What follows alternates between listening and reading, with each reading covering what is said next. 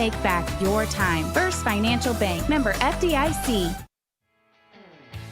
Join the SHSU Alumni Association as a life member and keep your connection to Sam Houston strong. Get complimentary access to home tailgates, discounts on Alumni Association events, a life member plaque, a life member gift box, and much, much more. Life members are the heart and soul of the SHSU Alumni Association. Call today at 936-294-1841 to secure your membership today. King Ranch Ag and Turf proudly serves the greater Houston area with over a century of John Deere expertise. Our dedicated team is committed to finding the perfect equipment for your lawn, land, job site, or business, and all at the best price. King Ranch Ag and Turf, built on tradition, driven by excellence. Curious about what real estate agents enjoy the most? It's about reminding our clients that dreams really do come true. RE/MAX is the #1 real estate company nationwide. RE/MAX Prime Properties is a locally owned family business in Huntsville. Need a realtor knowledgeable in our area? Call one of our experienced agents and let us guide you home. RE/MAX Prime Properties is located at 1215 Financial Plaza, Huntsville, Texas, and is a proud partner of SHSU Athletics. Eat 'em up, Cat. Welcome back to the Sam Houston Football Kickoff Show. I'm Jason Barfield, and I promise to keep this week's show just about football. Probably. More than likely.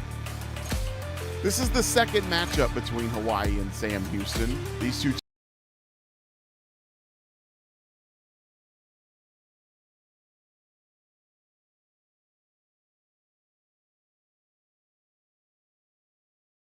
teams met last season at Bauer Stadium, with the Cats pulling off the 31-13 win. Sam Houston scored first and never looked back. Hunter Watson threw for 165 yards and 3 scores, and Jay Ducker led the ground attack with 148 yards. Quavez Humphreys posted a 100-yard day with 106 yards receiving and pulled in 2 touchdowns. Overall, they outgained Hawaii by 114 yards. But there is a little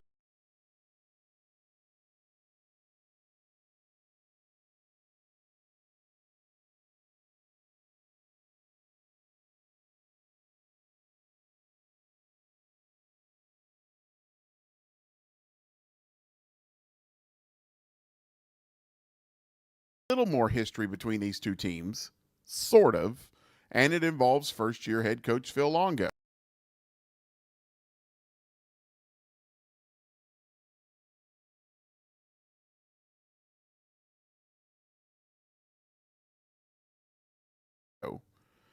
In 2016, in Longo's final season as offensive coordinator with the Bearcats, he had his first real opportunity to really install a wide-open passing attack.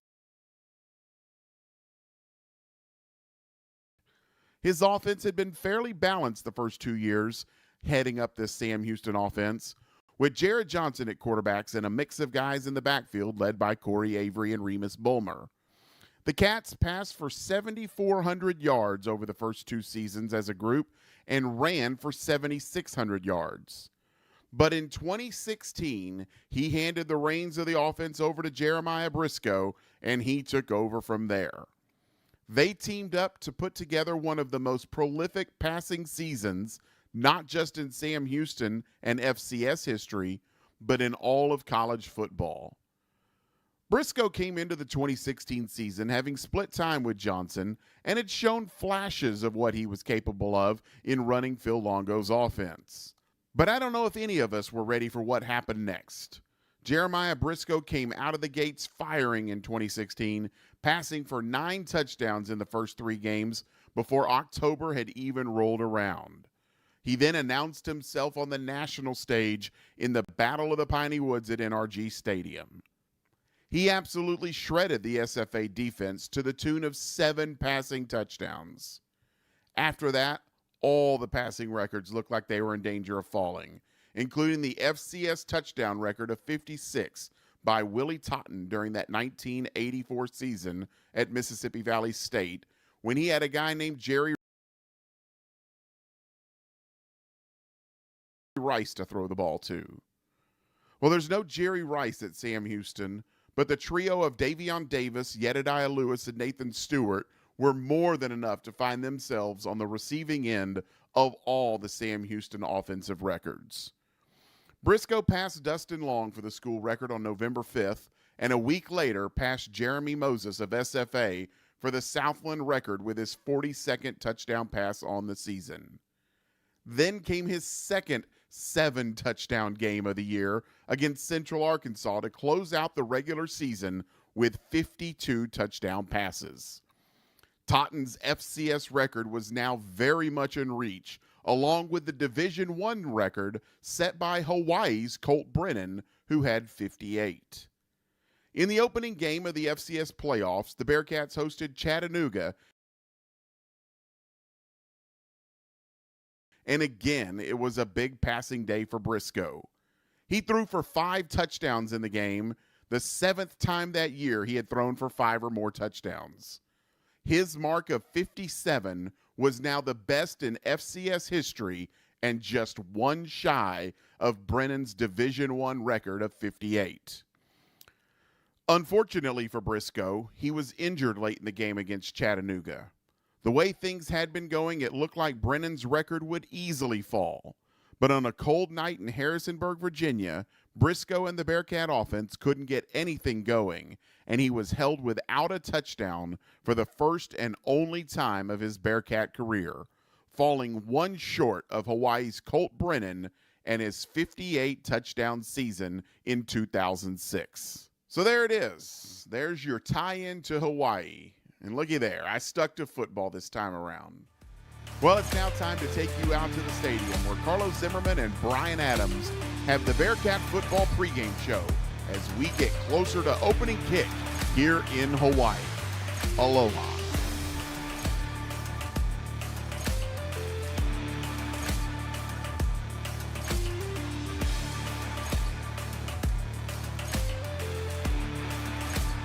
You value your time. So does First Financial Bank. We know all time is precious. Me time, family time, play time. Important tasks like banking take away from that time. First Financial Bank's digital banking solutions place financial decisions at your fingertips in seconds. From personal banking to securing your financial wellness, visit ffin.com/your-time to see how you can take back your time. First Financial Bank, member FDIC. On the field or just on the go, UT Physicians Orthopedics is with you during life's unexpected stumbles. We offer comprehensive treatment options, on-site imaging, and personalized care. With locations across the greater Houston area, you can find care close to home. Visit utortho.com or call 713-486-7500 to schedule an appointment today. Better healthcare starts with you. UT Physicians.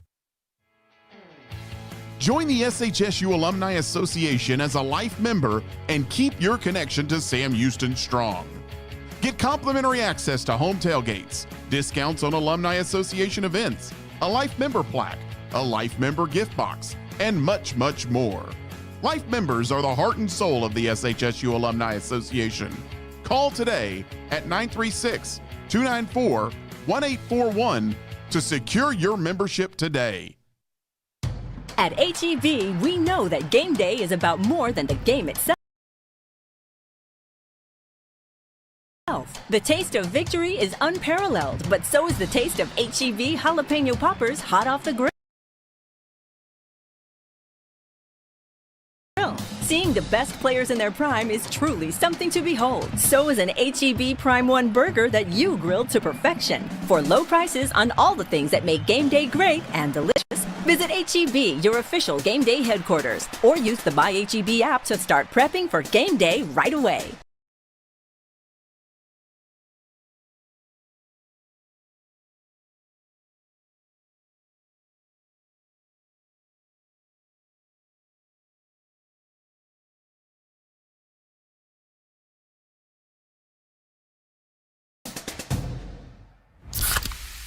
You hear that? That's the sound of Pepsi Zero Sugar, the better tasting, more refreshing Zero Sugar Cola. Listen to that endless pour. Pure refreshment.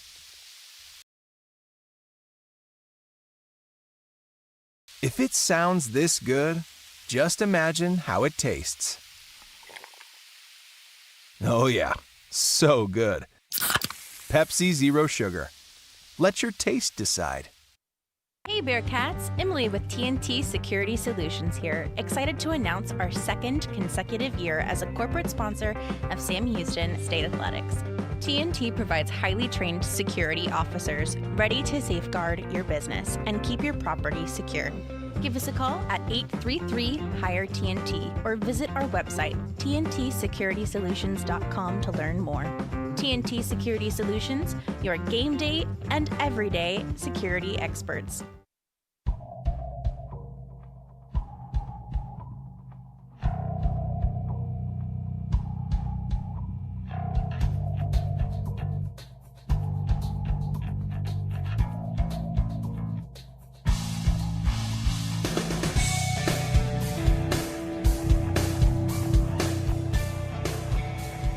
Live in the beautiful islands of Hawaii, we welcome you to Honolulu, Oahu for tonight's contest from the Ching Complex on the Bearcat Sports Network. It's the Sam Houston Bearcats 0-2 on the season, taking on the Hawaii Rainbow Warriors, who are 1-1 entering this ball game tonight. Aloha and welcome here on the Bearcat Sports Network. I'm Carlos Zimmerman alongside Brian Adams here in the broadcast booth. Bearcats coming off of a 38-21 loss last week to UNLV, trying to right the ship and get things going here in such a beautiful landscape in Hawaii. First trip to the islands for the Bearcats in program history, as Jason Barfield alluded to in the Bearcat Kickoff show, as I'll welcome in Brian Adams. Brian, a team that's just itching for a victory, trying to piece everything together that they need to try and find that victory. They've had spurts of success in the first two games, but obviously need to take that next step in the echelon to be able to make it happen. Should be a good matchup tonight against the team that they beat back in Huntsville last season. Yeah, hey Carlos, and aloha everybody. Yes, it's this is an important night for the Bearcats. They started out 0-2. This is the third game of the season. It's important they get a win and get some momentum and some confidence under their belt. And if they can do that tonight, heading into their off week next week, they'll be good to go. Yeah, this is going to be an interesting stretch for Sam Houston. They got 2 bye weeks over the next 3 weeks, if you will, heading into a bye week after tonight, and then a bye week after their matchup with Texas in 2 weeks. But looking at tonight's contest, it's obviously going to be paramount that the offense gets something going, as that was not the case last week against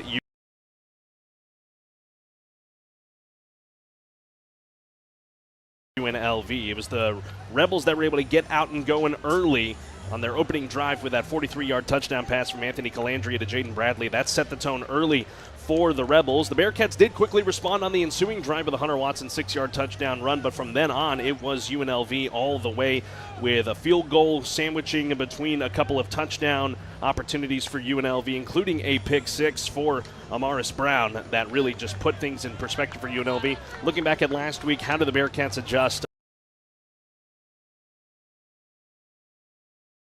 from the mistakes they made last week against the Rebels to take it into tonight against Rainbow Warriors of Hawaii? Well, last week's game against UNLV, I saw some improvement from week 1 against Western Kentucky. I think one of the things Sam Houston really needs to focus on is the secondary and that play back there. Those guys have to stay closer to those wideouts. They've got too much daylight in between them, which allows those guys to make moves and get separation and get open. So, I saw a lot of improvement at the running back play last week, and I think the O-line is doing a terrific job blocking and buying the QB for Sam Houston time enough to at least go through 2 progressions or a dump off of a safety valve. But I saw some positive things. Tonight's an important game.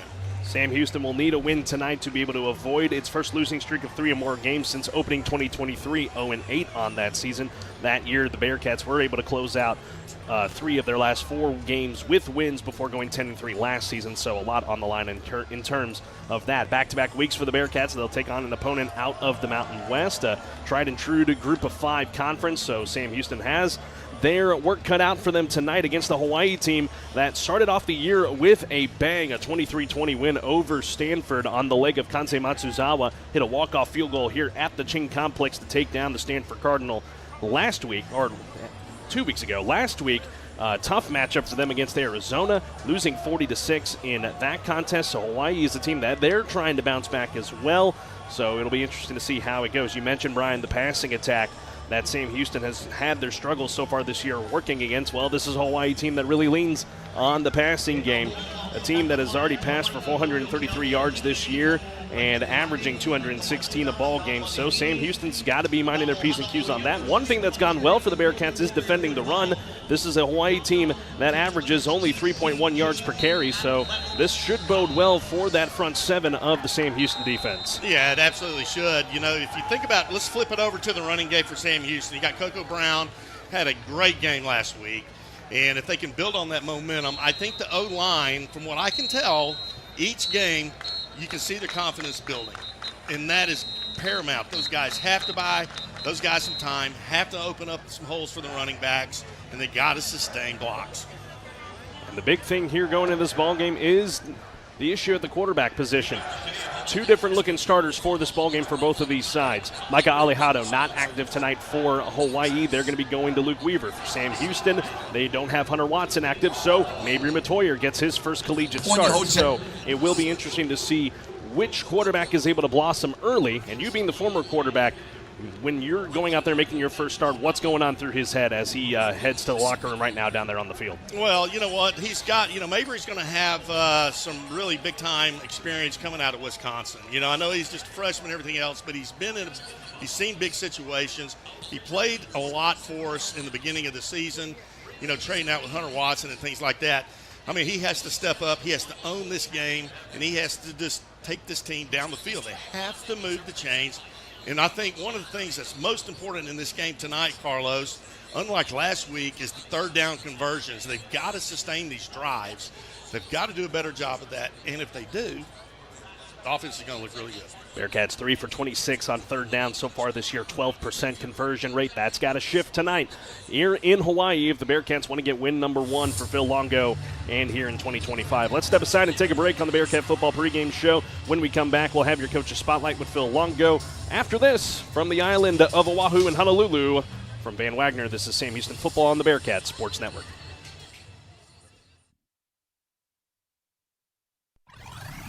Plan your next trip to Huntsville with the Visit Huntsville app, available on iPhone and Android. Find your next spot for a bite to eat before you cheer on your Bearcats, or extend your visit with one of our online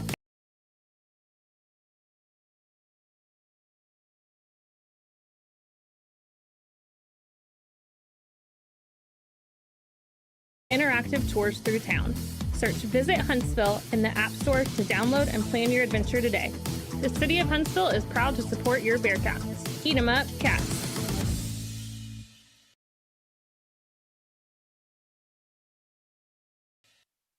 If you have Apple TV, Roku, or Fire TV, then you have access to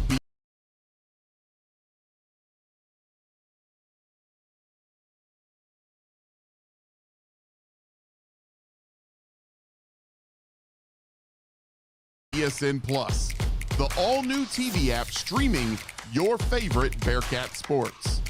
Watch highlights, press conferences, post-game interviews, or listen to your favorite BSN podcasts. BSN Plus is also the audio flagship of Sam Houston football, basketball, baseball, and softball, as well as BSN Live.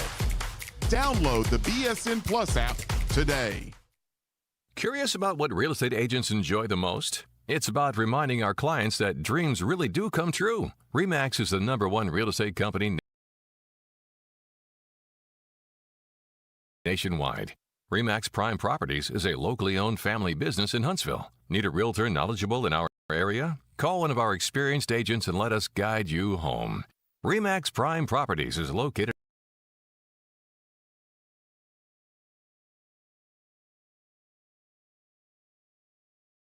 at 1215 Financial Plaza, Huntsville, Texas, and is a proud partner of SHSU Athletics. Eat 'em up, Cats. Aaron Watson for First Financial Bank. Between the kids' stuff, being on the road, working at my ranch, I don't always have time to focus on everyday tasks like banking. That's why I rely on the First Financial Bank mobile app. I can pull out my phone anytime, anywhere, and handle my banking business in seconds. And if I need to talk to someone, a friendly, helpful voice is only a phone call away. Take your time back with First Financial Bank's mobile banking. First Financial Bank, member FDIC. Receive updates from Conference USA Sports, as well as photos, links, and videos by becoming a fan of Conference USA on Facebook and following on the X and Instagram at Conference USA. You can also follow hashtag #NoLimitsOnUs to connect to CUSA on social.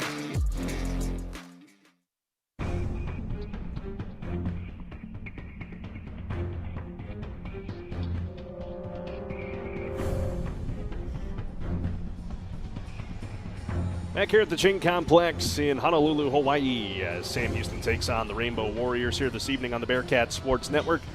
Carlos Zimmerman with Brian Adams. Time to dive in your coach's spotlight. Spoke with Phil Longo back on the mainland earlier this week. Give you full insight to the Bearcats going into this matchup here in your coach's spotlight.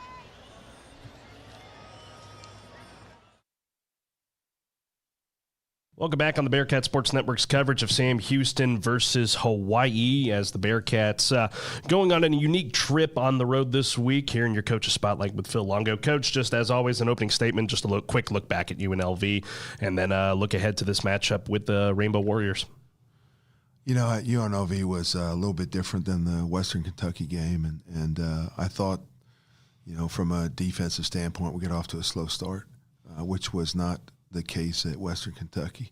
It was surprising. We're not sure why, but we just weren't closing space and using our speed and tracking things the way I think we feel like we can. So it took a little while to get that going. Offensively, I was happy with the opening drive, and we seemed more in sync coming out of the game. Looking back, evaluating it, we're very happy with the improvement between game 1 and game 2 at the offensive line. That was substantial, and it was something I felt like we needed. We also felt like we need to do a better job generating pass rush defensively. And then I think special teams have had 2 solid games.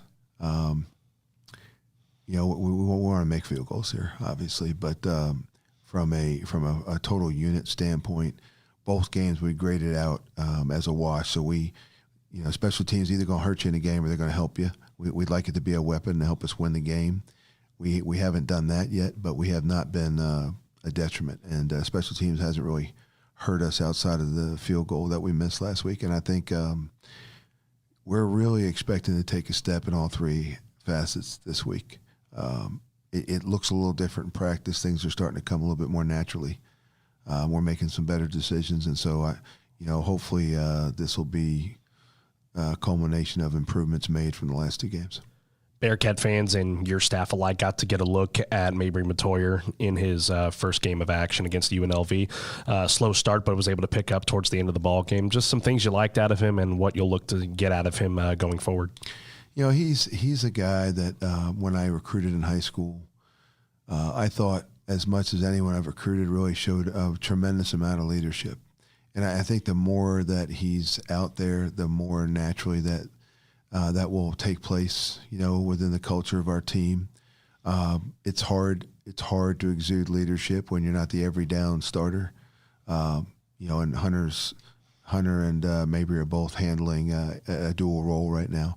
But he did get off to a rocky start there, and I thought recovered mentally and went out and did some nice things in the second half. He played and looked like a guy that has talent, but doesn't have a lot of experience. And that's kind of what you expect from a younger guy that's getting his first shot in real time.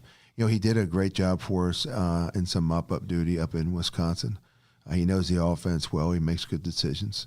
I think we get him settled in and we'll play a little bit more relaxed next time. I think every time you see him, he'll get better. I feel the same way about Hunter. Those 2 guys, they work so hard and they're so committed.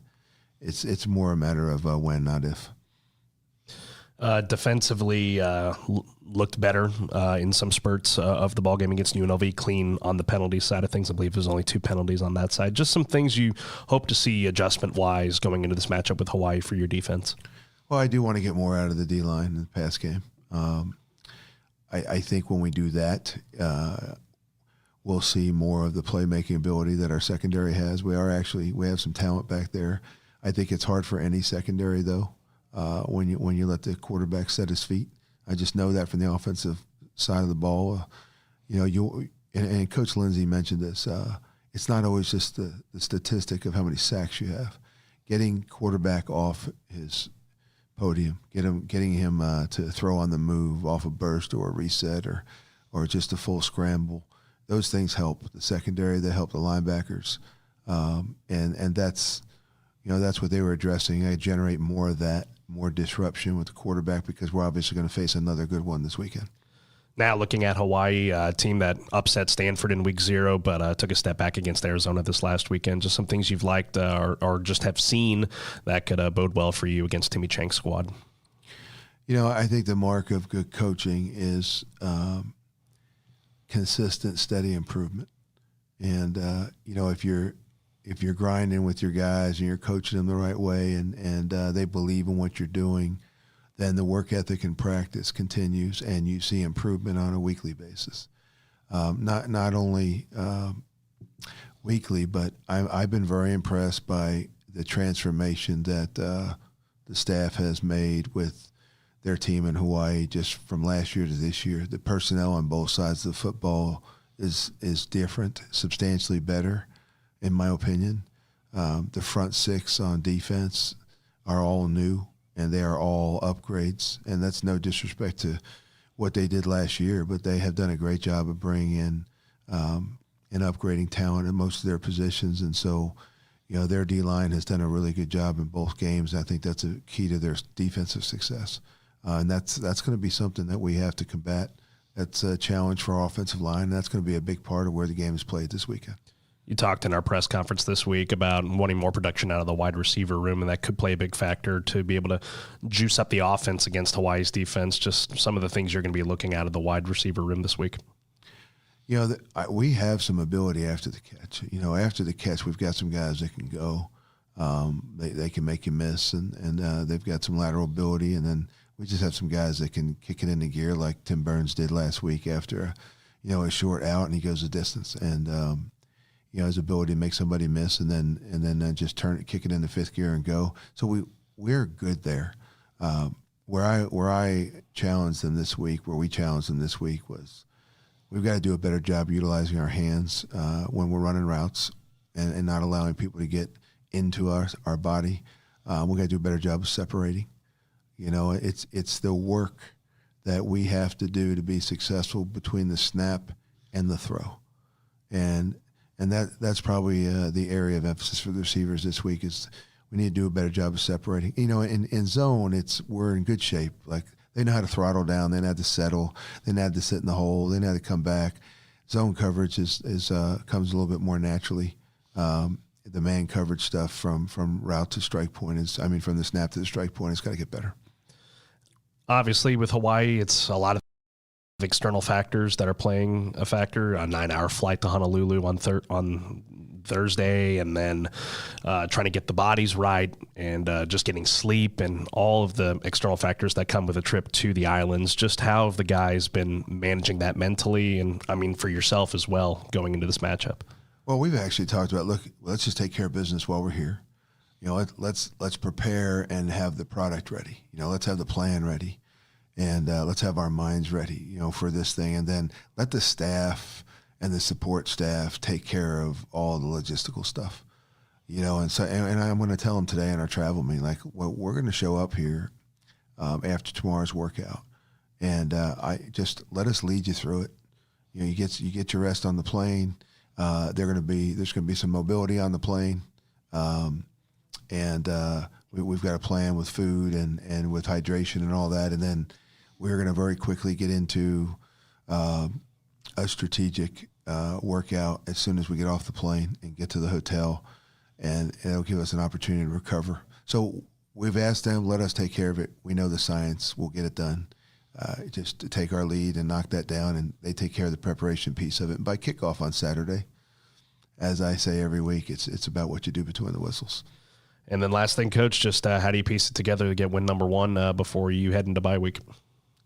You know, it's what I just said. I think the preparation piece of it is huge, and I think the acknowledgement of the areas that each one of our individual players. So we will say, look, position room wise, this is what the linebackers need to get better at this week.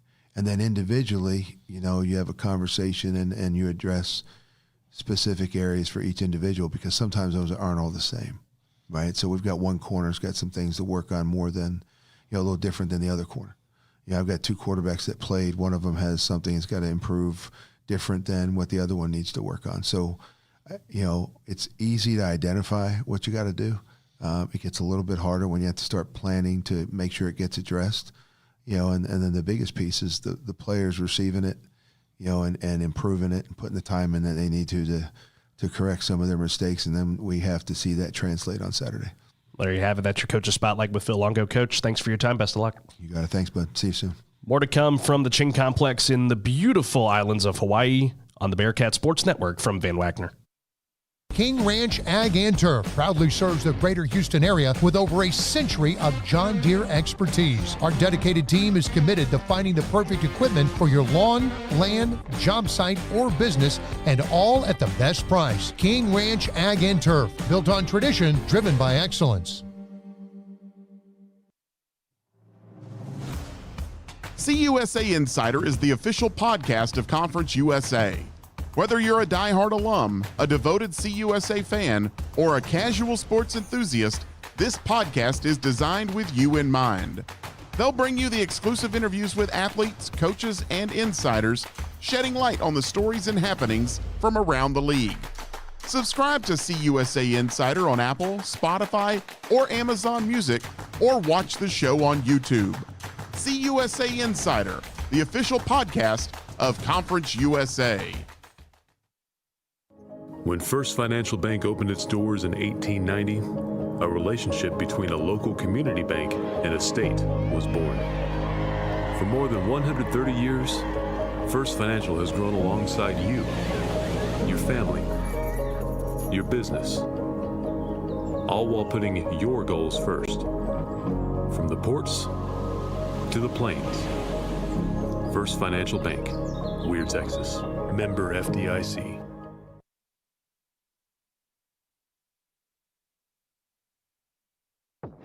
Hey Bearcats, did you know the BSN Podcast Network is available on Apple and Spotify? You can listen to our players-only podcast, Cat's Eye, hosted by athletes talking about the topics that relate to them most. Also listen to episodes of BSN Extra and replays of BSN Live. Be sure and subscribe to BSN Podcast and get notified anytime a new episode is released. On the field, or just on the go, UT Physicians Orthopedics is with you during life's unexpected stumbles. We offer comprehensive treatment options, on-site imaging, and personalized care. With locations across the greater Houston area, you can find care close to home. Visit utortho.com or call 713-486-7500 to schedule an appointment today. Better healthcare starts with you. UT Physicians.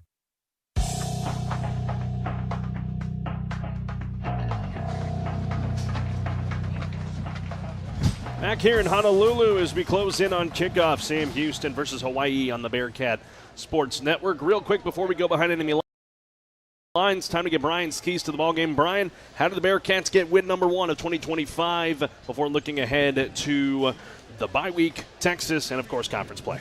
Yeah, you know what? I tell you, I think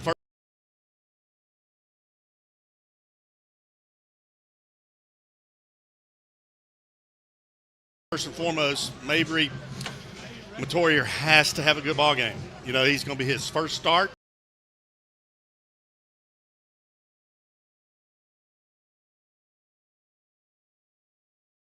As a Bearcat, but he comes from Wisconsin via the Woodlands High School. He's got the talent, he's got the arm. He just needs to have a big game. And then secondly, the defense has to step up. That secondary, as we talked in pregame, has to do a much better job than they've done in the previous 2 weeks. And third and foremost, they need to play a clean ball game. They've got to score points. It is imperative when the offense has that ball that they can get some points out of it. There you have it. Keys to the game with Brian Adams. And now time to go behind enemy lines with the voice of the Rainbow Warriors and Josh Veneri. We had a chance to speak with him in the pregame or before we went on the air today. So let's go behind enemy lines and get an insight to the Rainbow Warriors of Hawaii.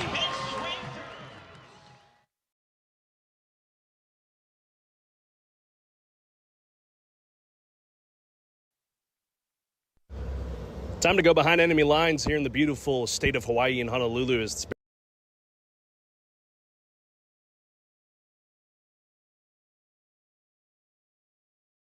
Bearkats take on the Rainbow Warriors of Hawaii.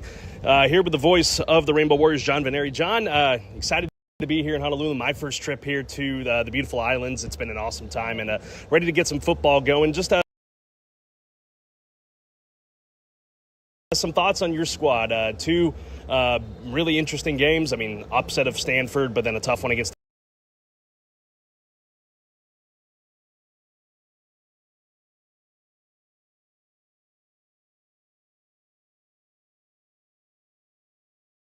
Arizona. Just thoughts on your squad so far. Well, first off, aloha and welcome to Hawaii.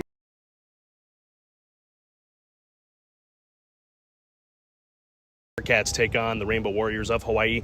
Here with the voice of the Rainbow Warriors, John Veneri. John, excited to be here in Honolulu. My first trip here to the beautiful islands. It's been an awesome time and ready to get some football going. Just some thoughts on your squad. Two really interesting games. I mean, upset of Stanford, but then a tough one against Arizona. Just thoughts on your squad so far. Well, first off, aloha and welcome to Hawaii, and we're so glad that you guys were able to make it. We apologize for the makeshift stadium that we're living in, but you guys know a little something about that right now. It's been an up and down first couple of weeks. Obviously, Hawaii was running pretty high after a walk-off field goal that won it against Stanford right here at home, and so that was a big win for Hawaii. I think they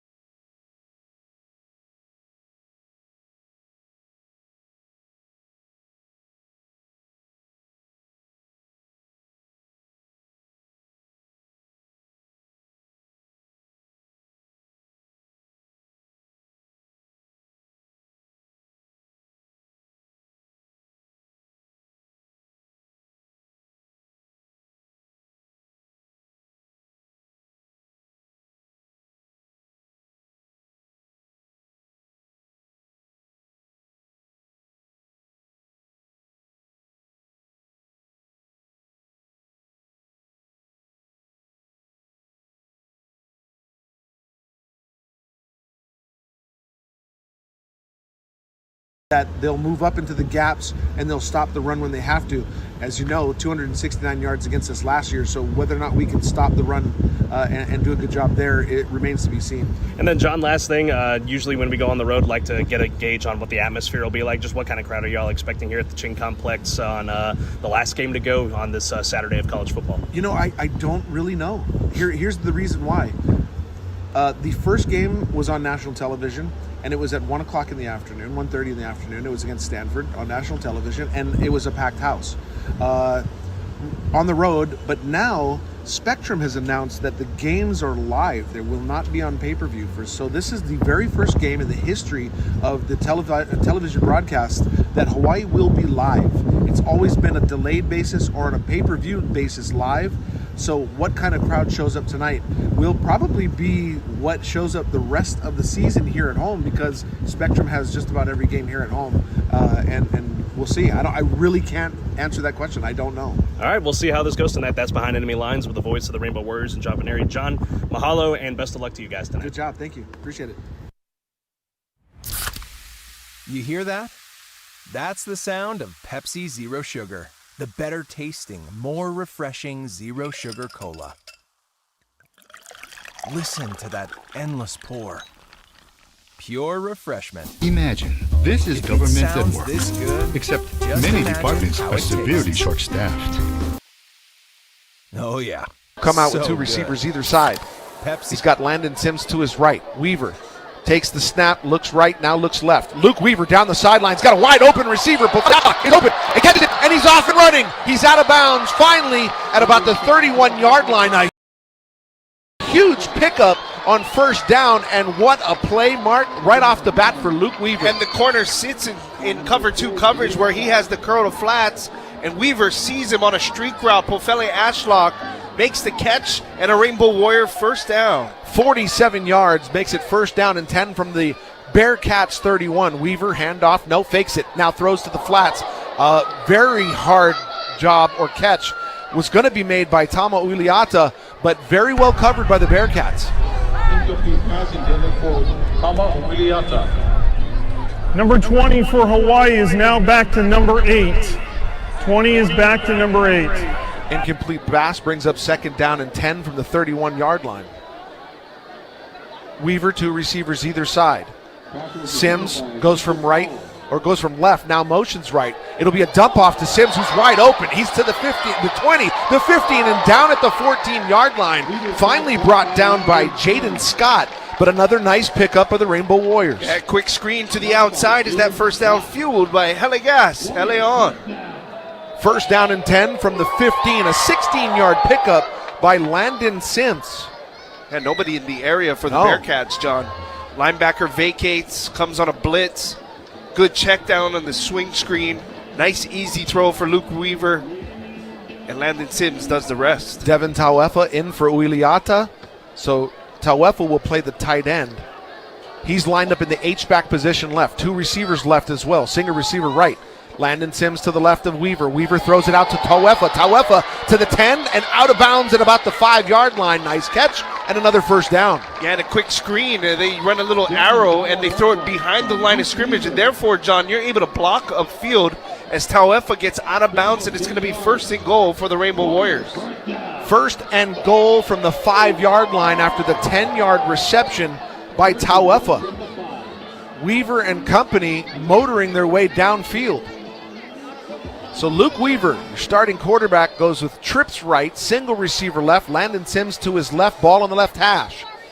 Play clock down to 9, Weaver waiting for the snap. Now he'll send Landon from left to right, Weaver dropping back. Weaver looking, Weaver rolling, now Weaver throwing it away out of the back of the end zone, and he's hit as he throws. Good pressure by the defense, that's Zyke Lawton. You know, John, I'm looking down on the field, and I thought Ku'au Pehopa was going to be the starter. It looks like Judakayo is still in at right guard, or Kaio, that is. And I think he's playing that right guard for Ku'au Pehopa, John. Brings up second down and goal from the 5. Cam Barfield in now in the backfield. He's to the right of Luke Weaver, 2 guys either side for him. Tauefa goes in motion from right to left. He lines up at the H-back on the left. It'll be a handoff Barfield. Barfield finds a room to run. Is he in? No call yet. They're going to say he's down at the 1 inch mark. He spins off of a defender and gets very close to the goal line, but not into the end zone. Yeah, Jaden Scott made the initial hit, and as he was reaching out, he got spun around. That's Cam Barfield, but it'll bring up 3rd and goal. We'll see where they mark this too, John. He spins off. He's down right at about the half-inch mark. So officially, it's 3rd and goal from the 1. Barfield to the left of Weaver. Weaver tightly stacked. They've got an H-back and a receiver right and single receiver left. Handoff Barfield. Barfield up the middle. And no sign yet. They're saying he may have fumbled it, and the Bearcats are saying they've got it. Did he fumble the football? But did he cross the goal line is the question. There is no call, and now they're going to call a touchback and a turnover for the Rainbow Warriors. So a huge turn of events. We'll get a chance to look at the replay here. The ruling on the field was a fumble by Hawaii on offense, recovered by Sam Houston in the end zone I don't know, John. for a touchback. So we're going to get a good chance to see a replay here, whether he was down. No, he got kicked out. Yeah, ball was coming out before any part of his body. He was laid out, but in the air as that ball was coming out. So it will be a touchback for the Bearcats. We'll get the final word here momentarily. Well, John, I think one of the things that I if I'm not mistaken, Zen Sotelo actually kicked the football out of Cam Barfield as he was stretching for the goal line. The ruling on the field Oh, wait, John. was a fumble recovered by the defense. This further play is under further review. So what I'm looking at is that left forearm might have been down. It might have been. As this replay review is brought to you by Hawaii USA Federal Credit Union. Life matters. But, John, we'd have to see it again. But I thought maybe there's a chance that that left forearm was down at the 1 yard line. The way I'm seeing it, I'm kind of seeing that ball coming out. Here it is. Yeah, we'll get a chance to see that one replay you're referring to right now. So he's diving in the air. There's ball the is arm still down. arm down. So it's going to be kind of inconclusive because the call on the field is a fumble and a touchback, but there is somebody blocking the one replay that matters most. Well, here, this might help. I don't know, but as he's going down, right, the ball, you can't see the ball. Right. And his forearm's down, but as the replay shows it, and here's another view of it, there's the elbow down. Okay, you know what? Hawaii's going to retain possession, I think, at the 1 yard line. It depends how much videos they'll be able to Well, get the a one look that's at. showing us is from the end zone nearest to the baseball stadium, shooting all the way down the field. And that is showing as the arm is down, the ball is still locked in his right arm. Now, you got to see if it's wiggling or not. I just need to see something maybe from a different angle here. I'm thinking Hawaii that gets, last. I'm hoping for the good news that Hawaii will get the football back. I'm thinking that last replay may have done it. It may have said that he was down, and we'll find out right now. After further review, running back's left elbow was down at the 1 yard line with firm control. It'll be 4th down. That's a great call, Mark, and it was exactly what you thought might have happened. The one replay we saw, Phil Longo doesn't like it, but it's okay because he knows that the referees have seen every possible replay, which, by the way, great job by the camera guys to be able to get that replay. So it is 4th and goal from the 1 on no gain by Cam Barfield. What could have been disastrous actually turned out to be in Hawaii's favor. Well, all for nothing if you don't punch this one on and you go for it here on 4th down. Well, right now it's time to bear down on the Bearcats because you've got to be able to move that line the very few inches they need to get into the end zone. Luke Weaver, quarterback. Landon Sims just behind him. Weaver throws it to the end zone. Landon Sims, touchdown, Hawaii. Landon Sims on the flat route coming out of the backfield. Luke Weaver spins, finds him, throws it, and connects. Oh, great play design, John. They weren't expecting that. They go play action pass, and they leak out Sims in the backfield. Great job by Hawaii. That touchdown brought to you by BMW of Honolulu, the ultimate driving machine. Just the second receiving touchdown of the season for Hawaii. The first was Pefele Ashlock in week 1, and now Landon Sims here in week 3. Kansei Matsuzawa's kick is up, and it's good. That extra point is brought to you by Dial Electric Supply. They see the light, donating $100 to UH Athletics. 10:46 left to play in the first quarter. Hawaii leading at 7-0. You're listening to Hawaii Football, the Rainbow Warrior Network. Battery Bill. Battery Bill. For cameras, computers, cars, or scooters. For trucks, boats, jet skis, remotes. Battery Bill. Battery Bill. Wheelchairs, special orders, motorcycles, camcorders, rechargers, converters, power inverters, for work, for home, power tools, cell phones. Battery Bill. Battery Bill. Can't make it to the game? No worries. Catch every UH home game at 850 Craft Beer and Whiskey Bar at Leeward Bowl in the Pearl City Shopping Center. Prize giveaways, Heineken buckets on special, and the best seats in the house, no matter where you sit. With plenty of TVs, plus our giant video wall. So grab your friends, wear your green, and cheer on the Bows at 850's, where every game feels like the front row. 850 Craft Beer and Whiskey Bar at Leeward Bowl. Go Bows!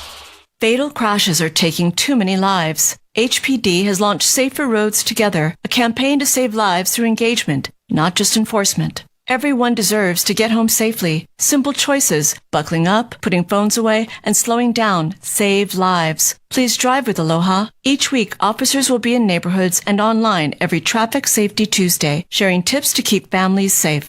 The choice is yours. Let's protect each other. Safer roads start with us. Hawaii football on the Rainbow Warrior Network, driven by BMW of Honolulu. John Paneri and Mark Paneri here at the Clarence TC Ching Complex in Manoa. Hawaii moved the ball down the field on that last scoring drive. They went 8 plays for 78 yards, took up 2 minutes and 51 seconds, and capped it off with a 1-yard scoring strike between Luke Weaver, the backup quarterback who starts tonight's game, hitting Landon Sims out of the backfield and into the end zone. And this is brought to you by M. Dyer Global, always on the move. Yeah, Hawaii was on that move with that 47-yard pass that started it on that streak route down the sideline to Pefele Ashlock, and Hawaii rolling early. Great job by Hawaii's offense. Stayed consistent. Luke Weaver looking good as well, and Hawaii scoring first. So it'll be Sean Olvera Harley kicking it off. And again, Mark, another short one that looks like it's going to go out of bounds, and it does. I don't understand what's going on. That's 2 straight, actually 3 straight, that goes out of bounds. Yeah, gives to Arizona. Yeah. So the Bearcats will get it again on the 35. Free kick out of bounds.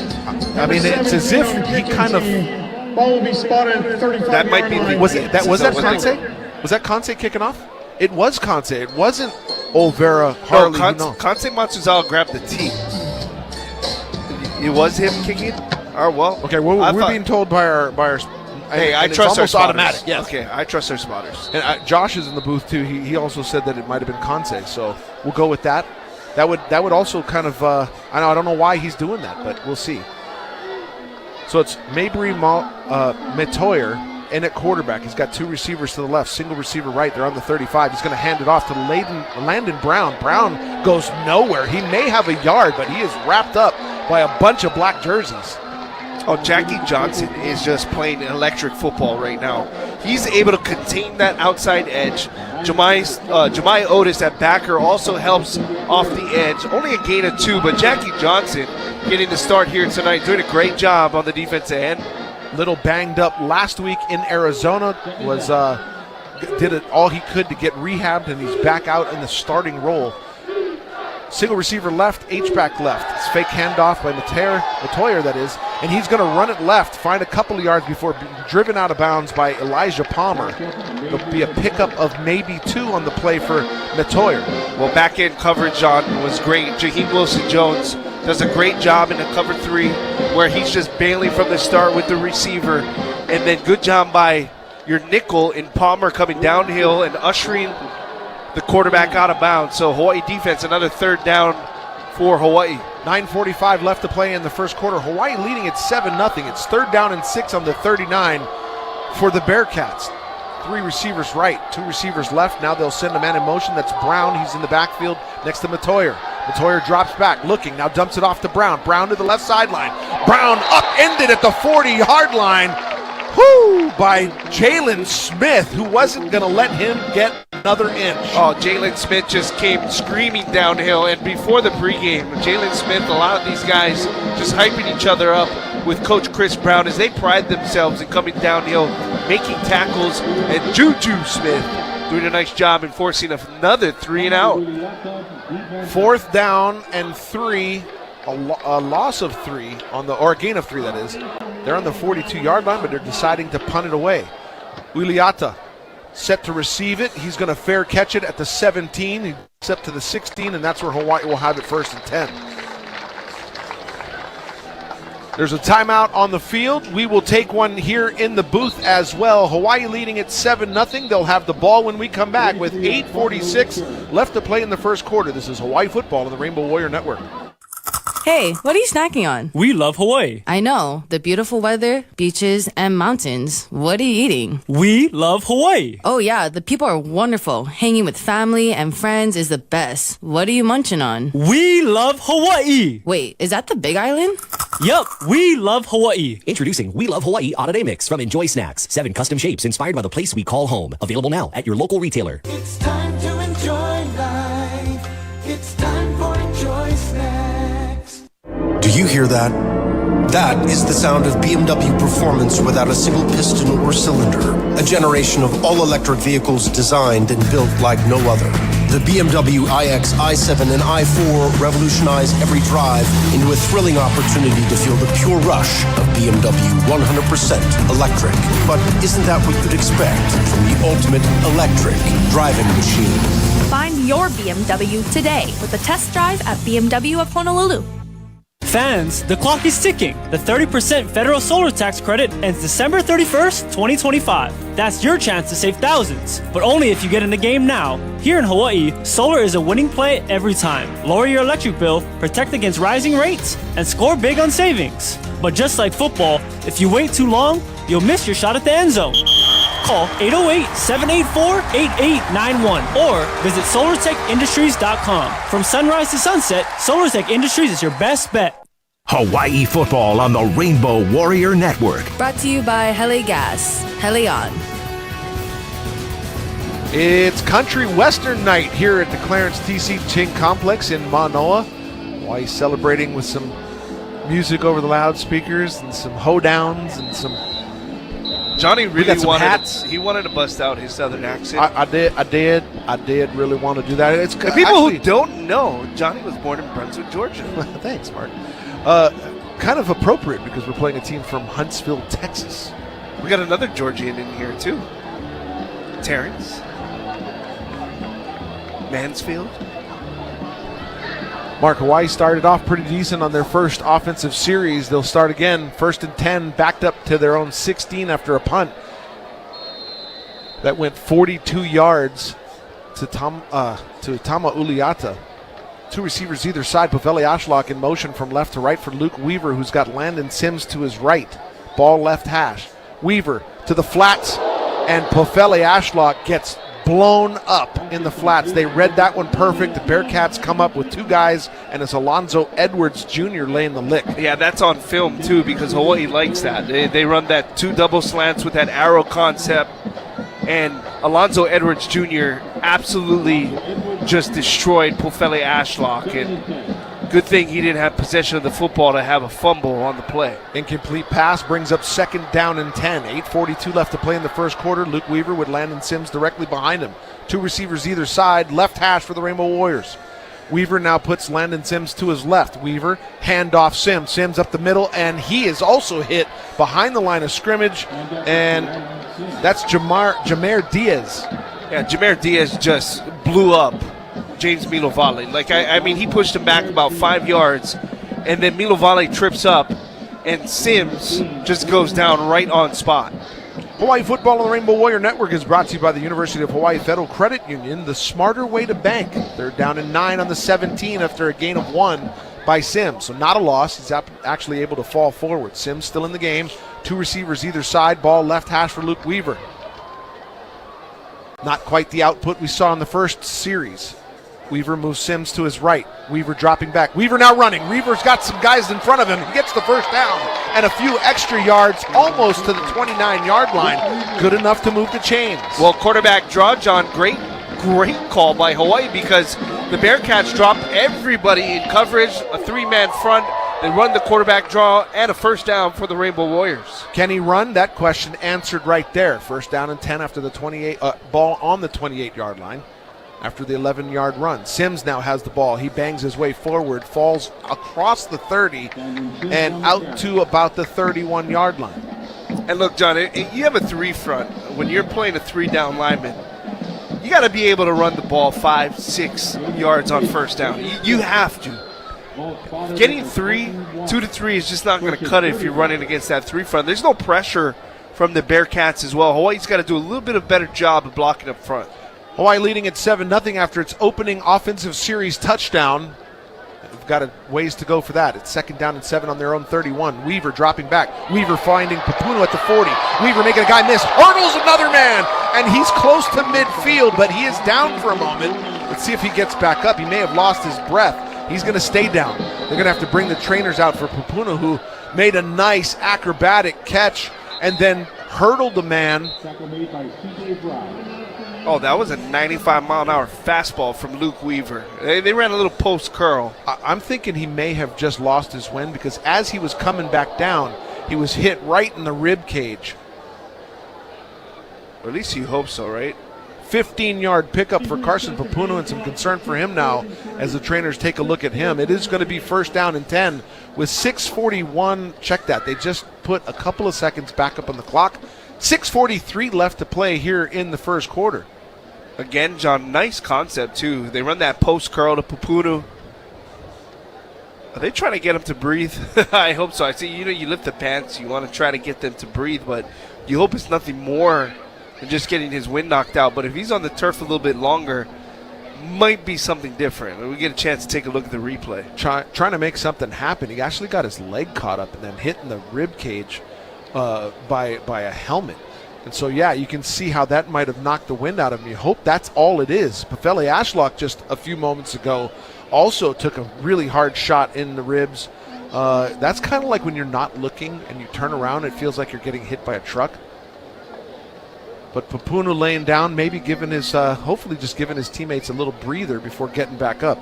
Should he come out, Brandon White is the guy who comes back in or comes in. And so Papuno off on his own power, holding that left side. He's saying to his coach, Jared Ursua, hey, I'm all right, I'll be all right. So Brandon White will probably come into the game now. Brandon White, by the way, is a jet. That's kind of what they call him, too. He was top 3 in America indoor 60 meters with a 6.73 60-meter dash. Is that fast? That is lightning fast, or jet fast in this case. And actually, no, they're going to bring Max Ware in to the ball game. Well, Brandon White is in the game. Oh, yeah, Max Ware just flipped. He's playing the other side. Yeah. And so it's Uliata, Pefele Ashlock, and Brandon White on the left, Max Ware on the right. Man in motion is Tamo Uliata. Weaver looking left first. Now he goes right. He's going to go deep down the field to a wide open Max Ware, and that one gets knocked away at the last second. Ware had 2 steps on top of the defense.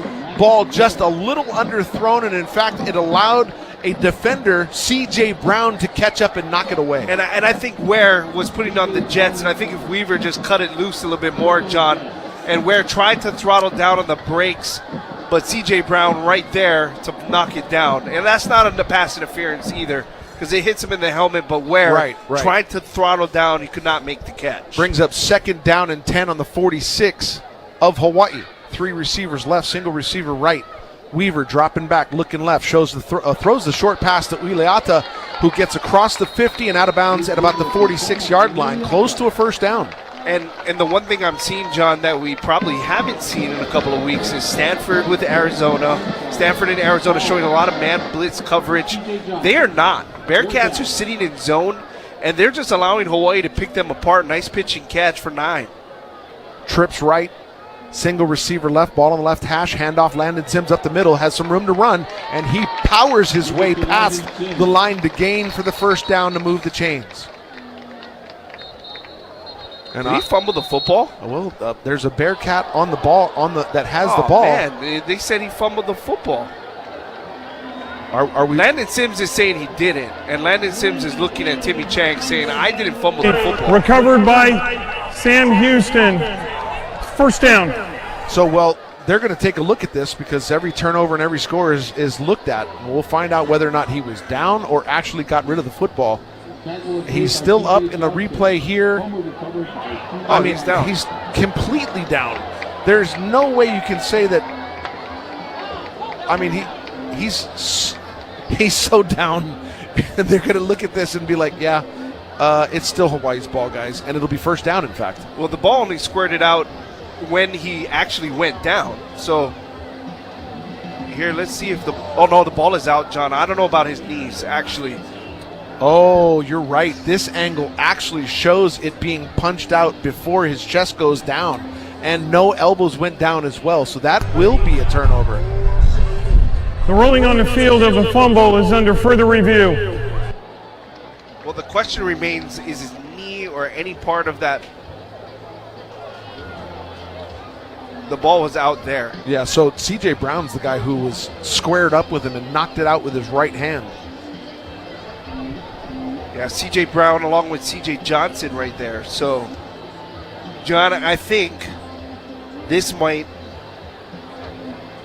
be going to the Bearcats. The replay head-on doesn't show it, but the replay that we're seeing now in our booth is from the press box. So it's up high, and it clearly shows the ball coming out. No knees are down, no elbows are down, that ball comes out. This play is under review, brought to you by Hawaii USA Federal Credit Union. Life matters. This replay review matters for Hawaii. Hawaii leading at 7-0 with 5:46 left to play here in the first quarter. They're taking a look whether or not Landon Sims fumbled the ball or not. They said on the field that it was, and I believe that the replay will prove that it did in fact come out before Landon Sims went down. And I think it was just the extra, you got to give credit to the extra effort by Landon Sims, but also CJ, I believe it was CJ Brown who punched it out.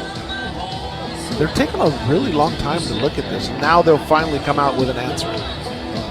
And Hawaii's defense trots out, so this means Sam Houston will get the football. The ruling of a fumble by Hawaii is upheld. First down, Sam Houston. So Hawaii's got to take better care of the football because it was a very close one on their earlier score or just before it. And now Hawaii has turned the ball over. 5 turnovers last week against Arizona. You can't win football games when you lose the turnover battle. It's very hard to do. 1st and 10 on the 43. Bearcats have started each of its series with very good field position. They'll hand it off to Elijah Green. Green goes right side, finds a little bit of an opening, and gets down near the line to gain. I think they'll call it a first down. They will. And they're going tempo here too, John. Yes, they are. 2 receivers left, single receiver right from Matoyer. He'll hand it off again. That's Green again, goes left side. This time he only gets about a yard. Yeah, maybe 2. Yeah, Jalen Smith right there to make the tackle. And they tried to catch Hawaii off guard, but they did not, and Jalen Smith made a nice play in the backfield. 2-yard gain, and whistles are blowing. They're going to confer with each other here. We'll see what the referees are calling. We do believe it'll be 2nd down and 8 on the 45.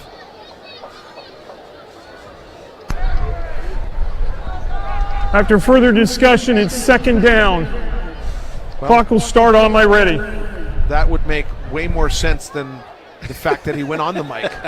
Right? 2nd down and 8 on the 45. I think if you run the ball on 1st down and get 2 yards, that makes it 2nd down after the tackle. Matoyer, Elijah Green in the backfield, 2 receivers either side. Matoyer, he's going to run it himself right up the middle. He's got a lot of room, and he slides down.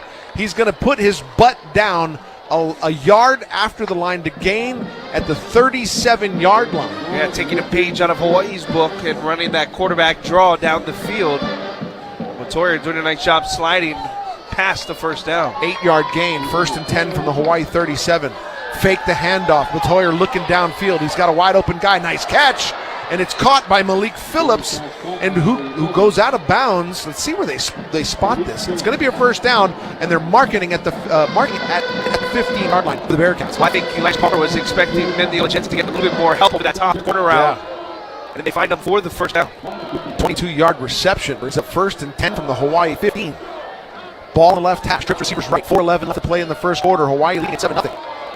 Matoya in for the hurt or injured Hunter Watson. Matoya dropping back, looking right now, rolling right. Looking for somebody who's going to cross the line, so he's going to run out of bounds at about the 14. So pick up of 1 for the quarterback, Adrian Matoya. Yeah, good job by Hawaii, showing some pressure up front. They run some stunts, the defensive line, but great job by Elijah Palmer as well as Jemai Otis to usher him out of bounds. Back end coverage good for the Rainbow Warriors as well. 2nd and 9 from 14 at the 1-yard gain. 3:40 left to play here in the first quarter. Bearcats come out.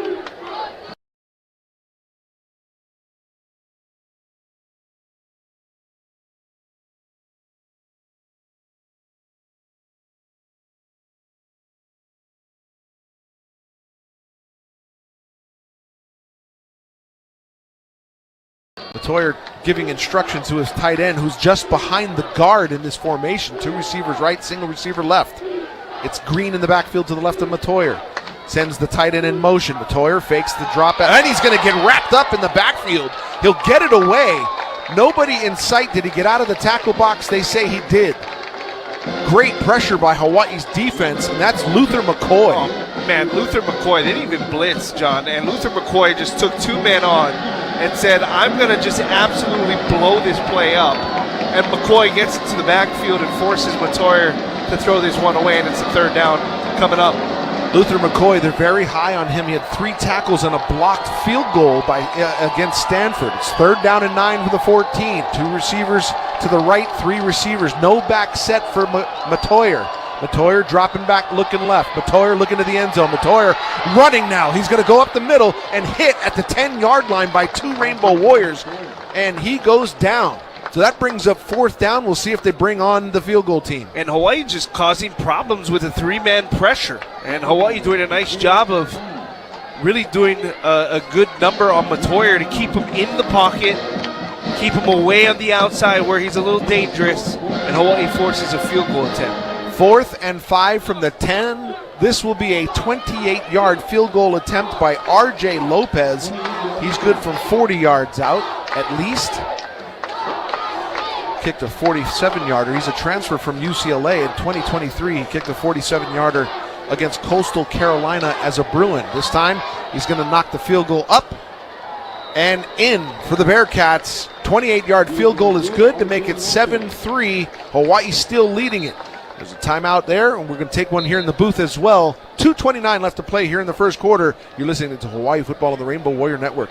Hate your popcorn ceilings? Well, Statewide GC and Construction offers a stretch fabric alternative to removing asbestos-infested ceilings that you will love. Don't be burdened with the danger, mess, and time-consuming process of scraping your ceiling. New Walls Fabric can cover it. New Walls Fabric is safe, cost-effective, and stylish. Most jobs are done in less than a week, and there is no move-out. Statewide GC and Construction is the exclusive dealer of New Walls of Hawaii. Go to statewidehawaii.com or call 808-689-4115 for details.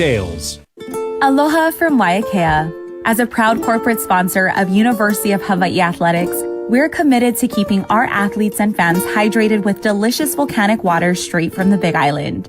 Our water originates atop the Mauna Loa volcano as rain and snow melt, filtering through thousands of feet of porous volcanic rock and re-emerging at the surface as refreshingly crisp, naturally alkaline water. Learn more at waiakea.com and find us at most stores across the islands. Live aloha, drink Waiakea. Since 1940, the Hawaii Ironworkers Union Local 625 has been servicing and supporting our local sports community. As members, they would like to wish all the student athletes a successful and memorable sports season. Hawaii Ironworkers Union Local 625, where steel is real. Football Sunday on ESPN Radio.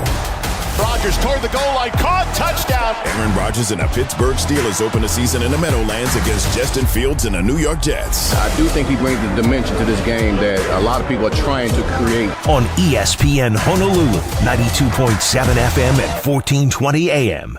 Hawaii football on the Rainbow Warrior Network.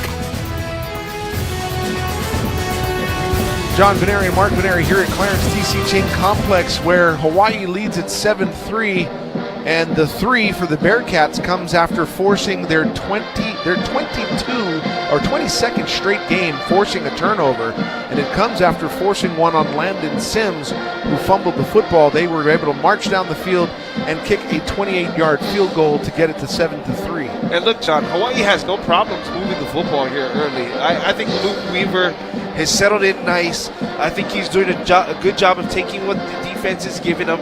6 of 10, 98 yards, has that one touchdown. I think he looks pretty good so far. The offensive line doing a good job of giving him the right protection and giving us some time to throw the football.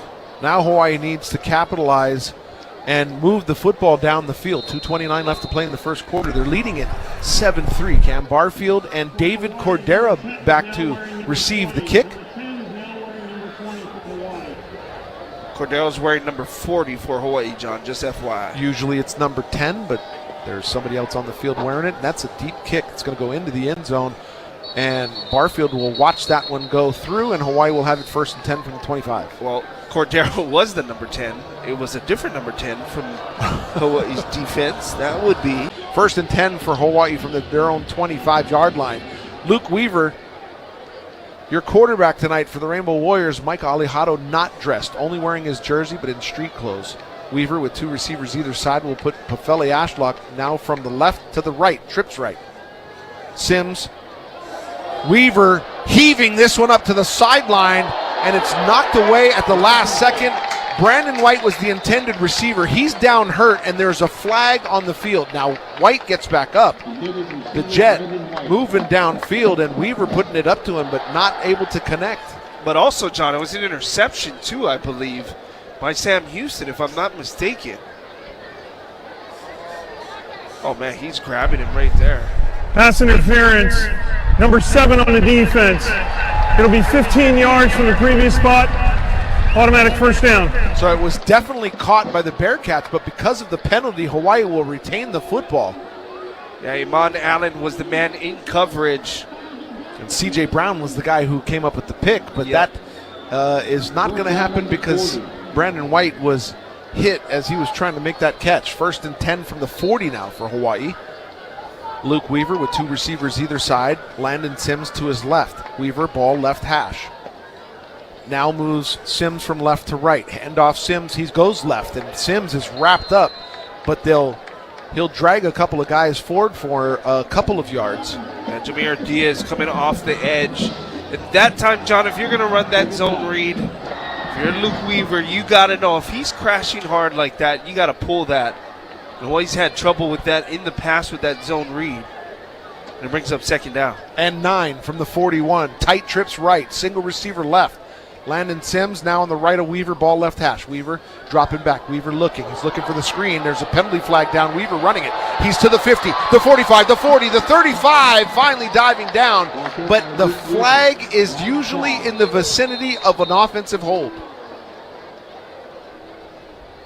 Yeah, this one's going to be coming back. Luke Weaver showing off his wheels, though.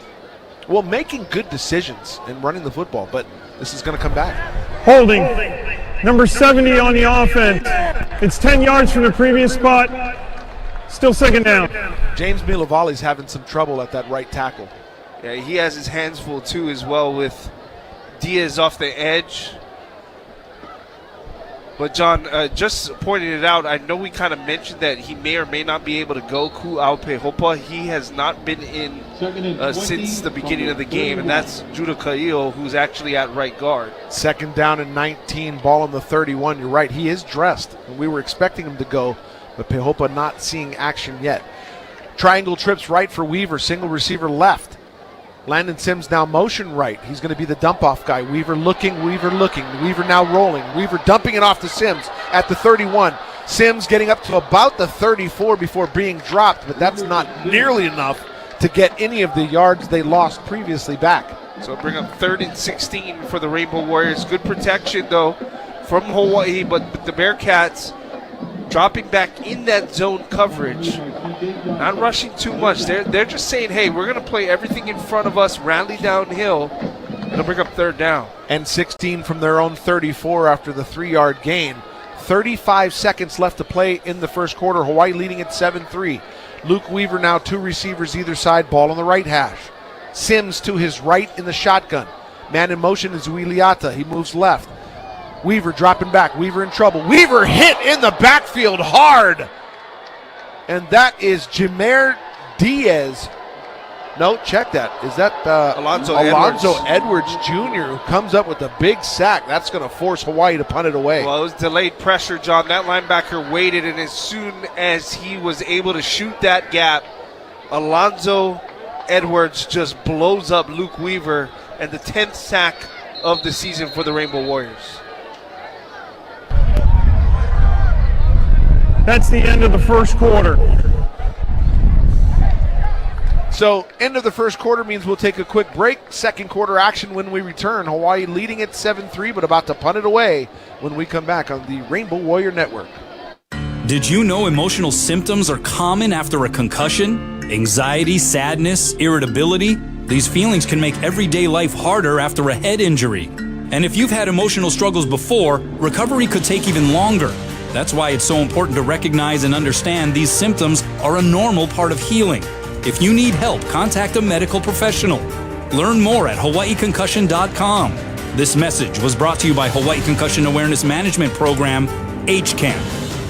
University of Hawaii student athletes are more than champions on the field. They're leaders, role models, and the future of Hawaii. Join us for a Hawaii's Team Drive, a fundraiser for University of Hawaii Athletics, Tuesday, September 9th on KHON2. Let's come together to keep Hawaii's team strong. Every dollar stays here, supporting scholarships, nutrition, travel, and more. Support our team, Hawaii's team, with Hawaii's Team Drive. Your gift makes a difference. Tuesday, September 9th on KHON2. Fatal crashes are taking too many lives. HPD has launched Safer Roads Together, a campaign to save lives through engagement, not just enforcement. Everyone deserves to get home safely. Simple choices, buckling up, putting phones away, and slowing down save lives. Please drive with Aloha. Each week, officers will be in neighborhoods and online every Traffic Safety Tuesday, sharing tips to keep families safe. The choice is yours. Let's protect each other. Safer roads start with us. Hey, what you doing in the tree? Oh, I was trying to install this photovoltaic on the roof. Then the ladder fell. Bro, I had to go bathroom, so I tried climbing down this tree. Now I stuck. I don't think that's what they meant by go green. Yeah, brother. Just help me get down. If you want your PV system installed right, call a unionized electrical contractor today at 847-5341. IBEW, Local 1186, lighting your path to the future. Hawaii football on the Rainbow Warrior Network. John Veneri and Mark Veneri here at the Clarence T.C. Ching Complex. Hawaii leading at 7-3 at the start of the second quarter, but about to punt it away to a team that seems to be kind of heating up, Mark, doing some things on defense that are causing fits for Hawaii's offense. Well, they're going back to that defensive pressure, delayed pressure with their linebackers, and again, that's what's given Hawaii a lot of trouble. You know, John, with that delayed blitz, allowing the linebackers to see the holes. And really, Hawaii needs to tighten up on their blitz pickup here if they want to continue this moving forward. But the bright spot, Luke Weaver, 7 of 11, 101 yards, 1 touchdown, looking pretty good in the pocket and pretty composed as one of the starters here today. The oldest guy on the Rainbow Warriors squad and one of the oldest in college football, punter Billy Gowers out of Australia. He's got a 52-yard average on the punt. Tim Burns Jr. set to receive his punt. He's standing on his own 20-yard line. And Gowers, Mark, has been knocking the leather off the football. He'll do it again here. It's a wobbly kick that sends Burns all the way to his 15. Burns is going to find some running room and get it back out to close to the 25. So a nice little return for Tim Burns, but a big punt for Gowers. There is a flag on the field at about the 40-yard line. even with that like low line drive, John, It's he still kicks the behind out of the ball. My goodness. 55-yard punt. And we've seen some hang time from him too. What is the penalties so far? Because I feel like we've had a bunch so far. Let's see here. Penalties for Hawaii. Let's see if we can get that, Johnny. Hawaii has 1 penalty for 10 yards, and Sam Houston 1 penalty for 15. I feel like there's been more than that. I felt like it. Well, they haven't marked this one down in the computer yet. I guess, you know what? It does feel like there's been more because of the replay reviews. You're Maybe right, that's Keegan. Thank you, Keegan. What did Keegan say? He said that it might feel that way because of exactly what I said, actually. It might feel that way because of the replay. Number 44 on the return team. It'll be 10 yards from the end of the run. First down. So holding on the Bearcats return team, Brody Henderson gets called for that. He's a big guy. It was a 55-yard punt with a 7-yard return, but that's going to get marked backwards to the 13-yard line where the Bearcats will have it 1st and 10. Mabry Matoyer is the quarterback. Hunter Watson started against Hawaii last year and had a gangbuster game, 30 of 52, 1 interception, but had 310 yards. 57% passer against Hawaii last season. Can I just say it was brutally hot in Sam Houston last year, John? Do you remember the humidity and how hot it was? Oh, yeah. Yeah. Oh, man, it was just brutal. Next to one of the biggest bat colonies and a prison. But they are actually redoing their stadium. They played UNLV and lost. They're playing right now in a soccer stadium, much like San Diego State did a number of years ago. 1st down and 10 for the Bearcats on the 13. Elijah Green and Mabry Matoyer. Matoyer has an H-back and a receiver right and 2 receivers to his left. Ball left hash, man in motion. Low snap, handoff to Green. Green moves up the field and gains a good 3-4 yards before being brought down at about the 17-yard line. Yeah, Jackie Johnson making the tackle. Jackie Johnson has really made his presence felt here early in the game. 4-yard gain makes it 2nd and 6. Handoff again. This time Hawaii's going to stop him for a loss. Yeah, big Dejon Benton just scraping down the line of scrimmage, getting off the block. That's going to be a loss of 2 yards, Johnny. Good job by Benton, and they'll force a 3rd down and long. Well, this is when Hawaii really needs its defense to step up. Get the ball back with good field position. 3rd down and 8 from their own 15. Bearcats lost 2 on that play. 3 receivers right, single receiver left for Matoyer. He's got Green to his left now in the shotgun. Hawaii brings 4. Matoyer drops back, doesn't move, and he's hit in the backfield, but then spins away, and another hit and goes down. A penalty flag is thrown, but Hawaii gets the sack. That's the 2nd sack of the evening. Dejon Benton credited with it, but big number 99, Quinn Williams, adding some pressure up front as Matoyer had to step up in the pocket, but good job by Hawaii to sack him in the backfield. Holding. Number 75 on the offense. That penalty's declined. The result of the play is 4th down. So they'll lose the down. There was a 6-yard loss on the sack, and that's where they'll have to punt it away. Ball is placed at the 10, which means the punter is going to be in the end zone. Well, as Number 8 for Hawaii is now number 20. Number 8 is now number 20 for Hawaii. Uliata back, like I said, good field position. 4th and this is a high punt. It's not going to allow Uliata to return it, but he fair catches it at about midfield. But good field position as Hawaii starts off the offensive series. Let's pause 10 seconds for station identification. You're listening to Hawaii Football on the Rainbow Warrior Network, driven by BMW of Honolulu. ESPN Honolulu is Hawaii's sports leader. KKEA Honolulu, 1420 AM and 92.7 FM. Part of the IO family of companies. Well, it's going to go back and forth like that. And how quickly do you have to take off your jersey? Well, it's a baggier jersey. So right. they can just get that off. Like that Georgia Tech game where they he had a double X jersey on, so it's easier to take off.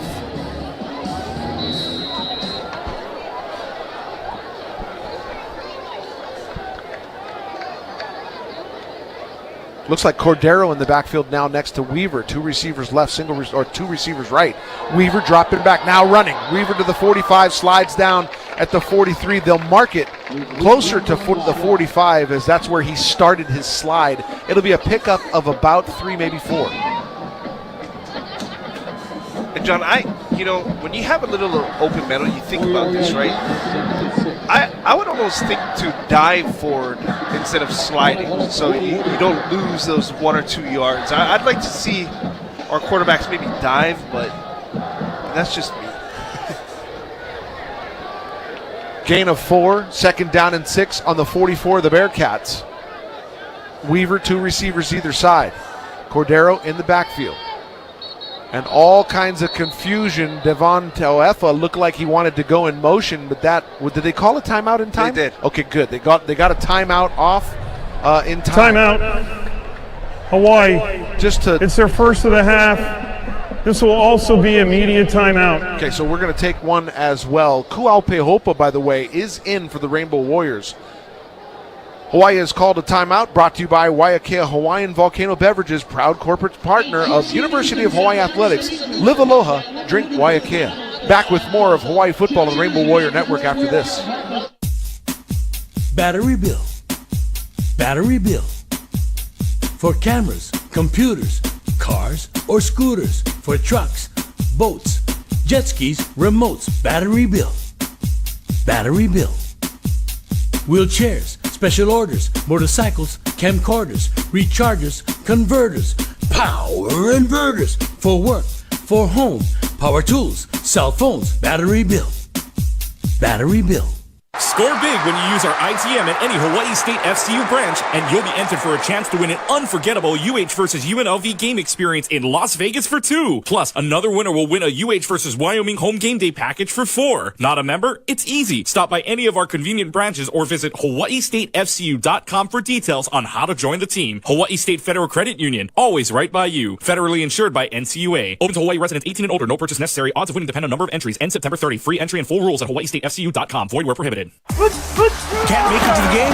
No worries. Catch every UH home game at 850 Craft Beer and Whiskey Bar at Leeward Bowl in the Pearl City Shopping Center. Prize giveaways, Heineken buckets on special, and the best seats in the house, no matter where you sit.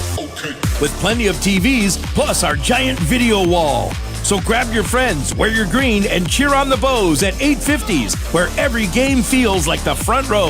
850 Craft Beer and Whiskey Bar at Leeward Bowl. Go Bows! Hawaii football on the Rainbow Warrior Network.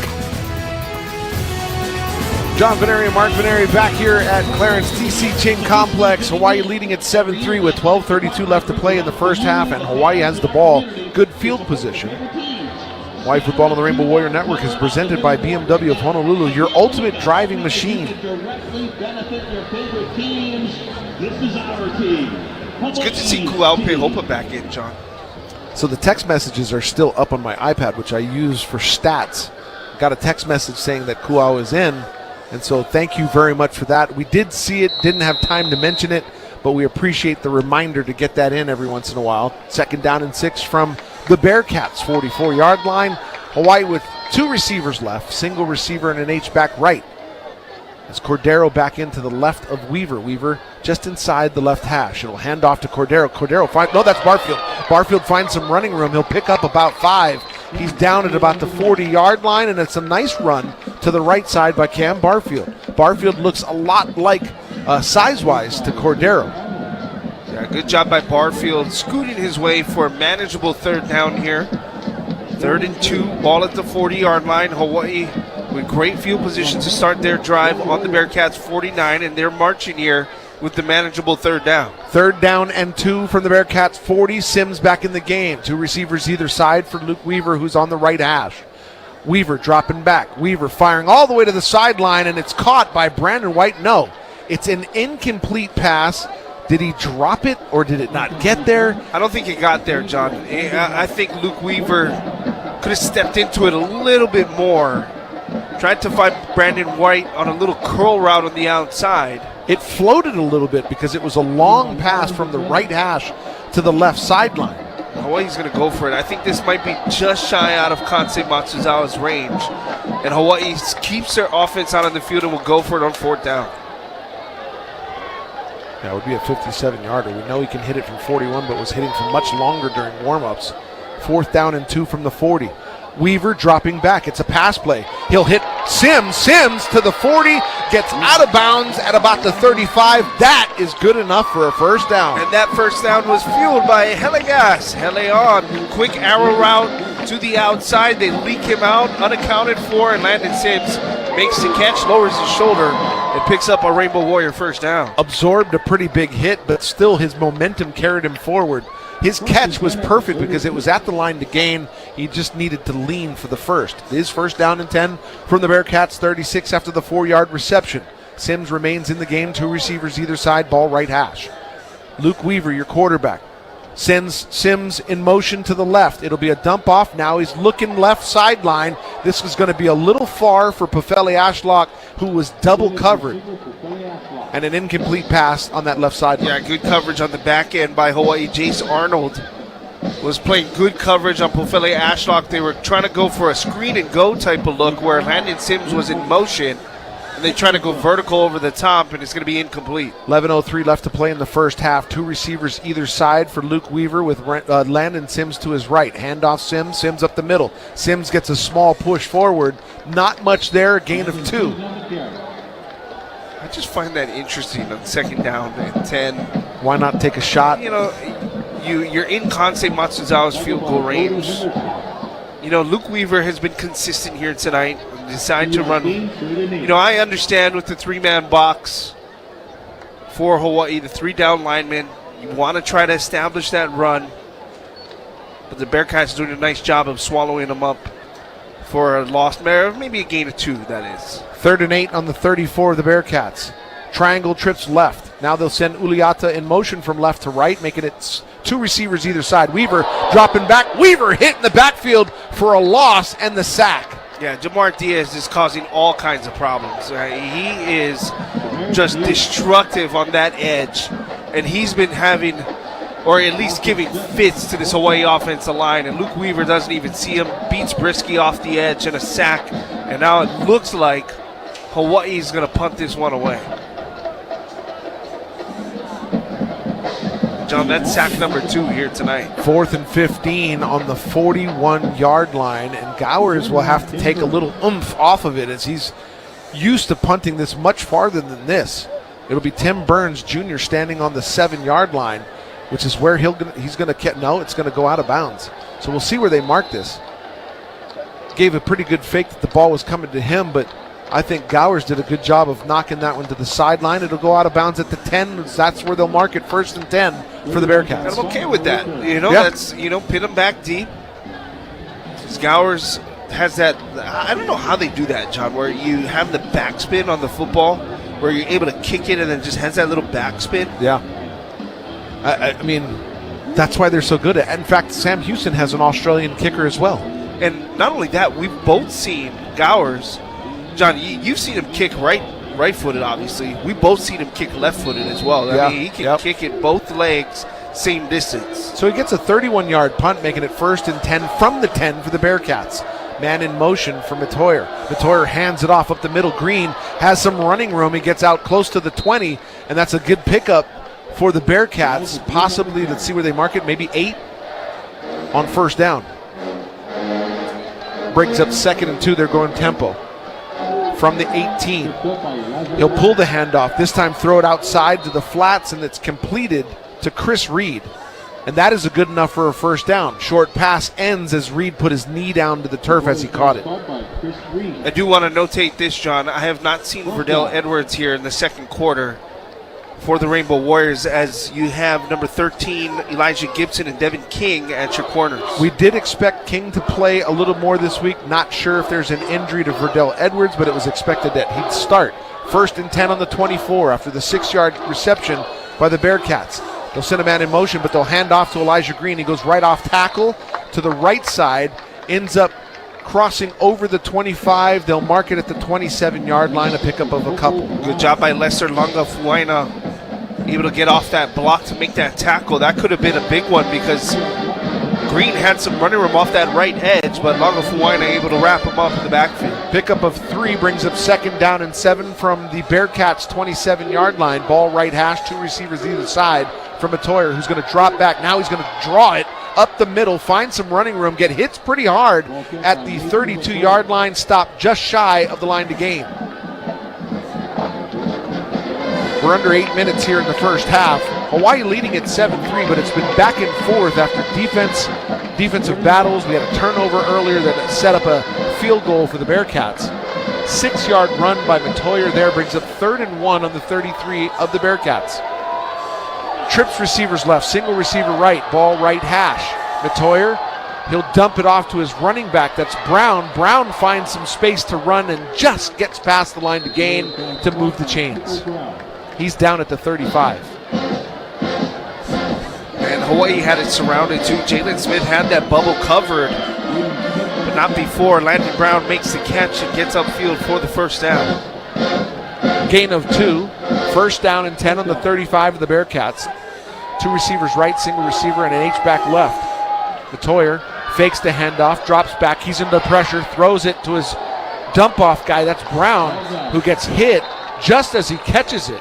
And tack on 15 more, too, as well. This is going to be a roughing the passer penalty against the Rainbow Warriors as Matoyer was getting to throw that football, but I think this is going to add 15 more. Holding. Number 79 on the offense. It'll be 10 yards from the previous spot. Still first down. I'm glad I'm wrong. I'm glad I'm wrong. I am too. You're not normally wrong, so I was a little upset. Matoyer actually got drilled as he was throwing it because he was looking at the ref to throw the flag, and then he threw the flag, but it was a holding. So I'm glad I'm wrong. By the way, Colt Dietrich, the guy that was holding, number 79, he's 6'6", 310 pounds. He's just a sophomore. Backs the Bearcats up, 1st and 20 from the 25-yard line. Matoyer dropping back, dumps it over the middle. Oh my goodness, and Malik Phillips gets drilled as the ball gets there, and it's knocked free. Peter Manuma just coming downhill on Malik Phillips, and he gives him a good lick too as well. John, sometimes I know Peter Manuma loves to hit, but if he breaks on that football a little bit sooner, maybe a pick. Yeah, you know. But look at that. Eva Beach Boy just likes to lay the hat. 2nd down and 20 from the 25. Ball on the left hash. 2 receivers either side. Matoyer, he's going to drop back. He's looking. Now looking left. Now he's going to have to run it. He's just past the line to gain. Hit from behind and brought down. He was looking for a receiver.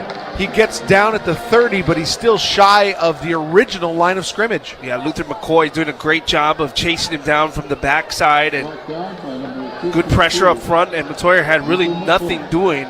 Good coverage on the back end from the Rainbow Warriors, and a long 3rd down for Hawaii. Pickup of 5 brings up 3rd and 15 from the Bearcats' own 30. 3 receivers left, 2 receivers right. No back set for Matoyer, who's looking over to his sideline. He's got some time, 10 seconds on the play clock, barking orders. Hawaii looks like they might bring 3. They do. Matoyer dropping back, some pressure. Ball over the middle, knocked away and picked off. Giovanni Iovino picks it off. He's to the right sideline. He's got room to run to the 10, 5, touchdown Hawaii! A 42-yard pick 6 to the house after the ball gets knocked away by Kilinahi Mendiola Jensen. And that ball goes right in the hands of Giovanni Iovino. And he takes that 42 yards for the TD. They always say, Johnny, tips and overthrows, you got to get those. And Giovanni Iovino comes up with the tip and the interception, and he takes it to the Hale for the touchdown. Is that touchdown brought to you by BMW of Honolulu, the ultimate driving machine. Escorted into the end zone, but Kilinahi Mendiola Jensen had good coverage and was able to get a hand on the ball to knock that one free. And Iovino comes away with one. Kansei Matsuzawa in to kick the PAT.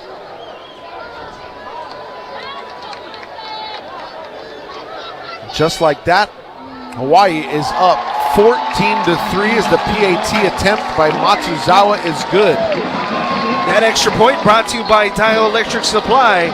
They see the light, donating $100 to UH Athletics. They see the light. Iovino sees the end zone. 5:45 left to play in the first half. Hawaii leading it's 14-3. You're listening to Hawaii football on the Rainbow Warrior Network. At Napa, we are the pros that know electrical systems are complex. That's why we deliver solutions that keep it simple. From starters and alternators to premium batteries and the testers to diagnose them, Napa provides the high-quality products your customers can count on. Whether you're a local shop or managing a national fleet, Napa has the new or remanufactured electrical parts to keep your business powered up and running strong. Find your parts right now at Napa. Aloha, this is Daryl Turner from Napa Auto Parts Hawaii. As we celebrate over 70 years in the islands, I'd like to say mahalo to all our Napa Hawaii employees, independent store owners, business partners, and you, our loyal clients. Over the years, we've grown to 45 stores across Hawaii, Oahu, Maui, Molokai, Lanai, Hawaii Island, and American Samoa. We look forward to serving your automotive needs for many, many more years to come. Mahalo. Do you hear that? That is the sound of BMW performance without a single piston or cylinder. A generation of all-electric vehicles designed and built like no other. The BMW iX, i7, and i4 revolutionize every drive into a thrilling opportunity to feel the pure rush of BMW 100% electric. But isn't that what you'd expect from the ultimate electric driving machine? Find your BMW today with a test drive at BMW of Honolulu. Hawaii football on the Rainbow Warrior Network. John Veneri and Mark Veneri here at Clarence TC Chain Complex as Hawaii was able to take it 8 plays. Nope, 41 yards. Check that. For the pick One six. play. It was a pick 6, and that was actually an 8-play drive by Sam Houston that ended up in a pick 6 by Iovino to the house for 41 yards. They officially 41-yard return. Oh, I love the ushering in by the black shirts. The only unfortunate thing is Hawaii's defense, who I'm sure now has an energy pep, doesn't get a air break. That energy gives them a little bit of that Red Bull they needed to get into the end zone. Well, now for the next drive, that is. Now instead of 8 plays, one of the keys to the game was to get them off the field in 3.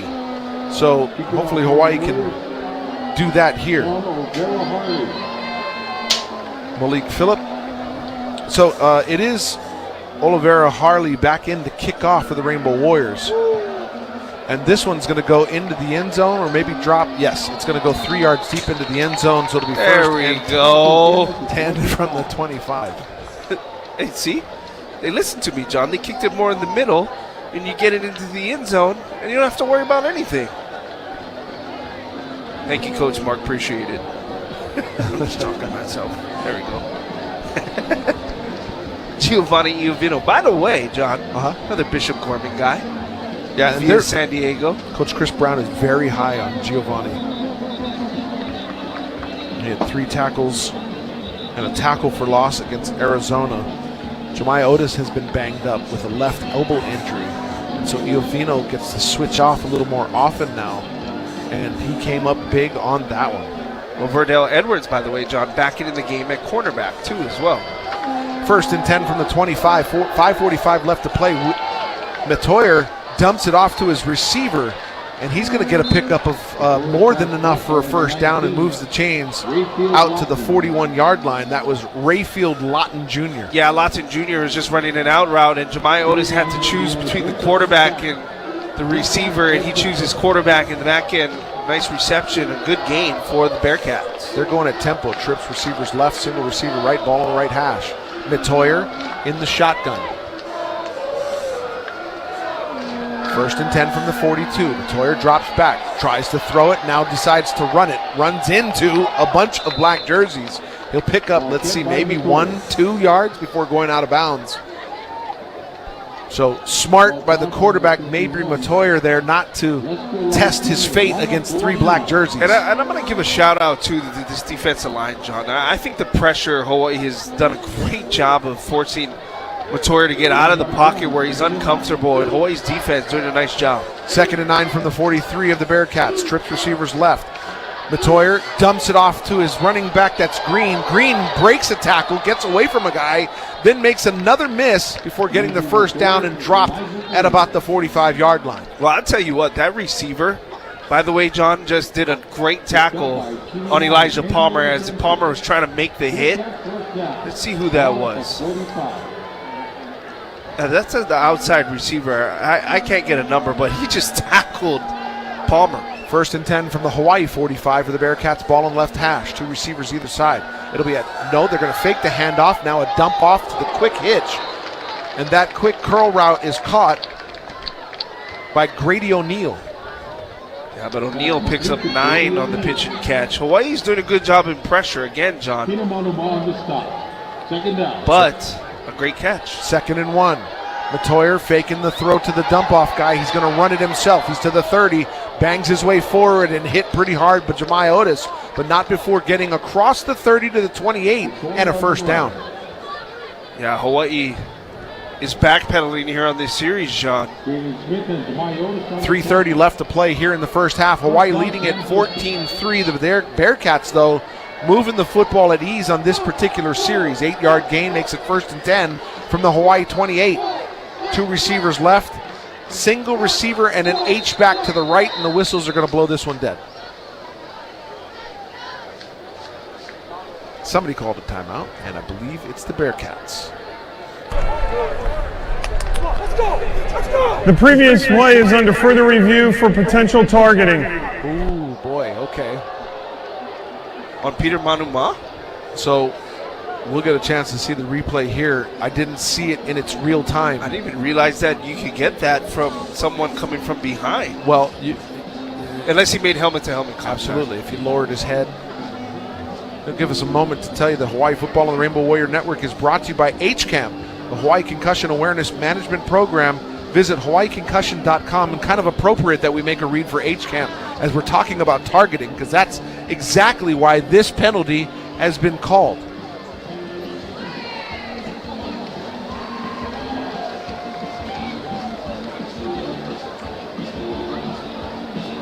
So we're... Oh, John, I got to say, Jemiah Otis this might be targeting, John. For Jemiah, they got a good shot of him. I don't want to see it happen, but I think this is going to be a confirmed call of targeting.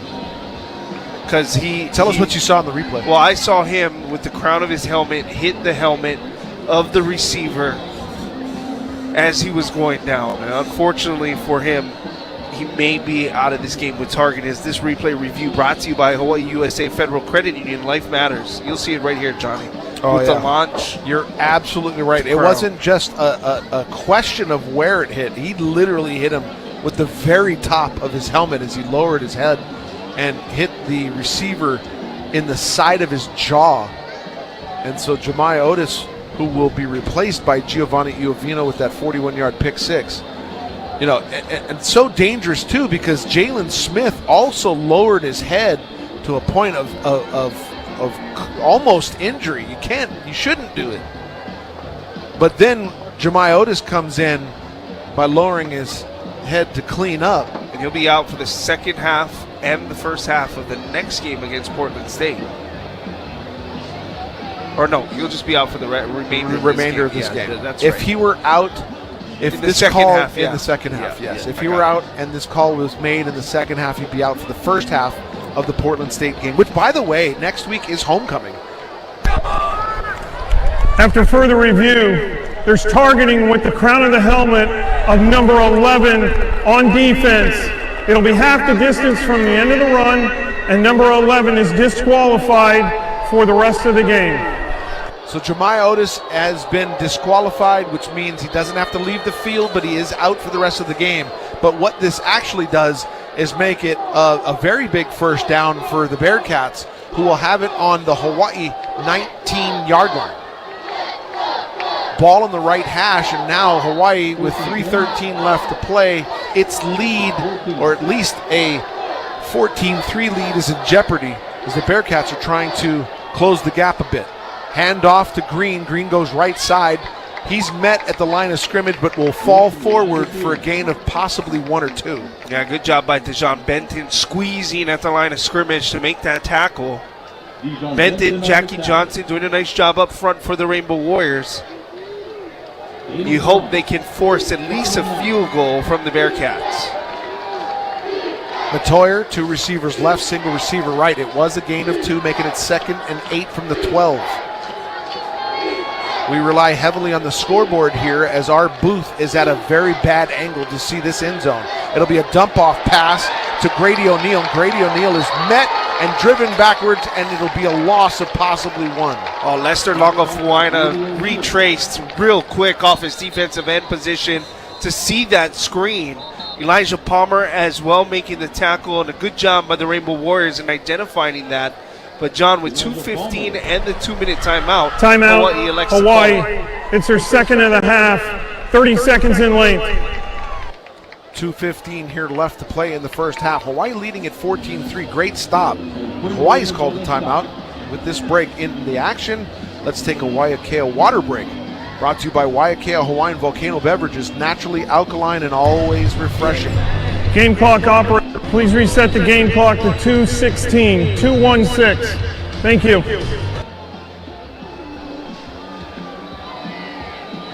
So to bring up 3rd down and 11 from the 15 of Hawaii. It was a loss of 3 yards on the play. Hawaii not breaking on that play, bending a little bit, but definitely laying the hat on Grady O'Neal. He's the smaller of the receivers, only 5'8". By the way, Lester Longofuaina, John, a little trivia too. He is the brother of Johnny Sweet. Yes. Elijah Longofuaina. 3rd down and 11 from the 15 of Hawaii. Matoyer and Brown in the shotgun. They'll send O'Neal in motion. Matoyer looking to the end zone. Matoyer now rolling left, now running. He's to the 10 and slides down at the 8. They'll probably spot it at the 10 because that's where he started to drop his hips. So it will be a pickup of 5, but it'll bring up 4th down.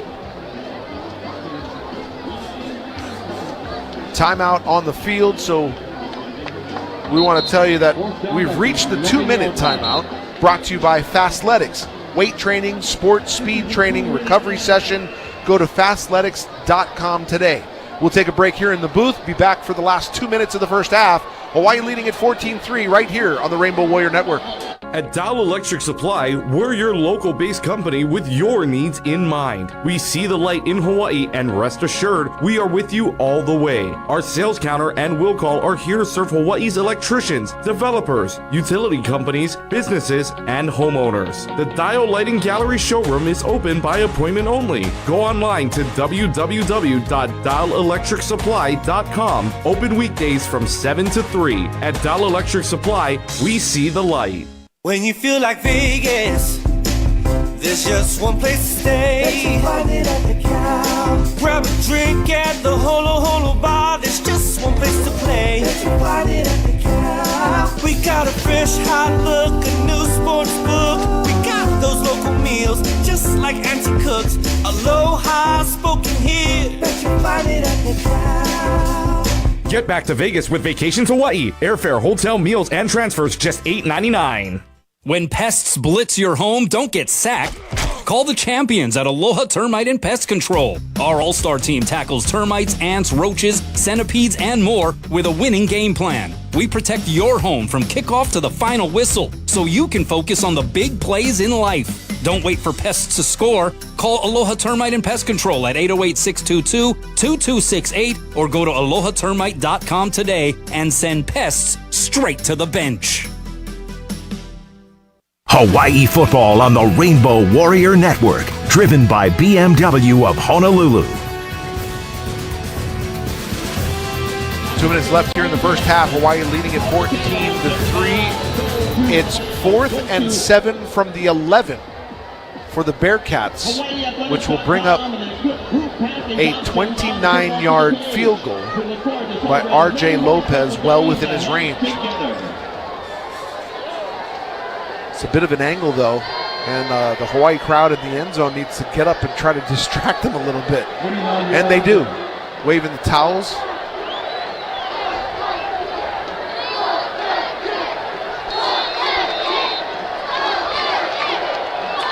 Lopez lining it up.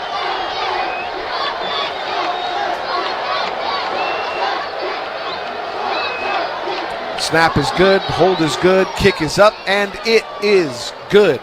14-6 after the quick field goal by the Bearcats, but I'd say, Mark, that's a pretty decent stand by the Rainbow Warriors. While you wouldn't want them to get on the board, it's better than a touchdown. Yeah, and you said it, I think, before the break, Johnny, with that quick turnaround, Hawaii had to get back out on defense after the pick six, and the Bearcats were able to kind of capitalize it and move the football down the field. Hawaii bend but don't break, but the field goal attempt is good, and it is now 14-6 with 1:57. Hawaii has one timeout to play with, and of course, the Tokyo Toe. I love it. Kansei Matsuzawa. So the range, Johnny, if we can get down to about, let's say the 30-yard line would be, I would expect right around there. If we can get to about the 30 would be a good range for Kansei Matsuzawa, preferably to get to the 25, but yeah, 30-yard line would be kind of where we'd like the football to be. The 24 is within his 41-yard range, but we were seeing him kick in warm-ups like 50-yarders with room to spare. We were all kind of just yelling and laughing here because he hit a 51-yarder that went into the stands. So he's got the leg, especially to the side of Mauka, because that's an easier place to kick it. Kickoff is going to go out of the end zone. Cam Barfield watches it sail. Hawaii will have just about 2 minutes now to move the field from the 25. What do? You want to try to give it as much as you can, get to the end zone? Yeah. Look, it's field goal. We want to get to the field goal. And remember, Hawaii won the toss, so John, you want that swing. You want the double bonus. Yeah. They deferred, so you get those points, then you get the offense back on the field to start the second half. So Hawaii, I would expect to go for points here. Weaver 1st and 10, the 25. Ware and Uiliata to the right. Pofeli Ashlock and Brandon White to his left. Landon Sims in the backfield. Moves from right to left. Ball just inside the right hash. A shovel pass to Sims, who runs into the back of his own guys, but he will get upfield and pick up just a few. Nice little shovel pass, but it was a bit crowded when he turned around. Is there a penalty flag, or is that just a towel? It's just a towel. Okay. Out. But Hawaii. Sam Houston. Okay, it's Sam Houston. It's their first and a half. 30 seconds in length. Please reset the game clock to 1 minute, 52 seconds. 1:52. So to put 6 seconds back up on the clock. I mean, I like the play call, John. You got that three-man rush, everybody dropping back in zone coverage. But Hawaii's got to just do a better job blocking up front. It's gain of 2 yards, and Hawaii's got to be careful here not to give the football back to Sam Houston, who had all their timeouts. I will say that usually going from right to left is a little more difficult because of the wind that comes down through Manoa Valley. But we've seen some arm strength out of Luke Weaver now. He's dropped it a couple times short, especially early on. He wasn't able to get it to his receivers out in front. Now, whether he can do that here after playing almost an entire half remains in question. But the high percentage passes to move your way downfield in just under 2 minutes might be the way to go. 2 receivers either side. 2nd down and 8 from the 27. Sims in motion. Weaver dumps it off to Sims, who'll catch it at the line of gain. He'll make a guy miss, get to the sideline, pick up 2. The clock continues to tick as he gets down inbounds. Might call this just a timeout. Sam Houston. It's their second of the half. 30 seconds in length. And again, Johnny, a very dangerous situation with Hawaii not being able to get to the sticks. And if you give the football back to Sam Houston, they got a little momentum too going on. You'd hate to see them get the football back here with plenty of time to work with. Well, up 14-6 is certainly better than up 14-9 going into half. It is a gain of 2, brings up 3rd down and 6 from Hawaii's own 29. Getting a high percentage curl route to the line to gain and then out of bounds would be ideal. How's that name? Ontavious Fish. Well, there's an Ontavious Fish, and there's also an Octavius Henderson on this defense. And Fish is actually very productive. He had 11 tackles coming into this one. Weaver trips left to right, looking down the right sideline, has a man wide open. It's Brandon White at midfield. He's got some room to run, goes out of bounds, and very smart move. He goes out of bounds at the 44-yard line of the Bearcats. Huge pickup and a nice first down by the Rainbow Warriors. And he just sits. What a catch by Brandon White, who had to go behind it. Acrobatic catch, sits in the zone coverage. Weaver finds him. Gain of 27. Weaver, right hash, 2 receivers either side. He'll hand it off. Barfield up the middle, bangs his way forward. Got a couple of guys to move some men in front of him. Pickup of about 3 or 4. He's down at about the 40-yard line, maybe just across the 40. So the clock is going to continue to tick down to 1:15 here. Pickup of 4, 2nd down and 6. Hawaii moving at tempo now on the 40-yard line. Trips left, single receiver right, ball on the right hash. Barfield still in the game. Weaver, handoff Barfield. Barfield spun around and makes a guy miss, and then he pushes his way forward to the 35-yard line, about a yard shy of the line to gain. And I'm okay with this, John. With the clock running, you want to make sure that you don't give enough time to back to the Bearcats. It's a manageable 3rd down. 3rd and 1 to be exact. On the 35 after the 5-yard pickup. Weaver, handoff again. Barfield finds some room to run. He got the first down, and he's across the 30 to the 29. They'll move the chains. It'll stop the clock. We've got 40 seconds left here in the first half. Great play clock management coming on from Timmy Chang as well. Weaver, 2 receivers either side. Barfield still in the game. Weaver dropping back, looking left. Weaver now rolling left. Weaver looking downfield. He's going to look like he's going to throw it and then run out of bounds at the line to gain. So it'll be no pickup, no loss. Yeah, smart play, too, by Luke Weaver, realizing that he didn't have anything downfield. Gets out of bounds inside Kansei Matsuzawa's range at the 29-yard line. Came in last week against Arizona down by a bunch. He forced a couple of passes that turned into picks. That time, you're right, he did the smart thing by just running it out of bounds. Brings up 2nd down and 10 on the 29. Clock to 28 seconds left here in the first half. Hawaii leading at 14-6. 3 receivers right, 2 receivers left. That includes Landon Sims, so no back set for Luke Weaver on the left hash. He's going to drop back, look right. Now fire down to the sideline, and it's almost caught by Pafeli Ashlock. In fact, a perfect throw, a great route, but in and out of the hands of Pafeli Ashlock. And Pafeli Ashlock just did not turn his head around in time. He was actually open on the corner route, and if he just got his head around in time. Please reset the game clock to 23 seconds. 23. Just a difference of 1 second. He just didn't get his head in time, turned around, and if he did, John, he makes that catch for a first down for Hawaii inside the 10. 3rd down and 10 on the 29. 3 receivers right, 2 receivers left. Luke Weaver all alone in the shotgun. He's going to drop back, look right. He's going to fire to a nice pass, or that's a nice pass to Papuno at the line to gain. They'll give him the first. Ooh, wait, let's check the spot. He got across the 20. They're saying he might be inches shy of the first. And the clock is ticking. They got to go. It's 8 seconds. They got to move. They've got a timeout. Timmy's going to call the timeout, John. Okay, they will call the timeout with 2 seconds left, and that means a field goal. But had they caught it up to the line of scrimmage, they might have been able to have another shot. It's their 3rd and final of the half. 30 seconds in length. They had some time. If they got to the line of scrimmage, they might have had another shot at it, but it did bring up 4th down. And I thought the spot wasn't the greatest spot, John. I thought they got the first down, and because they didn't, Timmy had that one timeout. You get into a decent field goal range where Kansei Matsuzawa has told us he feels a lot more comfortable from that right hash. So this should be relatively an easy field goal for Kansei Matsuzawa. Yeah, it's within his distance. It'll be a 38-yard field goal. His long of 41 he hit last week. That tied his career long. This is the same distance and the same direction as the game winner against Stanford. 2 seconds left to play in the first half here. Hawaii leading at 14-6 with the Tokyo Toe on the field and ready to knock this one through.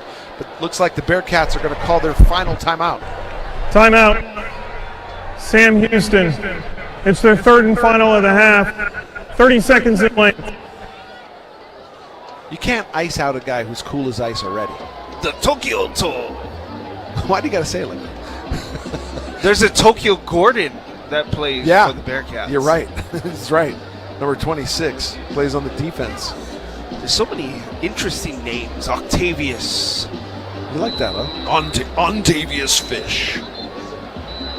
Octavius Fish. They'd like those guys to be kind of like superheroes, but they're not.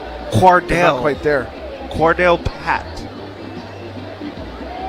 38-yard field goal attempt coming up here to end the half by Kansei Matsuzawa. He's just inside the right hash.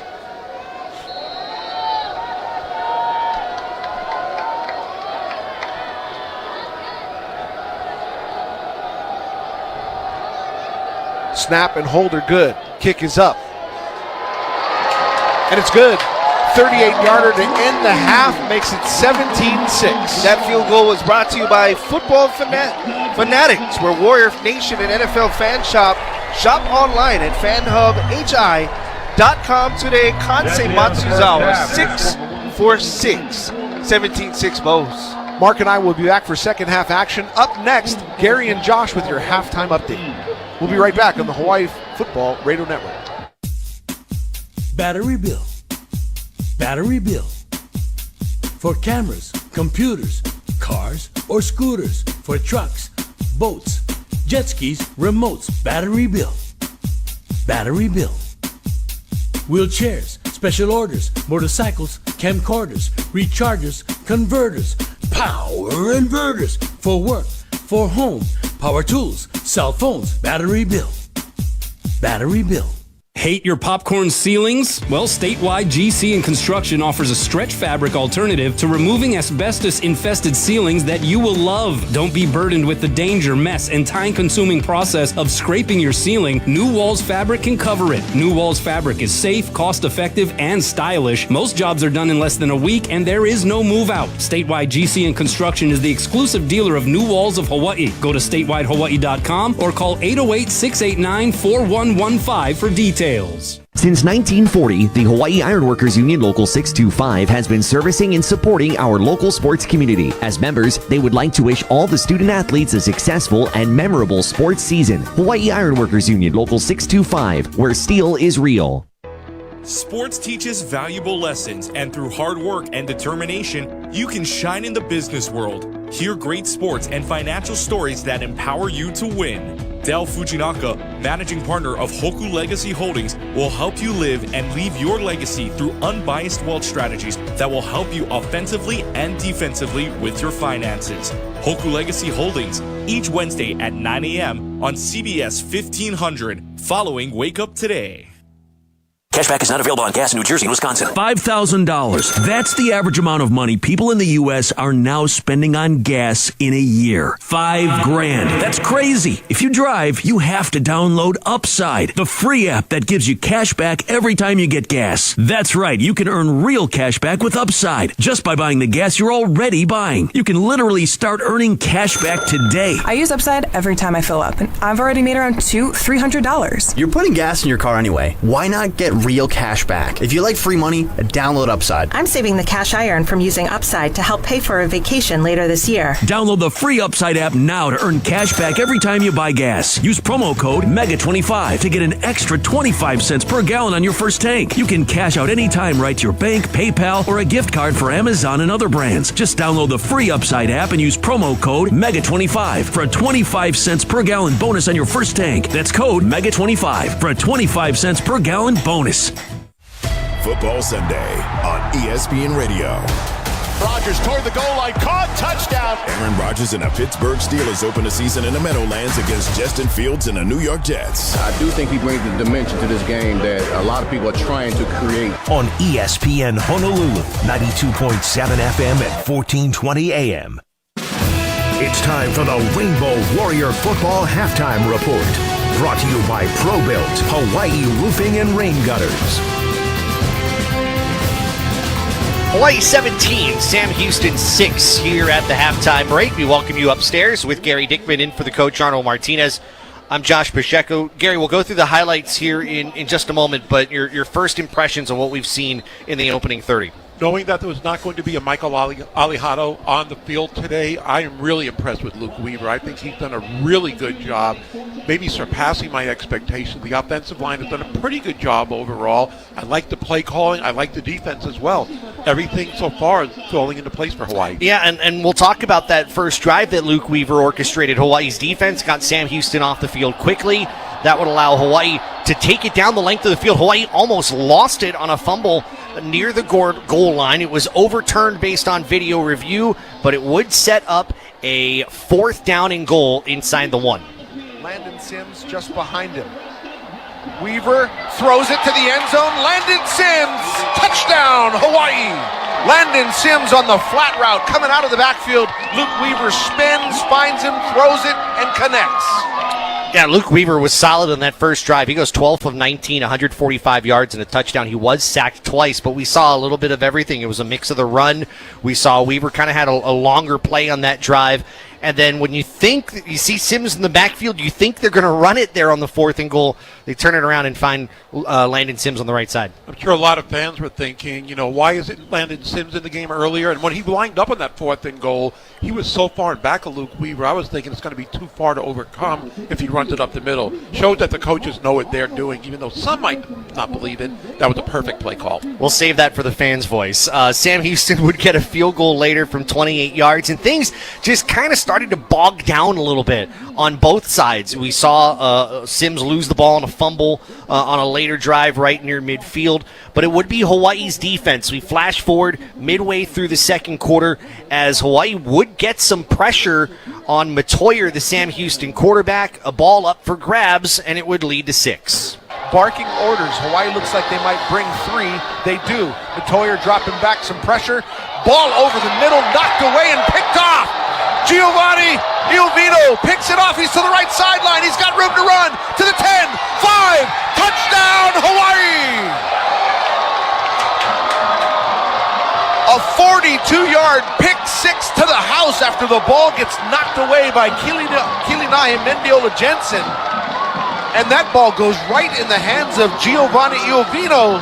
41 yards on the interception return, and that was kind of a much-needed moment for Hawaii to get it up 13-3, the extra point, making it 14-3, because it seemed like Sam Houston was starting to find a little bit of footing offensively. Yeah, and Hawaii did get that early touchdown that you just described, but that was it basically. That's offense in the first half until we get the pick 6. And Mendiola Jensen on a part of the interception, like he was against Stanford a few weeks ago. That was critical. It shows the defense is really playing well. And we talked about turnovers on the pregame. They get their big takeaway, and that made a big difference. Sam Houston would get a field goal with under 2 minutes left in the half on a 9-play drive, but I would throw out in that too, Hawaii, you almost happy that they gave up just the field goal. Sam Houston went down 64 yards, had a chance to get into the end zone. Hawaii has kept them out of the end zone so far. So giving up 6 points in the first half, you're happy with it so far. Yeah, no touchdowns let up, and they are allowing, and this is the key stat I feel also, Josh, 2.9 yards attempt rushing for Sam Houston. We talked about the first 2 games earlier. Hawaii not doing a great job against the run. First half tonight, they are. Yeah, Mabry Matoyer is their leading rusher at 30 yards. He has been sacked twice at quarterback. He's thrown for 71 yards. Cam Barfield is Hawaii's leading rusher. Landon Sims is Hawaii's leading receiver just based on targets. He's got 6 catches. He's been targeted 6 times. Pofele Ashlock has been targeted 5 times. Noteworthy, he has just 1 catch for 47 yards. But maybe one of the big ones here is, as you look a little farther down, time of possession's been even. Sam Houston on 3rd downs, 1 of 7. And they haven't really been in many 3rd down and manageable situations. And it shows, again, the Hawaii defense has stepped up. Really the first time this year I feel like they have played, for the most part, a complete first half, doing a good job stopping the run, stopping the pass or at least slowing both down. All right, our halftime score, Hawaii 17, Sam Houston 6. You are listening to the Rainbow Warrior Football Halftime Report, brought to you by Pro-Built Hawaii Roofing and Rain Gutters. Quality is our tradition. Service is our promise. Call 808-ROOF. That's 808-ROOF. Bo 17, Bearcats 6. Back with more of the Halftime Report in a moment. You're listening to Hawaii Football on the Rainbow Warrior Network. Every woman is unique. And because women's bodies are different from men's, so are many of their health needs. At Hawaii Pacific Health, we believe every woman's healthcare should be unique to her.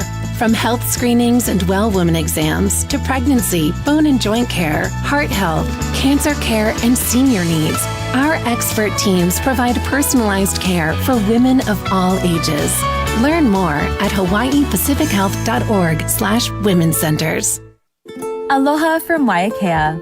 As a proud corporate sponsor of University of Hawaii Athletics, we're committed to keeping our athletes and fans hydrated with delicious volcanic water straight from the Big Island. Our water originates atop the Mauna Loa volcano as rain and snow melt, filtering through thousands of feet of porous volcanic rock and re-emerging at the surface as refreshingly crisp, naturally alkaline water. Learn more at waiakea.com and find us at most stores across the islands. Live aloha, drink Waiakea.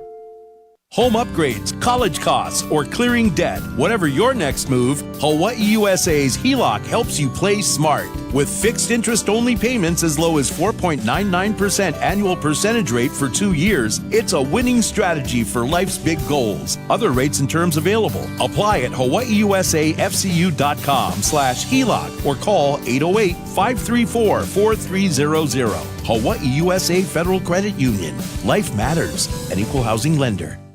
University of Hawaii student athletes are more than champions on the field. They're leaders, role models, and the future of Hawaii. Join us for a Hawaii's Team Drive, a fundraiser for University of Hawaii Athletics, Tuesday, September 9th on KH12. Let's come together to keep Hawaii's team strong. Every dollar stays here, supporting scholarships, nutrition, travel, and more. Support our team, Hawaii's team, with Hawaii's Team Drive. Your gift makes a difference. Tuesday, September 9th on KH12. Cedar roofs? Pro-Built Hawaii. Asphalt roofs? Pro-Built Hawaii. Tile roofs? Pro-Built Hawaii. Metal roofs and seamless gutters? Pro-Built Roofing and Rain Gutters Oahu is Hawaii's premier roofing and rain gutter contractor, delivering the same craftsmanship and aloha that have defined us from the start. Call 808-808-ROOF. That's 808-ROOF for your free estimate and $500 off a full roof replacement. Or visit us online at 808roof.com. That's 808roof.com. Pro-Built Hawaii Roofing and Rain Gutters, locally owned and operated. Quality is our tradition, service is our promise. 808-ROOF. Hawaii football on the Rainbow Warrior Network. Hawaii 17, Sam Houston 6, here from the Clarence T.C. Ching Athletics Complex. We are at the half with Gary Dickman. I'm Josh Pacheco. Let's check out scores for around the Mountain West. Brought to you by Hawaiian Financial Federal Credit Union for life. One game still going on. Late in the fourth quarter, Washington State has a 29-13 lead on San Diego State and about to add more as they've got a 3rd and goal at the San Diego State 3-yard line. Other games today, Colorado State got lucky. There was a play in the end zone with no time remaining, which looked like a Northern Colorado touchdown. It was overturned on replay review. Colorado State survives 21-17 at home. And it wasn't like they did anything necessarily to win the game, because it could have gone either way, and they're lucky that play or the replay went their way. That's the kind of game you can't afford to lose if you're Colorado State either. Jonathan Maldonado, 36-yard interception return for a touchdown, helps Nevada pull away. Well, I shouldn't say pull away. Take the lead and hold it against Sacramento State, 20-17. Wyoming over Northern Iowa, 31-7. Fresno State wins on the road, 36-27 at Oregon State. The Bulldogs are 2-1. New Mexico holds off Idaho State, 32-22. Utah State losing at number 19, Texas A&M, 44-22. Arch Manning, 4 touchdowns combined. Number 7, Texas over San Jose State, 38-7. All right, as we usually do with Coach Arnold Martinez, we do points of emphasis here as we wrap up the halftime report. So, points of emphasis, let's start with Sam Houston. What would you say is a point of emphasis for the Bearcats? Well, on defense, they've got to find a way to either get more pressure on Luke Weaver, even though they've got the 2 sacks, and one of them took Hawaii out of field goal range, so that was key. Other than that, they got to continue running the ball and trying to be a little bit more effective because they are a running team. They're a good running team. They were not effective in that first half. And on the Hawaii side, point of emphasis for you? Kind of what I said about Sam Houston, the sacks, even though it's only 2. If Hawaii can give Luke Weaver time to throw, we've seen him have a really good first half. I'm not going to say Micah Hu because Micah Alejado is still QB1, but Luke Weaver has definitely lived up to anybody's expectations, I would think. That last sack, though, did take Hawaii out of field goal range. Hopefully it won't matter in the long run, but that could be critical. Hawaii's offensive line with now Dean Brisky being the blindside blocker for Luke Weaver. He's got to be key, and I know the pressure is getting to him a few times. 2 sacks and a quarterback hit from Sam Houston's defense. Real quickly, since we're talking about Hawaii's offense, you and I were talking about this at some point during the second quarter. From week to week, and it's depended, Micah Alejado injured or healthy then injured in game 1, playing injured, then going to Luke Weaver in game 2. Now Weaver here in game 3. It has looked like Hawaii's offense game to game has looked different. But we've seen a little more of a mix of everything in this first half than we have in the first 2 games. Yeah, I think we have, and I think that's partly dictated because of the quarterback switch or the quarterback being not 100% last week. And I think also it showed that Hawaii has a lot of depth. Mm-hmm. I mean, you don't see Nick Senecal playing, but you have other guys that are stepping up, and you have guys that are expected to fill that role if needed. That's the benefit of the depth. It is coming in play tonight. Even with Landon Sims doing as well as he has, Cam Barfield can step up and do a really good job as well. I think the depth is part of the reason we're seeing different play calls or a different type of game. All right, this has been the Rainbow Warrior Football Halftime Report brought to you by Pro Built Hawaii Roofing and Rain Gutters. Gary's going to talk to you again for the fans' voice coming up after the game as Sam Houston's back out on the field. Hawaii's specialists are out there. Second half is coming up. Bo 17, Bearcats 6. You're listening to Hawaii Football on the Rainbow Warrior Network. Fans, the clock is ticking. The 30% federal solar tax credit ends December 31st, 2025. That's your chance to save thousands, but only if you get in the game now. Here in Hawaii, solar is a winning play every time. Lower your electric bill, protect against rising rates, and score big on savings. But just like football, if you wait too long, you'll miss your shot at the end zone. Call 808-784-8891 or visit solartechindustries.com. From sunrise to sunset, SolarTech Industries is your best bet. Football fans, are you ready to gear up like a fanatic? At Football Fanatics, we've got everything you need to show your NFL and Warrior pride. Shirts, hats, collectibles, and the latest gear. If you're cheering in the stands or tailgating with friends, we've got you covered. Visit us today at Kamakana Ali'i, Pearl Ridge, Maui Marketplace, and soon-to-be Miracle Mall Las Vegas location. Football Fanatics, where Warrior Nation and NFL fans shop. Shop online at fanhubhi.com today.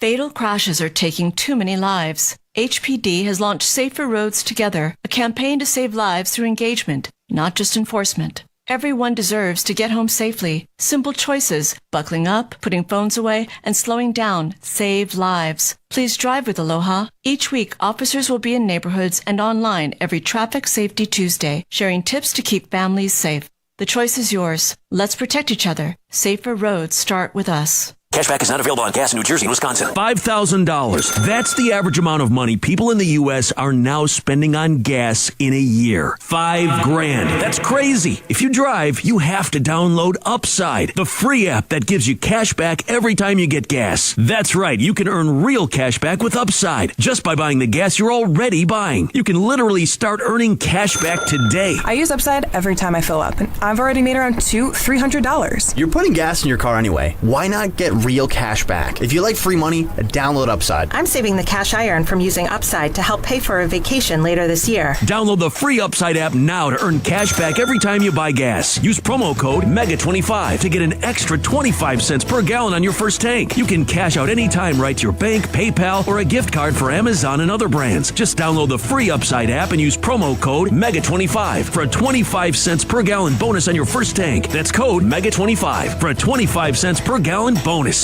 Hate your popcorn ceilings? Well, statewide GC and Construction offers a stretch fabric alternative to removing asbestos-infested ceilings that you will love. Don't be burdened with the danger, mess, and time-consuming process of scraping your ceiling. New Walls Fabric can cover it. New Walls Fabric is safe, cost-effective, and stylish. Most jobs are done in less than a week, and there is no move-out. Statewide GC and Construction is the exclusive dealer of New Walls of Hawaii. Go to statewidehawaii.com or call 808-689-4115 for details.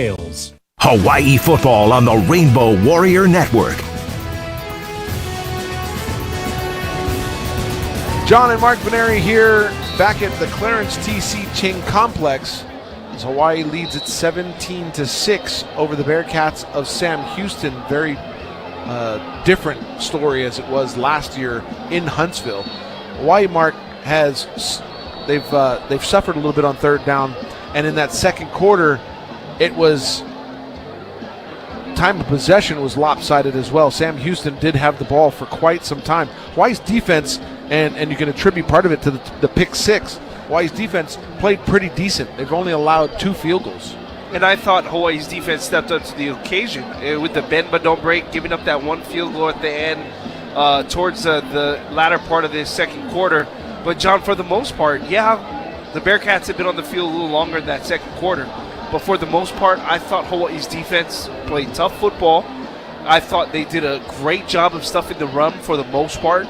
And Hawaii's front four, in particular, Jackie Johnson III, DeJohn Benton, John, have done an incredible job up front in stuffing the run. And, you know, it really does help when Hawaii is only giving up, less than 3 yards per carry. That I will take any day of the week. So good job on the Hawaii's defense so far. Adjustments here in the second half. They are brought to you by Lex Brody's Tire Company. Wear your UH apparel when you visit any Oahu Lex Brody's and get an additional 5% off your purchase. So give me some thoughts on your second half adjustments. Well, I think Hawaii, I'd like to see them stretch it a little bit more on the vertical passing game. I thought Luke Weaver, for the most part, 12 of 19, doing a nice job of throwing the rock. I think he looks comfortable, John. I think if they can get him a little bit more time, I think he can stretch the field. The arm strength is there for Luke Weaver. And, of course, John, I will say this in the run and shoot all the time. We need to establish the run game. We cannot be averaging less than 3 yards per carry on the ground. 2.3 to be exact in that first half. Second half kickoff brought to you by Honolulu Burger Company, locally owned and operated by UH Lum, making fresh burgers cooked to order. 17-6 is your halftime score.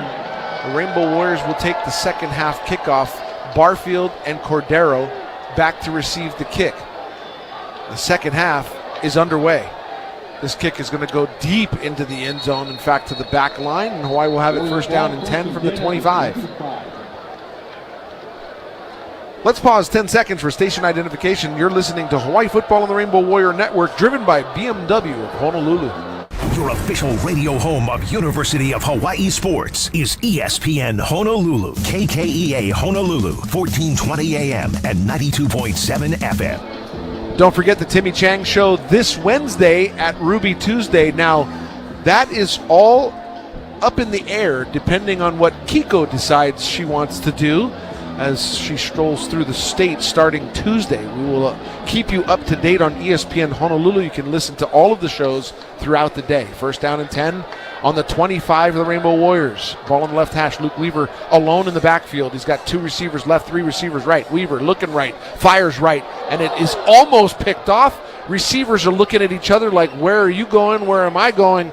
And that ball goes just about into the hands of a defender, but is dropped. Yeah, Cecil Powell almost caught the interception, John. The receivers, well, the reason why they run that double out and they hitch up there, John, is because the coverage is there. So they hitch up, but Luke Weaver expects the out route, and then it was number 2, Cecil Powell, who almost came up with the interception. Second down and 10 from the 25. Weaver now throwing the out route to Uliata. He gets to the 35 and knocked down. That's good enough for a first down. That first down fueled by Helegas. Heleon. Tama Uliata doing a nice job of getting up the field and picking up a Rainbow Warrior first down. Long throw by Weaver is complete, and that'll move the chains. It'll be first and 10 from the 35.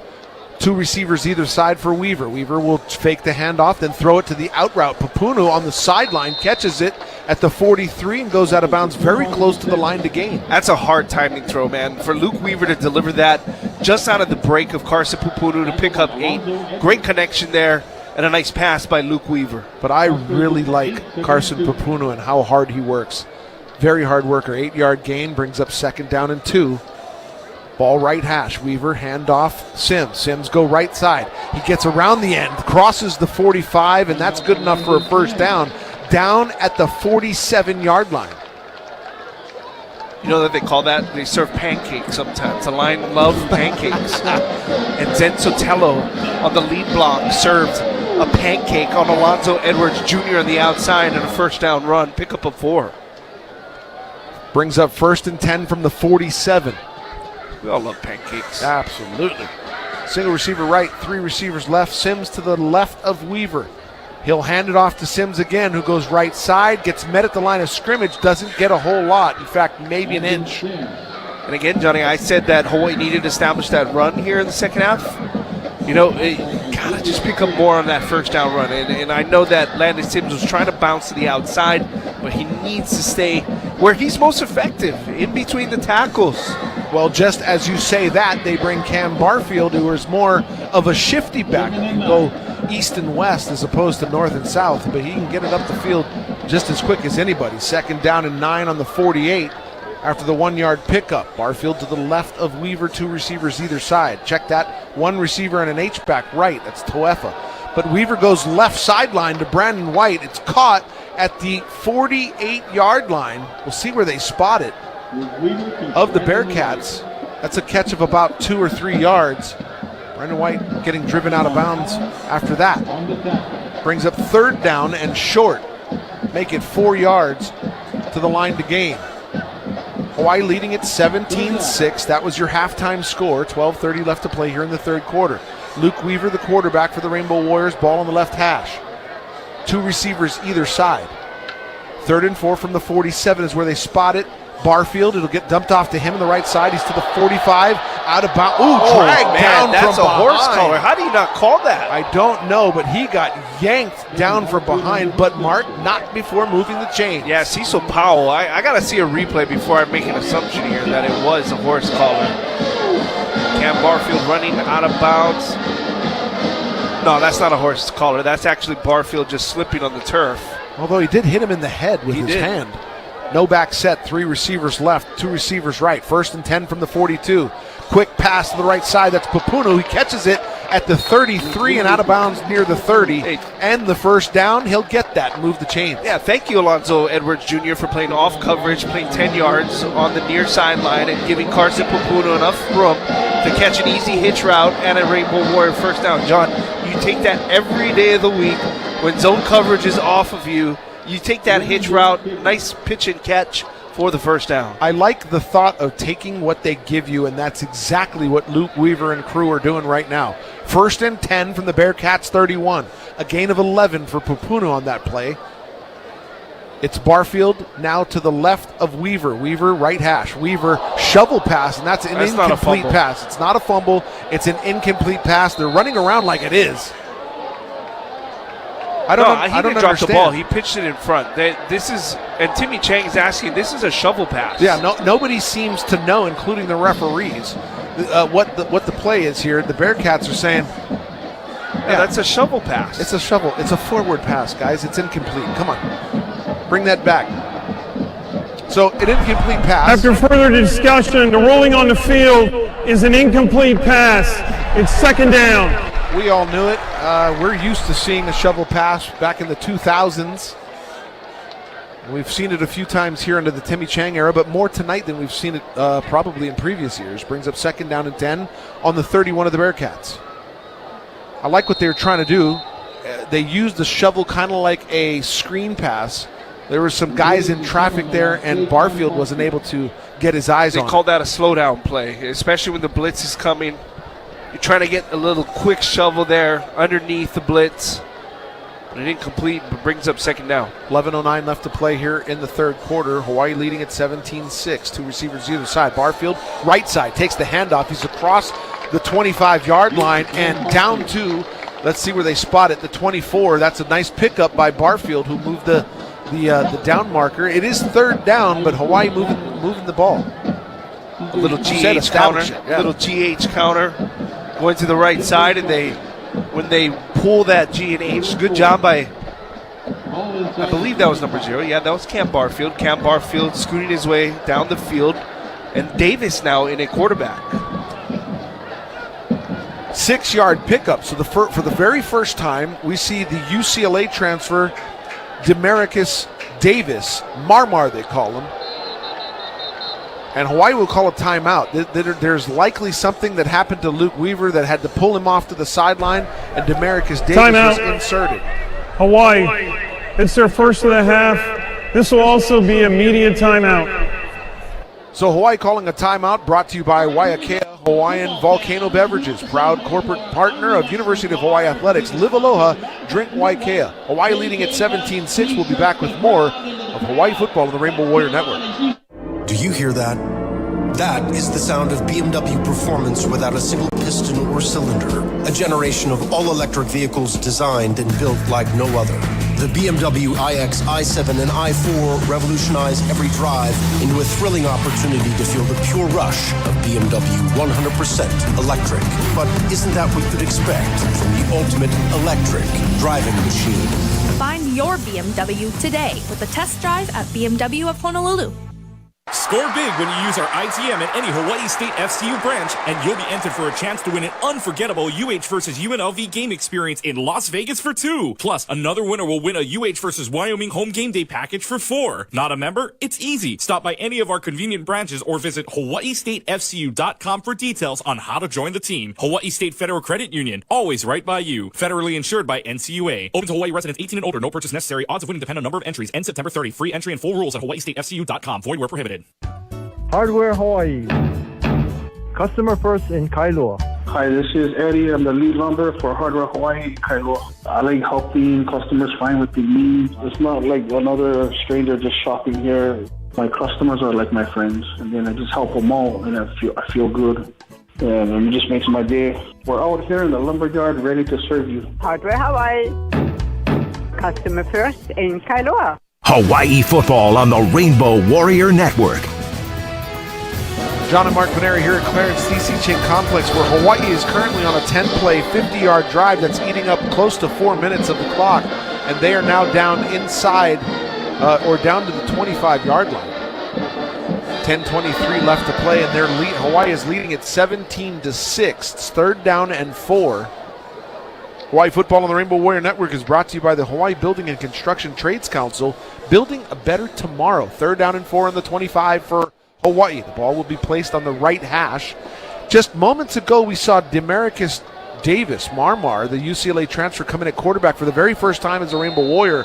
I do believe Luke Weaver's back in. Yes, he is. So whether it was a equipment malfunction, he needed to come out, but Timmy Chang decided he was going to call a timeout. No back set. 2 receivers right, 3 to the left for Luke Weaver, who's going to drop straight back, looking left, fires deep left sideline, and this one is going to be just out of the reach of his intended receiver, Pofele Ashlock. It goes outside the left part of the end zone. I think he had Carson Papunu on that check down, too, on that hitch route. He took the shot on the corner route. Oh, man, he had that left hand on the back of his jersey. I was going to say, a little bit of contact. A little bit of contact, but I think he let them play through that.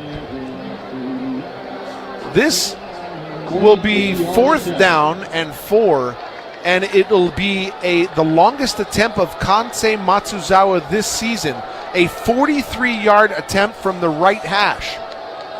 His kick is up. He's got the distance, and it is good. That field goal brought to you by Football Fanatics, where Warrior Nation and NFL fans shop online at fanhubhi.com today. Kansei Matsuzawa, 43-yard field goal. He is a perfect 7 for 7 on the season, and he makes it 20-6 with Hawaii in the lead. 10:13 left to play in the third quarter. You're listening to Hawaii football on the Rainbow Warrior Network. Cedar roofs? Pro-Built Hawaii. Asphalt roofs? Pro-Built Hawaii. Tile roofs? Pro-Built Hawaii. Metal roofs and seamless gutters? Pro-Built Roofing and Rain Gutters Oahu is Hawaii's premier roofing and rain gutter contractor, delivering the same craftsmanship and aloha that have defined us from the start. Call 808-808-ROOF. That's 808-ROOF for your free estimate and $500 off a full roof replacement. Or visit us online at 808roof.com. That's 808roof.com. Pro-Built Hawaii Roofing and Rain Gutters, locally owned and operated. Quality is our tradition, service is our promise. 808-ROOF. This football season, stay cool and go green with Melona Ice Cream.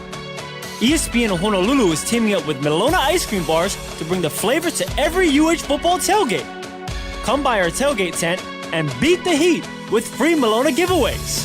Available at Costco, Foodland, Safeway, and 7-Eleven stores. Go green with Melona. It's the coolest way to cheer on the Bows. Hawaii football on the Rainbow Warrior Network, driven by BMW of Honolulu. Back here at the Clarence CC Chain Complex, where Hawaii takes the 20-6 lead with Kansei Matsuzawa's 43-yard field goal to extend Hawaii's lead here with 10:13 left to play in the third quarter. Matsuzawa has done his job. The Tokyo Toe, they call him. There's been a number of nicknames. He seems to be most drawn to the one that his teammates have called him. That's the Tokyo Toe. There have been a lot.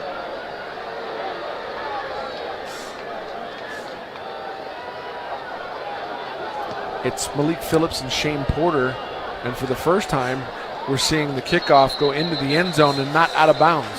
That's exactly how we do it. So the Bearcats will start from the normal 25-yard line, not the 35 they've been getting. Hawaii football on the Rainbow Warrior Network is brought to you by SolarTech. Our friends at SolarTech want to remind you that the 30% federal solar tax credit expires December 31st. That's your chance to save thousands from sunrise to sunset. SolarTech is your best bet. 1st and 10 from the 25, ball on the right hash or just inside the right hash for the Bearcats.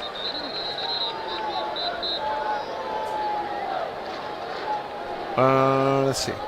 They had it at the 20-yard line, so they'll move it up to the 25. It's a good thing someone's paying attention. Elijah Green in the backfield next to Matoyer. He's in at quarterback, 2 receivers to the right. He's got a single receiver to the left. He's also got an H-back right. He'll send Elijah Green from right to left. It'll be a handoff. Green gets stuck in the backfield. Stopped for a loss, and guess who? Lester Langafuaina. But John, he read that perfectly on the RPO. He was not going to take the bait from the quarterback. He stood his ground, and then when he handed the football off, he was right there. Elijah Green had absolutely nowhere to go. 2-yard loss makes it 2nd down and 12 from their own 23. The Bearcats ball on the right hash. Mabry Matoyer with Elijah Green in the backfield, 2 receivers either side. Hawaii bringing 4. They'll send a man in motion from right to left, making it trips left. That's the way Matoyer's looking. He'll dump it off to his receiver. It was intended for Malik Phillips, but dropped. And Malik Phillips had the swing route wide open, but guess who was in the face of Matoyer? Guess who? Longafuaina? No, Jackie Johnson. Lester Longafuaina. Was it? Yes. See, why are you playing games? Just say who it is. The ball thrown behind Phillips, though, and he had to spin around, but dropped it on the sideline. Brings up 3rd down and 12 on the 23, and it'll be trips left, single receiver right. Matoyer dropping back, looking downfield, now under pressure, feeling it, rolling left, now under pressure. He gets drilled for the sack. Guess who? Lester Langafuaina with the sack for Hawaii, and that is a huge loss for the Bearcats. That's 3 plays in a row, back to back to back. Lester Langafuaina doing his job all by himself in the defensive end, sheds 2 tackles, or sheds 2 blocks, that is. Lester Langafuaina. Let me take an introduction. For Hawaii, number 8 is now wearing number 20. Number 8 is now wearing number 20 for Hawaii. Yeah, we've heard that 20 times. You ruined my mojo on that one. He's got 6 tackles, 3 solo, and 1 sack now. And Tamo Uliata is going to let this one go. It's going to be down at the 31-yard line, and that's where Hawaii will have it 1st and 10. Dang, Johnny, the referee stole my thunder, man. He did. Blame Keegan. He left the mic up. Oh, Keegan.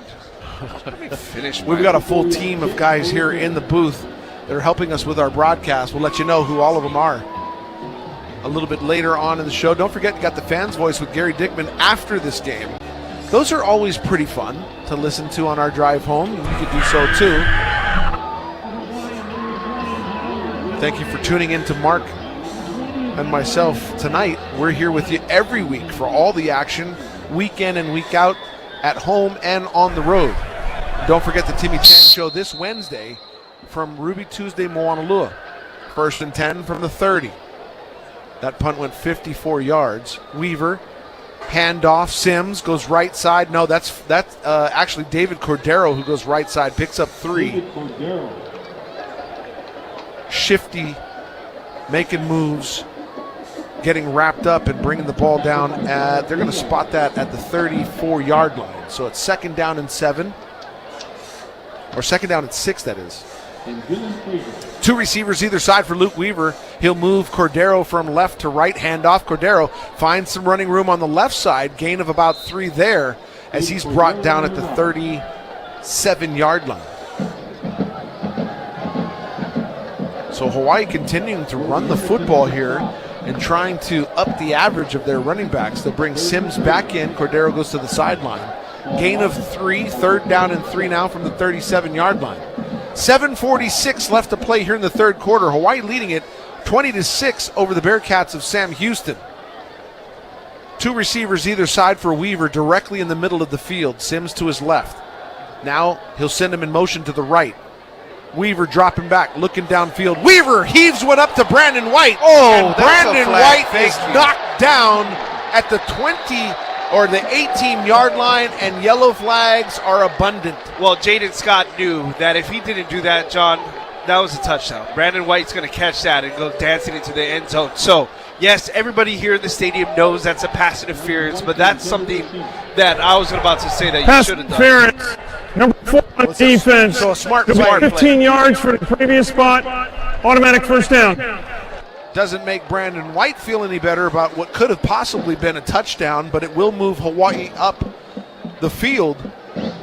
And they'll mark this one down at the 48-yard line. So it'll be 1st and 10 for Hawaii. Directly in the middle of the field and on the H paint. Weaver with 2 receivers either side. Sims to his right. Both. Weaver dropping back, looking left. Weaver short throw. He tried to make the throw, but he's sacked in the backfield. Oh, I cringed there for a minute, John, because that was a low hit to the legs of the quarterback as Eaton Jr. comes around the edge and gets the sack for the Bearcat. I thought you can't tackle low like that. Well, if you're not supposed to go low, but yeah, that's right. He can, if he's falling down and being blocked, he can make the tackle. 2nd down and 16 on the 46. It's a 6-yard loss for Hawaii. Weaver, 2 receivers either side. Sims to his right. Ball still in the middle of the field. Weaver will send a man in motion. That's Ashlock from left to right. Weaver, handoff. The draw to Sims. Sims crosses over the 50. Sims, nice run. He's down across to the 42-yard line. Nice pickup. Still not enough to get to the line to gain. Yeah, Landon Sims going off that right edge on the delayed draw. Thought he picked up more than that, but he carries defenders and he'll pick up a hard-fought 5 yards. No back set for Weaver. 3 receivers left, 2 receivers right. Weaver, quick throw to the right sideline. He intended that one for Sims, and it gets knocked away by C.J. Brown. Brings up 4th down and 5 on the 43. What does Hawaii dial up here? Look like they're going to go for it. Because they have a lot of faith in Hawaii's defense. And in fact, no, they're going to actually bring the punting team on. I was going to say, the defense has been put into a situation where the Bearcats have had good field position a number of times, but I don't think they want to tempt this one. So they'll bring on one of the oldest players in college football. And this is a nice high-flying punt. The Aussie kicks it down to the 10, and that's where it's downed by Carson Papuna. A nice kick, John. Yeah. So there's a timeout on the field. We'll take one in here at the booth as well. 6 minutes left to play in the third quarter. Hawaii leading at 20-6. It's the Bearcats ball when we come back on the Rainbow Warrior Network. Got the cravings for Hawaiian food? Bring home a dinner feast from Young's Fish Market in Kalihi. Young's offers an extensive takeout menu full of local favorites. Get the Lau Lau plate for Dad, Kalua pig plates for the kids, and the beef stew for yourself. From tripe stew to pipi kaula and lomi salmon to poke, phone your order in at 808-841-4885 or visit youngsfishmarket.com. Young's Fish Market, home of the famous Wow Lau Lau. Looking for a winning rate? Join the thousands of UH alumni, students, staff, and families that bank with Hawaii's best credit union, UH Federal Credit Union. For a limited time, score big with an incredible 4.00% APY on a 5-month certificate. Don't wait. Visit uhfcu.com or call 983-5500. That's 983-5500. APY is annual percentage yield, accurate as of January 28, 2025. $1,000 minimum balance for the 5-month special certificate. Dividends compounded and credited monthly. These could reduce the earnings on the account. A penalty may be imposed for withdrawals before maturity. Certain restrictions may apply. Rates subject to change. Federally insured by NCUA. It's Rainbow Warrior football season, and thanks to Hele, you're getting a quarterback. Per gallon, that is. Save 25 cents per gallon on fuel every day when you download the Hele app. That's right. Save 25 cents per gallon every day with the Hele app. Plus, you can use your Hele Kama'aina reward points to fuel your tank. Or grab a Spam Musubi to fuel up before the tailgate. So next time you head out to support the Bows, fuel up and save at Hele. Download the app to redeem. Hele on! Hawaii football on the Rainbow Warrior Network. Brought to you by Enjoy Snacks. It's time to enjoy life. John Veneri and Mark Veneri here with 6 minutes left in the third quarter at Clarence T.G. Ching Complex. 20-6 Hawaii leading it. Bearcats get the ball back after the punt by Billy Gowers. Hawaii's defense will be called upon again. Why am I not comfortable with the 20-6 lead? Because of how bad the score was last year in Huntsville. This Bearcat team, though, lost all 11 players from its starting defense and 51 in total. Also got the new coach, Phil Longo. Fighting hard here in a hostile environment in Manoa. 1st and 10 on the 9. Landon Brown next to Mabry Matoyer. Brown handoff. Goes right side. Finds a little push behind his big boys up front. Gain of a couple. Yeah, big DeJohn Benton also is having himself a night as well. Playing that defensive tackle. 2nd and 7 from the 12 for the Bearcats. Ball right hash. Matoyer is going to drop back, dump it off to Brown. Brown gets around that left end. Brown finds some running room, and he's out to the 20. That's enough for a first down. Yeah, quick swing screen, as they call it, to the running back out of the backfield. Brown able to get up the field. Good blocking by the receivers from the Bearcats. Matoyer's 9 of 14 now. 1 interception. That was taken back for a pick 6. It's 1st down and 10 from the 21. Matoyer, handoff. No, he pulls it. Looking right. Now he's looking left.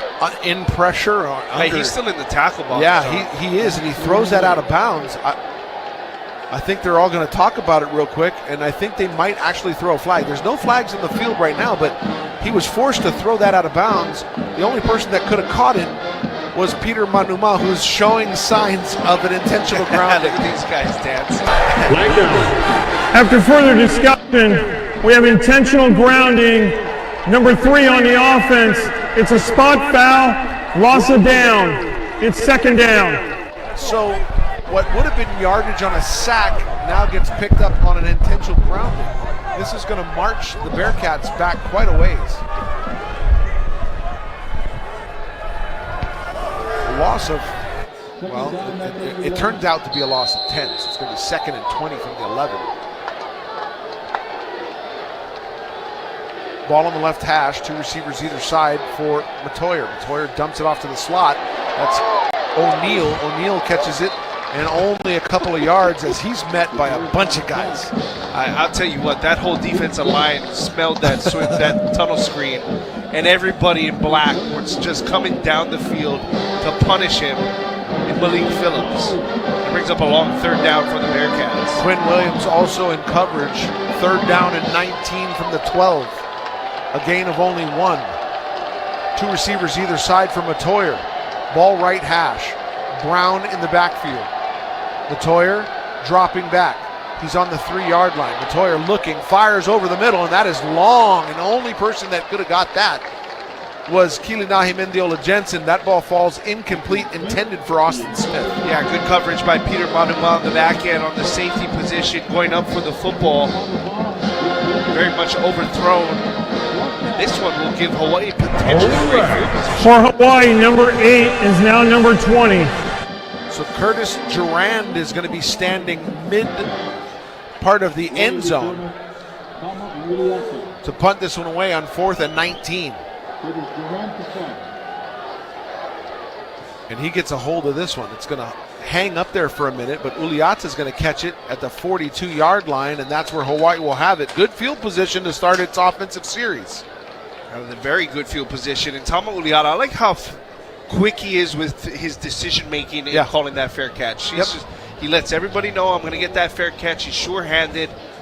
I like the fact that he comes up and grabs. That's funny that you say that, because so many times over the course of the years that we've done these broadcasts, we've seen guys make the bad decisions in that department, whether they let it go or they fumble it, or they don't run up on it, they let it bounce, and it takes a good bounce for the other team. I think there's a lot of indecisiveness, right? Yeah. You know, but not by him. No, not at all. 1st and 10 from the 43 for Luke Weaver and the Rainbow Warriors after the 45-yard punt. It'll be Papunu and White, and Ashlock split far. Papunu is the lone receiver with an H-back right. It'll be a handoff. No, it'll pull it.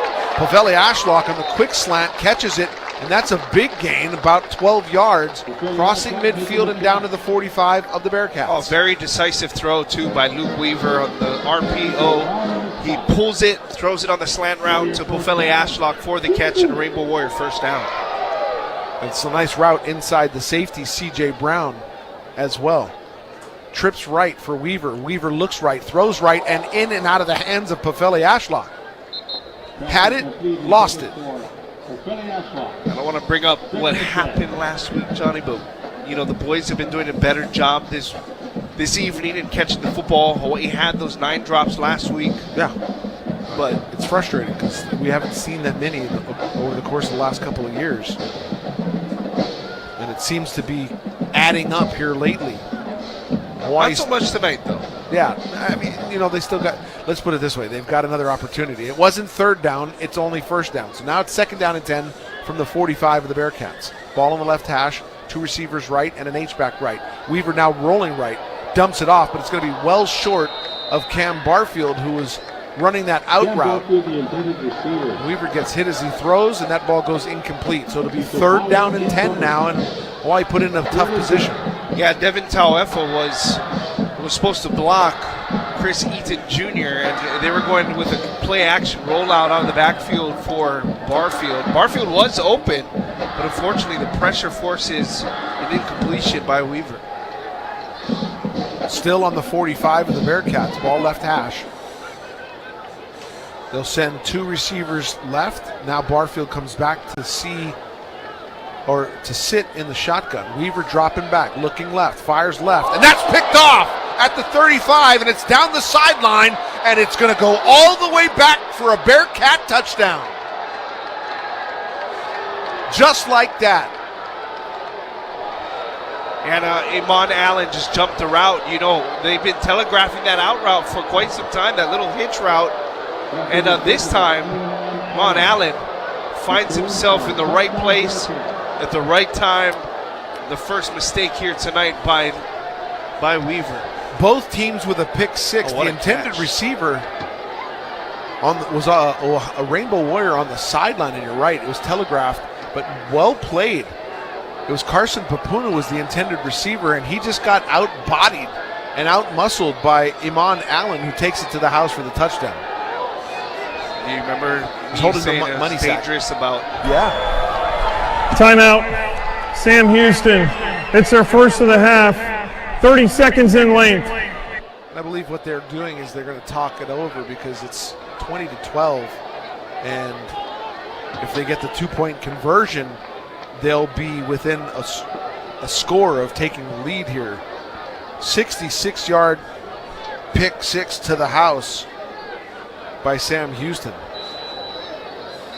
So how quickly does the air get real heavy and the sails just go limp here in the stadium because it's just all Sam Houston right now. Well, Sam Houston doing a nice job. You look, Hawaii's moving the football. Yeah. And they were doing it methodically, you're right. They were, and then Luke Weaver makes a bad decision, and that bad decision unfortunately turns into a pick six. Crowd seems to be a bit stunned here. There is a bigger student section than when this game first started. They decided they're going to go ahead and kick the point after. So with 3:18 left to play here in the third quarter, and after a 66-yard interception return for a touchdown by the Bearcats, the point after attempt is up, and it's good. 20-13 is your score with 3:18 left in the third quarter. And Mark, they'll get the ball back and have another opportunity here, but this is getting a little closer, and you just said a little while ago that you were uncomfortable with the lead. Yeah, I was, because, Hawaii was moving the football, but stalling out a little bit. And, Luke Weaver makes one bad decision, and that turns into a pick six. Is now Weaver 18-32, 196 yards and one touchdown with that interception. And it's only one possession game here. And overall, John, Hawaii's dominating the total yards, too. Sam Houston only has 133 yards of total offense to Hawaii's 255. Yeah, and you could add the pick sixes on both sides. It's very rare that you get a pick six from both teams. Both teams do have one now. Well, it's very lopsided, but the score doesn't show that. Right.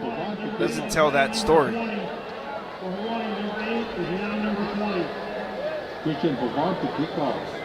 I appreciate not hearing the referee talking about the number change. Bearcats send the kickoff, and it will come down at the 1 yard line and then bounce forward. So Barfield's going to have to take it. It's to the 15, to the 20, spins away from a guy and very close to the 25, which was be the original spot, but he gets to the 24, and that could have been bad, really bad. If you're going to just let that go into the end zone and it might be short, why not just fair catch it? Good point. Just fair catch it. You're absolutely right. Why give all of us the stress of that? That could have just been disastrous for Hawaii. But fortunately for them, they have the football at the 24-yard line. Credit Barfield, 23-yard return on the kickoff, gets it to the 24-yard line. That's where Hawaii will have it, 1st and 10, with 3:12 left to play in the third quarter, up 20-13. Luke Weaver and company. Ball right hash. Sims to his right in the shotgun. 2 receivers either side. Weaver, handoff Sims.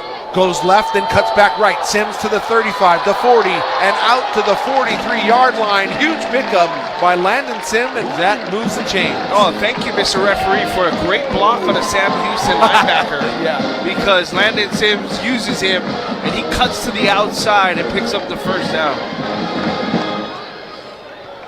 Max Ware trying to get a block out there for him. 2 receivers either side now for Weaver. Right hash, 1st and 10. Weaver dropping back, under pressure. Weaver gets away from the pressure, now running it himself. He's to midfield and all the way across the 45 and inside to the 42-yard line. That's where they'll spot him, and another first down for Hawaii. Oh, great job by Luke Weaver. He was under heavy pressure, steps up in the pocket. Henderson makes a tackle on him, but not before.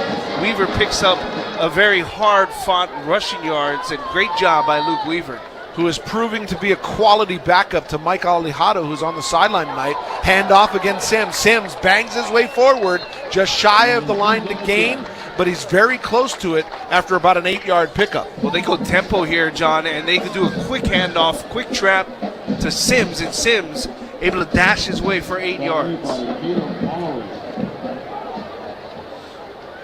So 2nd down and 2 on the 36 for Weaver. He's got trips right, single receiver left. Weaver dropping back, looking right. Weaver dumping it off. That is a dangerous pass, but caught by Uliata, and that is a first down. Uliata had to grab that one away from a defender. Oh, that is a very dangerous throw in triple coverage, but Uliata does a nice job of securing the catch and picks up a Rainbow Warrior first down. 9 yards on the reception brings up 1st and 10 on the 27 of the Bearcats. 2 receivers either side. Weaver and Barfield in the shotgun. Barfield moves from right to left. Handoff Barfield, flag goes down.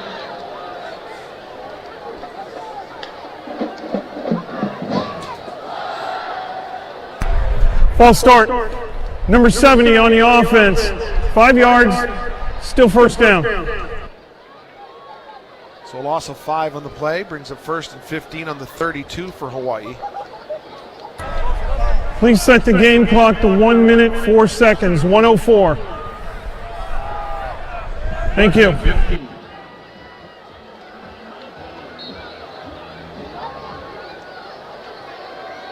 Two receivers either side for Luke Weaver. Ball on the 32-yard line. Weaver and Barfield, who moves from right to left of Weaver. Weaver fakes the handoff, fakes the throw, now finally throws it out to the left sideline, and it's caught by Brandon White, who makes his way upfield, gets up a little slow, but he does a good job of moving it up the field, and there's an injured Hawaii player. That's Ethan. Timeouts for an injury to an offensive player.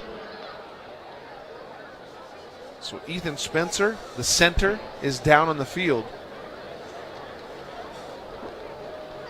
We mentioned that Kuapehopa is in there. Judah Kayo would be the next guy up, I think, at center. Does he get center reps too? He does.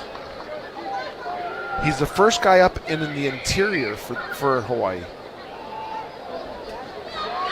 But I might be wrong, and they could bring in somebody else, as they have in the past.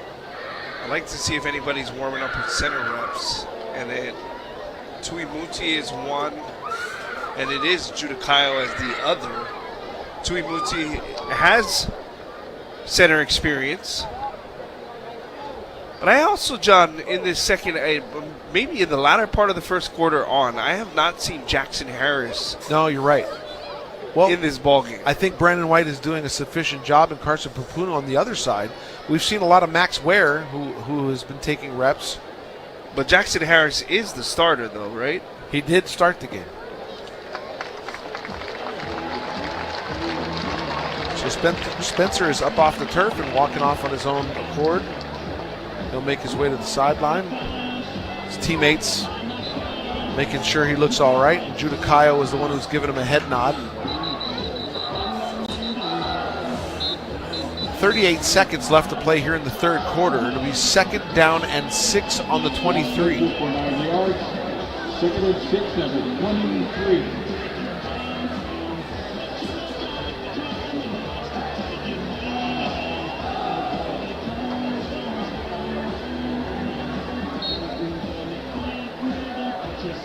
From the 23-yard line, Hawaii will try to get this one as time is ticking.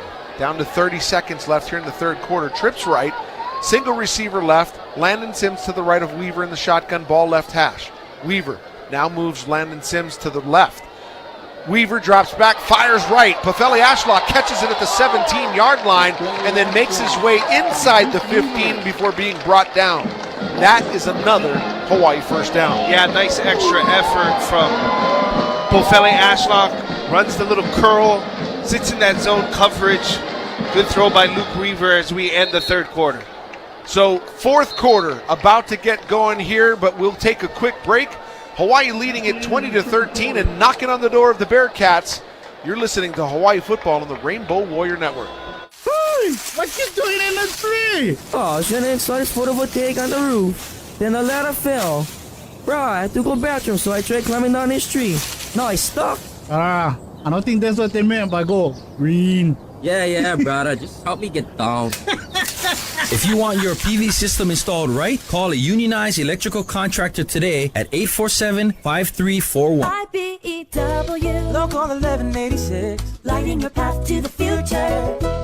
Fans, the clock is ticking. The 30% federal solar tax credit ends December 31st, 2025. That's your chance to save thousands, but only if you get in the game now. Here in Hawaii, solar is a winning play every time. Lower your electric bill, protect against rising rates, and score big on savings. But just like football, if you wait too long, you'll miss your shot at the end zone. Call 808-784-8891 or visit solartechindustries.com. From sunrise to sunset, SolarTech Industries is your best bet.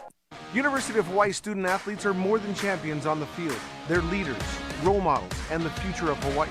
Join us for a Hawaii's Team Drive, a fundraiser for University of Hawaii Athletics, Tuesday, September 9th on KH12. Let's come together to keep Hawaii's team strong. Every dollar stays here, supporting scholarships, nutrition, travel, and more.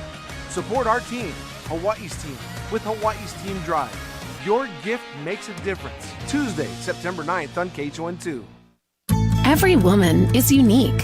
And because women's bodies are different from men's, so are many of their health needs. At Hawaii Pacific Health, we believe every woman's healthcare should be unique to her. From health screenings and well woman exams to pregnancy, bone and joint care, heart health, cancer care, and senior needs, our expert teams provide personalized care for women of all ages. Learn more at hawaiipacifichealth.org/women's centers. Hawaii football on the Rainbow Warrior Network. Brought to you by Hawaii State Federal Credit Union. Always right by you. Final 15 minutes here at the Clarence T.C. Ching Complex. Hawaii leading at 20-13 and knocking on the door. 1st and 10 from the 13-yard line. Fourth quarter brought to you by Waialae Plumbing and Construction. They solve challenges. And Mark, Hawaii is playing pretty decent there in the third quarter, except for the pick six. Check this out, John. Sam Houston, through 3 quarters, has only 133 yards rushing. 133 total yards tonight. Excuse me. Unreal. Final 15 here, getting going. 1st and 10 from the Bearkats 13. Demarcus Davis in at quarterback. He's got trips left. Now he'll send a man in motion. That's Sims. Davis in trouble in the backfield, but spins off of a tackle and manages to get back to the original line of scrimmage and still going. He'll gain 2. I don't know how, but he was stopped in the backfield. And Demarcus Davis gets a couple of yards out of what would have been a sack before Luke Weaver comes back in. There is an injured Hawaii player, and that appears to be somebody dealing with cramps. An offensive lineman laying down. Oh, see, John, they're gonna call the timeout for Hawaii. But they didn't spot the ball, did they? They just. Oh no. Okay, no. Hawaii used. Yeah. Hawaii used their timeout earlier. Right. I apologize. So what Mark is talking about is this new rule where players were feigning injuries, which is basically the word for fake.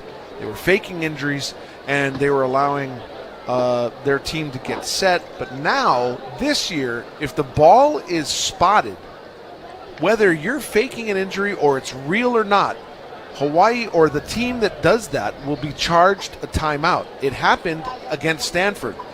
One of Hawaii's players was suffering cramps, but the ball had already been spotted, and while he was dealing with those cramps for real, it was something that, with the new rule, the ball was spotted, and a charged timeout was taken away from Hawaii.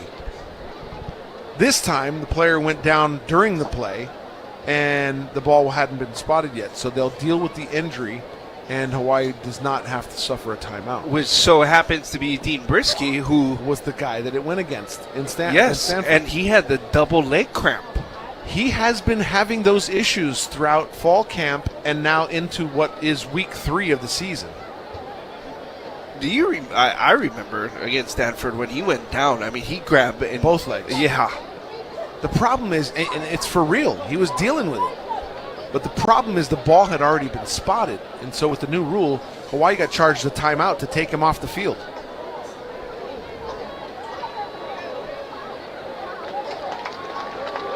So he'll walk off at his own, but it is a limp that we see. Now, we're not sure who will replace him. There are a couple of guys that can do it. KT Carter, Boogie Henderson,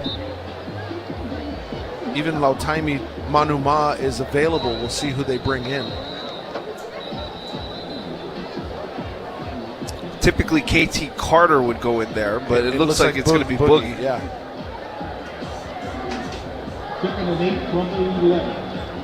So it's 2nd and 8 from the 11 of the Bearcats. It was a gain of 2 as Demarcus Davis, the backup quarterback, to the backup. Marmar got a couple of yards, but in comes Luke Weaver. So 2 receivers left and an H-back left. 1 receiver to the right. Landon Sims to the left of Weaver in the shotgun. Ball right hash. Weaver dropping back. Quick throw to the slant. Check that, the out route. Pofele Ashlock catches it at the 8, dives forward to the 6, and he's down there. And that's where they'll spot it, making it 3rd down. A quick arrow to the outside, where Hawaii conventionally likes to run that concept with the double slants, with the arrow. Pofele Ashlock doing his best to make some guys miss. Holding on to the football is key there as well, because he's in traffic. Guys are swatting at it. Brings a 3rd down and 3, ball on the 6-yard line after the 5-yard reception. 2 receivers either side for Weaver. Weaver's got Sims to his right. Weaver waiting for the snap. Weaver sends Ashlock in motion from right to left. Handoff, Sims, no, he'll pull it. Ashlock at the 5, into the end zone, touchdown, Hawaii. Pofele Ashlock goes in motion, then runs a quick out route, catches it on the run. Weaver puts it in the perfect spot, and then he runs right into the end zone untouched. Great variation on this, John. They run the double slants in the clear out for Pofele Ashlock in the motion. They hit the arrow route, delivered nicely by Luke Weaver. Is that touchdown brought to you by BMW of Honolulu, the ultimate driving machine. 6-yard touchdown makes it 26-13, pending the PAT from Kansei Matsuzawa. His kick is up, and it is good. Hawaii leading it 27-13.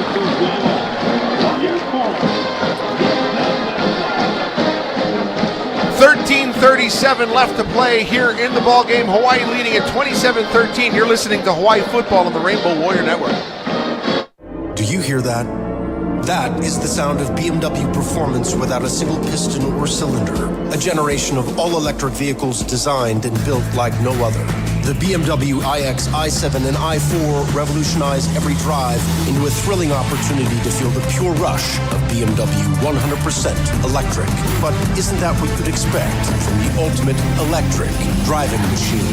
Find your BMW today with a test drive at BMW of Honolulu.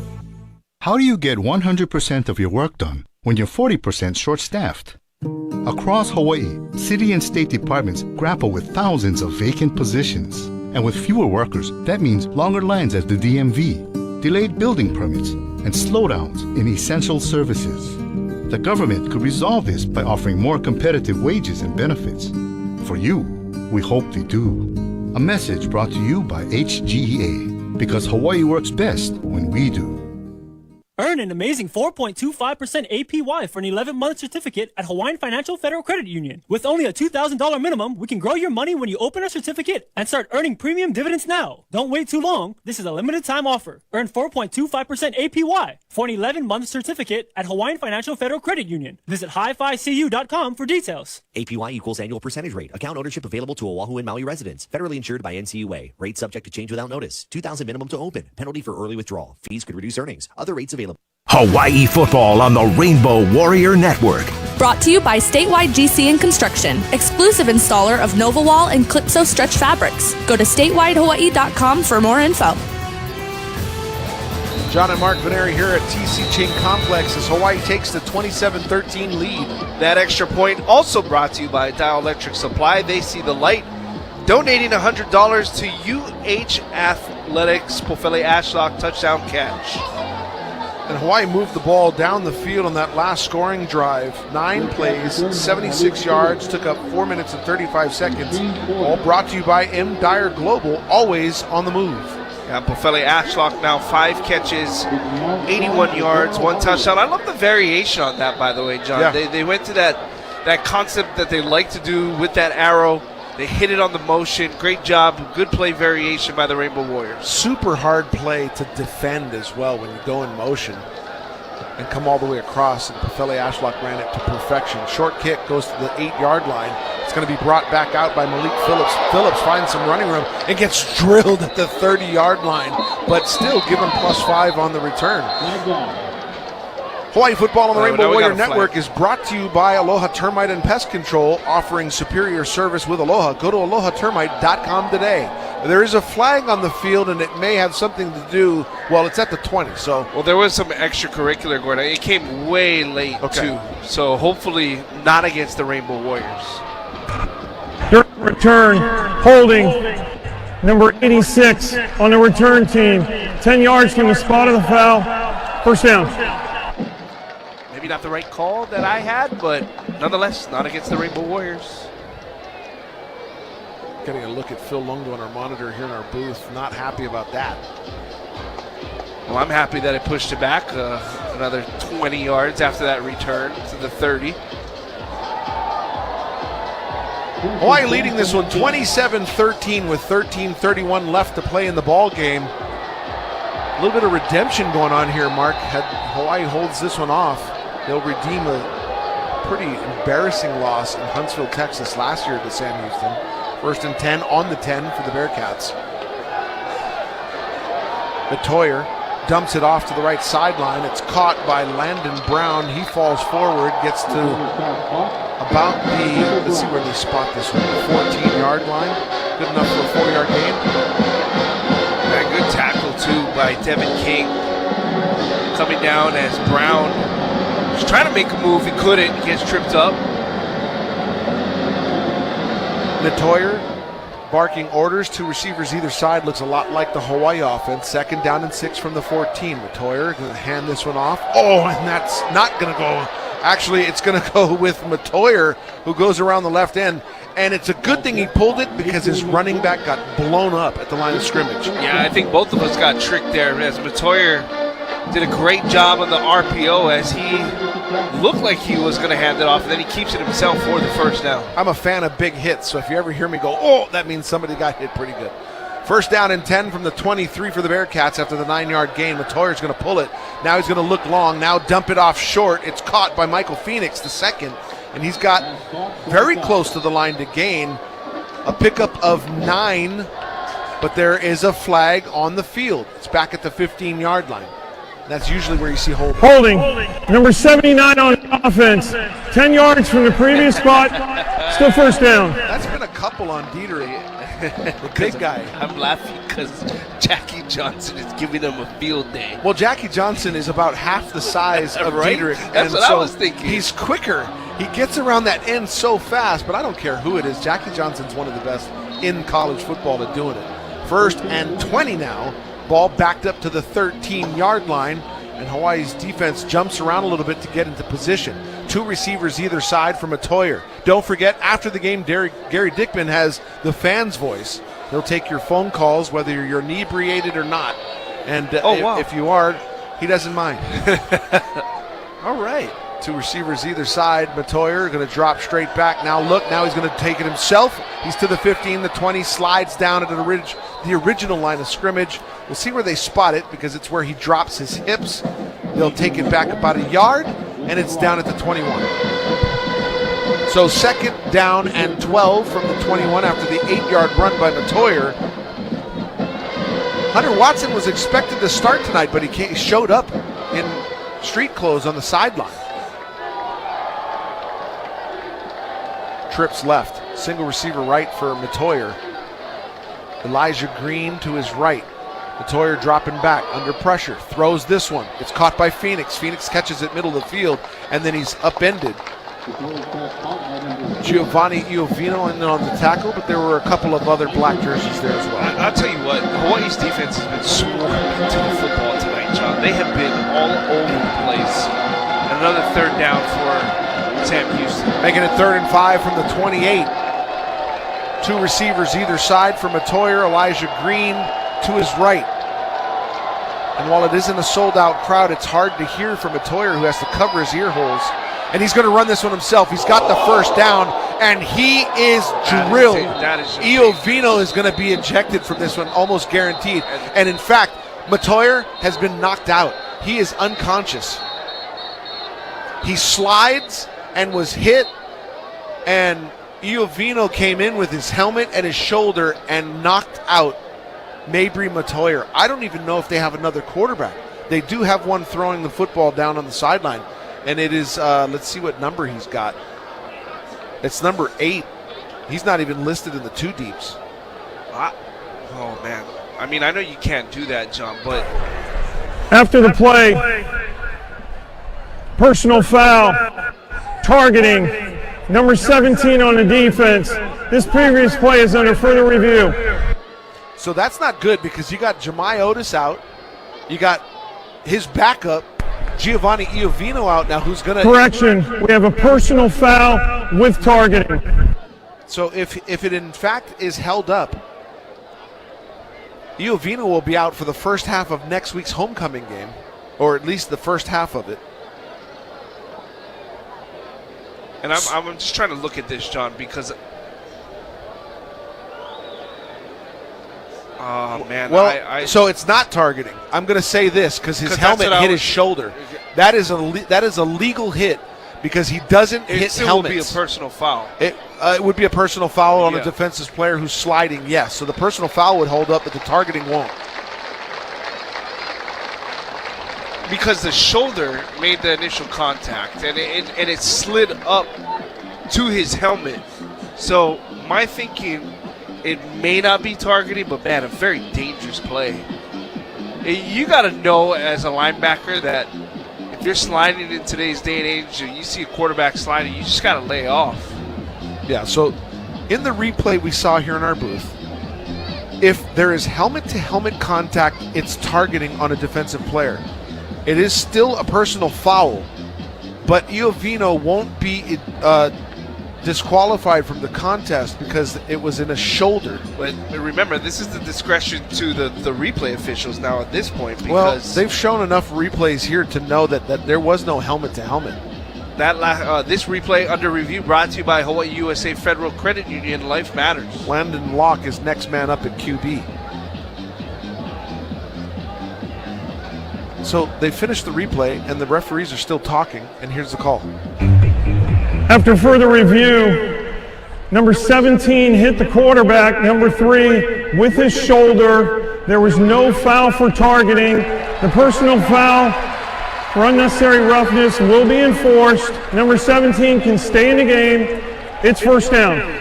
So there you have it. That is the call. That is what we expected from the replays we see in our booth.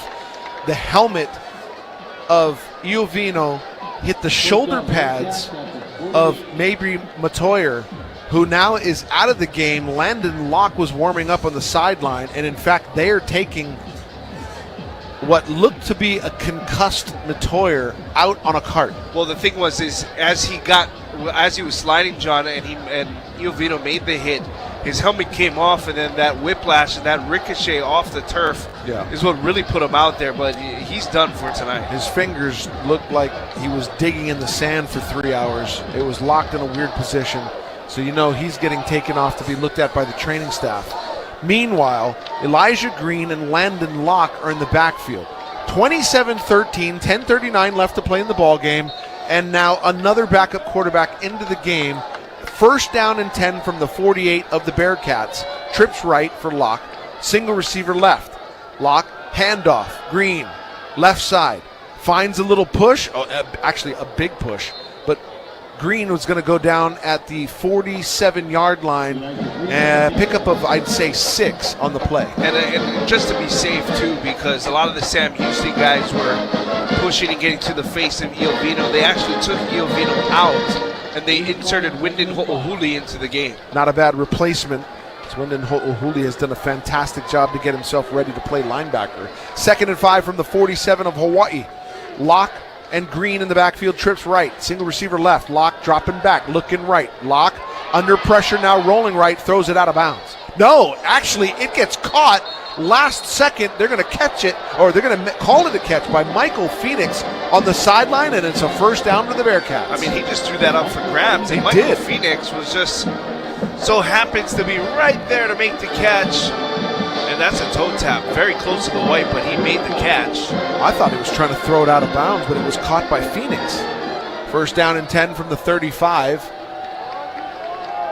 after the 12-yard reception. Ball on the right hash for Locke. Locke, handoff up the middle. Green. Green finds some room to run, but then is met fiercely by some black jerseys. Gain of 2 on the play. Jackie Johnson again off his defensive end position, making the initial hit.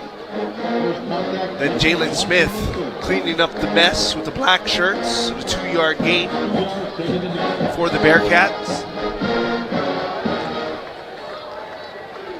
2 receivers right, 2 receivers left. Green in the backfield next to Locke. They're in the middle of the field. Locke looking down. Shovel pass to Green. Green's got a whole lot of room to run. He's to the 20-yard line and finally brought down. Good enough for a first down and a big gain for the Bearcats. Oh, great call by the Bearcats, too, because everybody was coming upfield on the blitz, and then everybody else dropping into coverage, and it really was a subtle shovel pass and a first down. 2 receivers either side for Locke. First down and 10. Ball on the 20-yard line. They run it Another again. shovel pass to Green. Green gets to the 10. He's to the 5. Diving into the end zone. Bearcats scored the touchdown. They ran the same play. They went right back to it for the touchdown. 20 yards for the Bearcats. Very disturbing as Hawaii's defense ran a formation that allowed a shovel pass 2 times in a row to score a touchdown. And so the gap is closed yet again. It's 27-19, Hawaii holding on to a lead with 8:15 left to play in the ball game. Just when you get comfortable, you get uncomfortable. As Sam Houston closes the gap here. We're also being told that Luke Weaver has his right knee wrapped up. It's not iced. He is still playing and was still playing, but that might be the reason why Demarcus Davis has entered the game a couple of times to give him a rest. Lopez's kick is up and it's good. It's 27-20. 1 score separates the 2 teams with 8:15 left to play in the ball game. Timeout on the field. We'll take one as well. You're listening to Hawaii Football. It's getting close, folks, on the Rainbow Warrior Network. I'm Hal. I'm Jerry. I'm Kay-Hao. We got your lumber. We've got your hardware. Bring your lumber list. Email us your list. Bring me your blueprint. We've got you covered. Get a quote from us. Itagyuti listahan nyo kanya. Get a quote from us. Get a quote from us. We've got you covered. We love our customers. Go where the contractors go. Hardware Hawaii. Contractor's choice. 591-4777. 591-4777. Who's got the best deals in Vegas around? Who's got the blood drive? Call 591-4777 today. Vacations Hawaii. Vacations Hawaii. Vacations Hawaii. Good luck, we go play. 591-4777 today. Good luck, we go play. Looking for a great place to watch the Hawaii football game today? Go to Honolulu Burger Company in Kaimuki. They offer you fresh, mouth-watering burgers made with 100% island range-fed beef made to order. Locally owned and operated by a UH alum, Honolulu Burger Company has been the burger place for over a decade. Come enjoy a full bar and order your favorite beverage. Watch Hawaii's game today and enjoy restaurant seating at Honolulu Burger Company at historic Kaimuki, across from Queen Theater. Hawaii football on the Rainbow Warrior Network, driven by BMW of Honolulu. Bearcats close the gap. It's 27-20 with 8:15 left to play here in the ballgame. Let's pause 10 seconds for station identification. You're listening to Hawaii Football on the Rainbow Warrior Network, driven by BMW of Honolulu. ESPN Honolulu is Hawaii's sports leader. KKEA Honolulu, 1420 AM and 92.7 FM. Part of the IO family of companies. So after 10 plays, going 90 yards, seeing their starting quarterback knocked out of the game, the Bearcats managed to run a couple of plays in a row that looked identical. It was a shovel pass where Elijah Green was able to get in the end zone on a 20-yard score. It's 27-20. This one way closer than anyone would have liked. There's a penalty flag thrown on the field. I'm not sure what this is. Is this going against the Bearcats? Yeah, I'm not sure why. I mean, we haven't even done anything.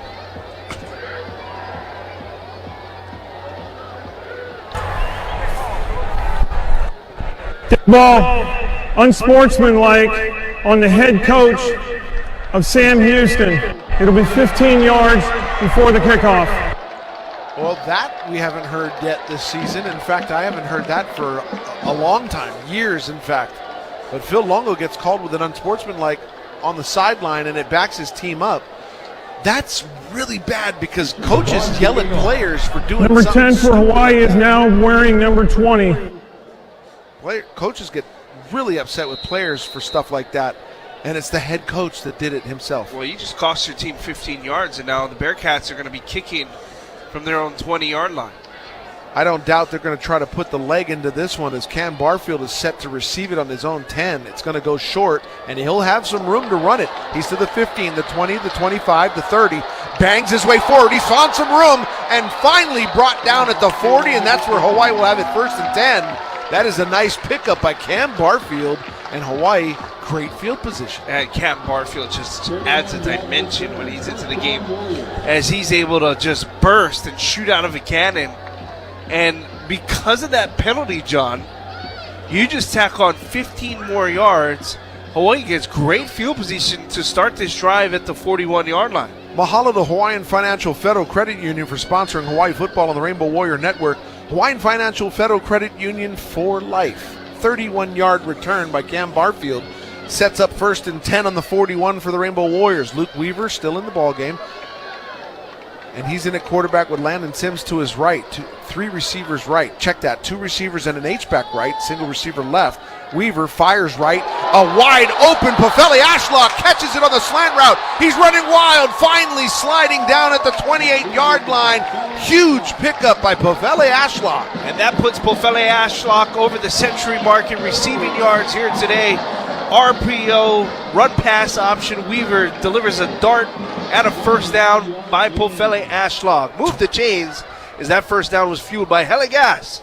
Hele on. 29-yard reception by the slot back, doing a fantastic job of weaving his way upfield. 1st down and 10 from the 30-yard line of the Bearcats. 2 receivers either side. Luke Weaver with Sims to his right. Fakes the handoff. No, he does give it to Sims, who finds some running room, goes right side. He cut left, then went back right, picks up 5. Yeah, Pofele Ashlock, by the way, John, just going back to that. 6 catches, 110 yards, and 1 touchdown here today. Landon Sims also 11 carries, 58 yards on the ground. We're at 7 minutes left to play in the ballgame. Hawaii leading at 27-20. 2nd down and 5 on the Bearcats' 25-yard line. Ball on the right hash. Hawaii huddled up. They'll break the huddle now. They'll come up with 2 receivers to the right, H-back and receiver left. Play clock at 5. They got to get this one off. 2, 1, they do. Weaver, quick pass to Pofele Ashlock again. Makes a guy, no, that's actually Brandon White. Quick slant. Brandon White looked like he was running really fast. Put on the brakes, gets the 1st down. It's down at the 15. I think we've just been so used to Pofele Ashlock running that slant, Johnny. But Brandon White, again, the RPO is really doing a nice job for the Rainbow Warriors, and they find Brandon White for a 12-yard 1st down. 13-yard gain. So they're going to call it a 13-yard gain. Tit for tat. Well, you know what? I'm going to give it to Keegan because he needs some love. Ball on the 12-yard line, 1st and 10 for Hawaii. 6 minutes, now under 6 minutes left to play in the ball game. Weaver, 2 receivers left, single receiver right. Weaver dropping back, looking right. Weaver now looking like he wants to run. He does. He's to the 10, slides down at the 8-yard line. We'll see where they spot it. They're going to say they're going to give it to the 10-yard line. See, that's why I'm in favor of kind of diving forward a little bit, like you're sliding into first or second base, that is, trying to avoid a tag or getting into second. Well, diving forward makes him a runner. Sliding makes him a defensive player. 2nd down and 8 on the 10-yard line. And I'm okay with Hawaii taking their time here, John. Milk some time off the clock. You're in Kansei Matsuzawa's field goal range. Make it a 2-possession game here with 5:12 remaining. Trips left, single receiver right. Weaver right hash, looking left. Weaver now rolling right. Weaver trying to get out of trouble, throws it into the turf. He had a receiver in the vicinity, but also out of the tackle box. Smart move. Not trying to force it. Clock stops at 5:03. Hawaii leading at 27-20 and trying to extend the lead. Like you said, Mark, a field goal would be nice. A touchdown would be even better. 3rd down and 8 from the 10. Hawaii huddling up. Play clock down to 17. We've seen a lot of tempo moving on this offense, but right now they're going to take some time and inch away at the time on the clock. 5:03 is where it's at. 2 receivers either side. Weaver just inside the right hash. Weaver looking left. Weaver running it. Quarterback draw to the 10, to the 5. Weaver diving forward, finally getting brought down at the 2-yard line. And that is a Rainbow Warrior 1st down. Hey, tip of the cap to you, Luke Weaver. Leaving your body on the line for this football team, knowing that, hey, you're QB2, but QB1 here tonight, leading your team down the field. He lowers his shoulder, fights for the extra yards. It's 1st and goal, Hawaii. Gain of 8, 1st and goal from the 2-yard line. And it's Brandon White in the Wildcat. Now Weaver back in the shotgun at quarterback. All kinds of movement. Weaver dropping back, looking to the end zone. Hits Landon Smith, diving forward. He's at the 1-yard line, and a penalty flag comes out late. Landon Sims comes out of the backfield, runs that out route that he scored on earlier, and he has to dive forward, gets to the 1, but the penalty flag is on the field. So there is actually 2 penalty flags, one on the 1-yard line, one in the end zone, but the one in the end zone has been picked up. And the referee looks like he wants After further discussion, there's no foul for offensive pass interference because the ball was caught at or behind the line of scrimmage. 2nd down. So there's a possibility that there could have been what would be a pick route, and instead, because it was caught behind the line of scrimmage, Landon Sims diving forward, there's no penalty on the field. So now it will be, what is it? 2nd and goal from the 1. We'll call it the 3/4 of the 1.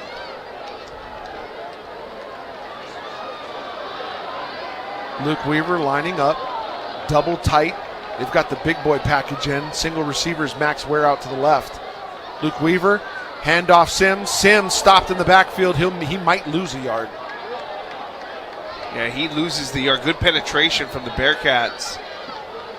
Man, this is a pivotal 3rd down. If you're Hawaii, you want to get into the end zone here. You want to punch this one in.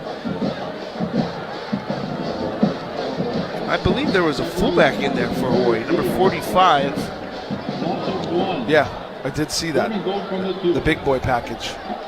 They use a number of guys. I think he's listed as a tight end. Kawanohi Kanehu. Kai Hinui, that is. They're still in the huddle, and they're going to call a timeout. Hawaii has 2 to spend. Timmy Chang waits till the clock ticks all the way down to 1 before calling the timeout.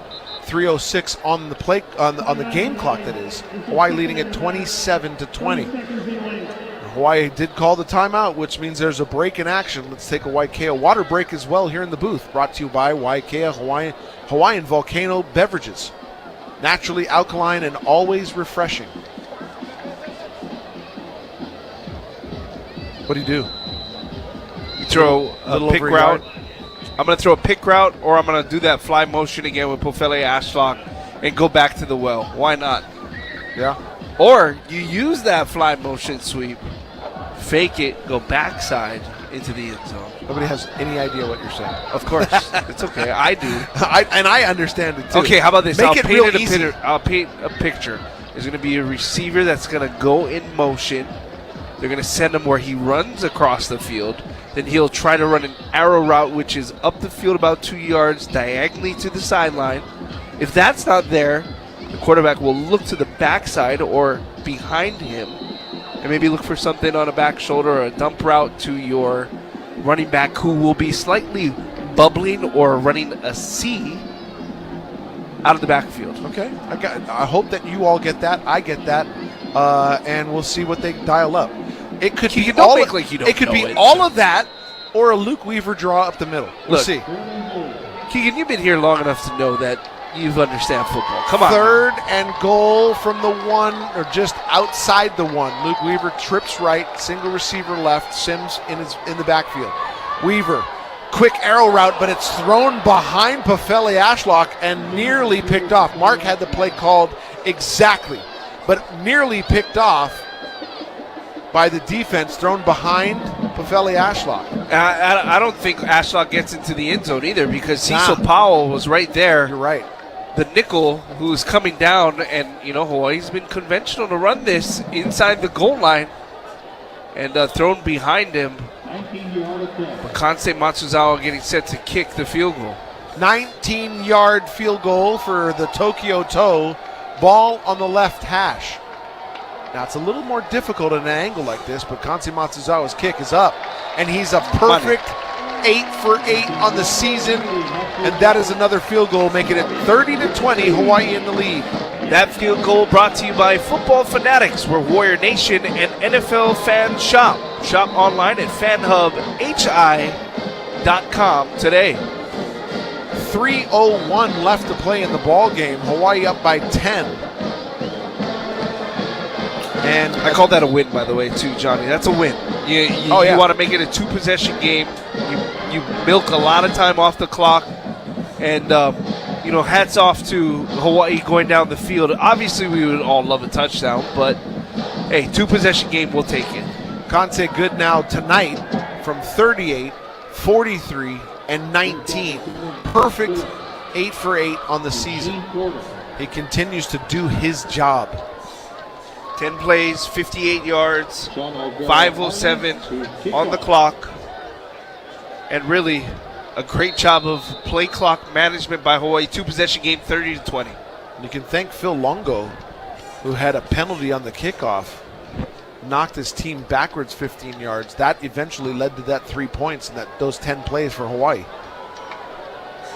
Kickoff received by Malik Phillips at the 5-yard line. Ooh. Knocked down at the 22-yard line. Nice tackle by Hawaii's defense team on the kickoff. Alika Kavako Amoy from Puraho High School. Oh, nice hit. Yeah, he's happy he did his job on that one. 19-yard return. And that'll make it first down. We're under 3 minutes here to play. It's homecoming next week against Portland State. A team that's struggling. They're 0-3. It's also homecoming for John Kiawe Sagapolutele. Transferred. He's now at Portland State as a quarterback.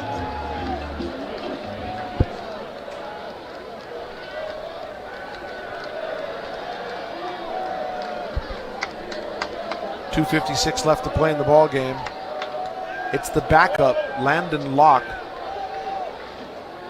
who hands it off, and his running back actually gets tripped up in the backfield. There was nobody there. He just tripped on the turf monster. Falls forward. That's Elijah Green. Yeah, Landon Locke, the backup to the backup. Elijah Green, not much running room, and Hawaii doing a nice job. 2-yard gain on the fall forward makes it 2nd down and 8 on the 23. Locke dropping back, looking downfield, fires to the sideline, and there's no intended receiver there. But he was under a great deal of pressure in the backfield by the black jerseys. Hawaii continues to put a great deal of pressure on the quarterback. Where's the penalty flag, though? There's a flag on the field. Or is there not a flag on the field? I thought there was, but there isn't. 3rd down and 8 from the Bearcat 23-yard line. 3 receivers left, 1 receiver right for Landon Locke. Locke dropping back. Locke looking over the middle. Almost picked off by Jalen Smith. Had it in his hands, and then it was deflected.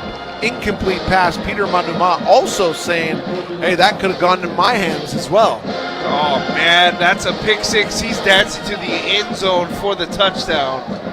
Oh, man, Jalen Smith had that perfectly read. 4th down and 8 from their own 23, and they're going to go for it. Trips left, single receiver right for Landon Locke. Elijah Green to his right in the backfield. Ball right hash. Locke clapping his hands. He's got it. He's dropping. He's rolling. Fires to the left sideline, and this one's going to go well out of bounds. Oh, you're not going to call that. Oh, man, they did. They did on Devin King. Devin King, some contact there with the receiver, Avion Smith-Mack, down the left sideline. And all of the Hawaii coaches were running up and down the sideline saying there is no way that was PI. That ball wasn't even catchable. He was throwing it away into no man's land. He's not going to even catch that ball. That ball was just being thrown away. Yeah, there is contact. I can see why they called After further discussion, there's no foul for defensive pass interference. The result of play is an incomplete pass. It's a turnover and downs. 1st down, Hawaii. Oh, I absolutely agree with it. Yeah, it was an uncatchable ball. And he was trying to throw it away, though. I thought. I'm thinking that you're right on that one. It was a ball that was thrown well out of bounds. Dennis Thurman talking to the referee. I love Dennis Thurman. He's got a smirk on his face. He's smacking his gum. The referee's looking like I just really don't want to hear him. But there's a lot of joking around going on. You never know really when Dennis Thurman's being serious or not, especially with us. But he has done a good job for Hawaii's defense in the last couple of years. 1st down and 10 for Hawaii from the Bearcat 23. Luke Weaver and company will come out with an H-back and receiver left, 2 receivers right. Landon Sims to the left of Luke Weaver in the shotgun. Ball left hash. Devon Toefa will move from left to right. H-back right now. Handoff. Sims goes right side behind the block. He'll move forward. There's a little surge, but they're met at the line of scrimmage, and that's where he goes down. No gain, maybe an inch or 2 they might call. 2:06 left to play. And the Bearcats call a timeout. They're second. They've got one, each team now has only 1 remaining timeout. Well, they put 2 more seconds back on the clock to make it 2:08. They'll stop the game again at 2 minutes for the 2-minute timeout. I'm kind of wondering, John. What are you wondering, Mark? What did Phil Longo say to the referee to call that 15-yard penalty? Because that really did cost them on that drive for those 3 points for the 2-possession game. I'm not putting words in his mouth, but I'm pretty sure it was an expletive.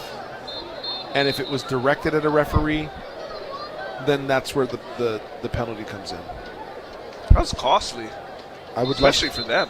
Just me being the sick self that I am, I would love to hear what he said. I hope you have a great flight back to wherever you came from. To the referee. I mean, he was complaining about the mileage, 4,300 miles coming here, so it'll be a long road home. 2nd down and 9 for Hawaii on the Bearcat 22 after a gain of 1 yard. Tightly packed receivers and H-back left. 1 receiver right. Handoff. Sims met at the line of scrimmage, bangs his way forward. Another 1-yard pickup brings up 3rd down. And the 2-minute timeout gets blown. And we will take one here in the booth as well. That 2-minute timeout brought to you by Fastletics, weight training, sport speed training, recovery session. Go to fastletics.com today. Hawaii up 30-20. You're listening to Hawaii Football on the Rainbow Warrior Network. This football season, stay cool and go green with Malona Ice Cream. ESPN Honolulu is teaming up with Melona Ice Cream Bars to bring the flavors to every UH football tailgate. Come by our tailgate tent and beat the heat with free Melona giveaways. Available at Costco, Foodland, Safeway, and 7-Eleven stores. Go green with Melona. It's the coolest way to cheer on the Bows. Every woman is unique. And because women's bodies are different from men's, so are many of their health needs.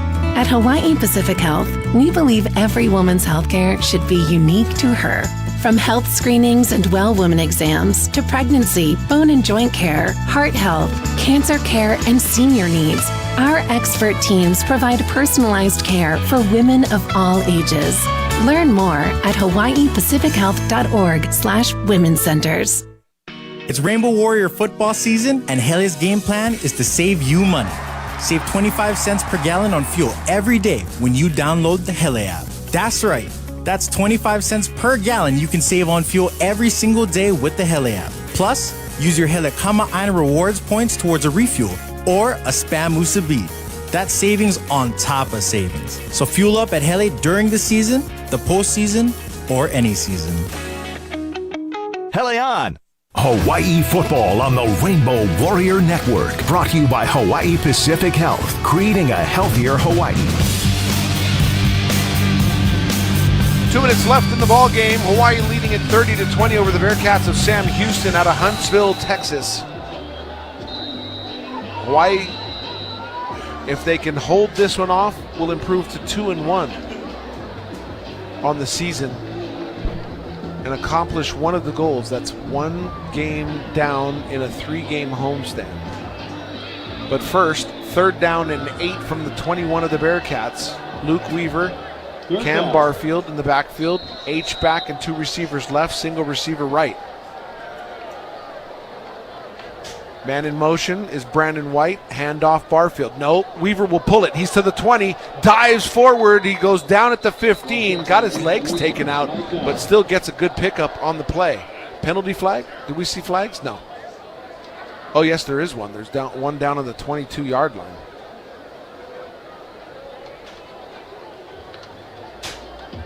Will this be coming back?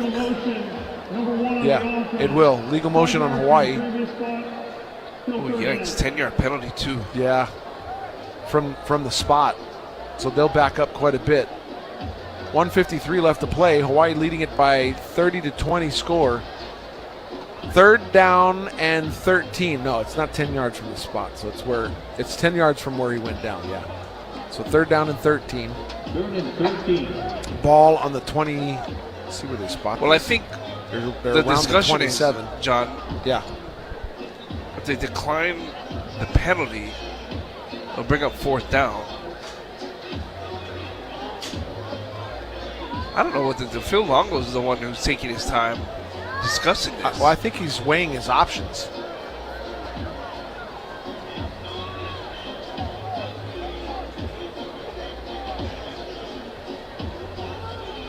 I'm trying to think about it too.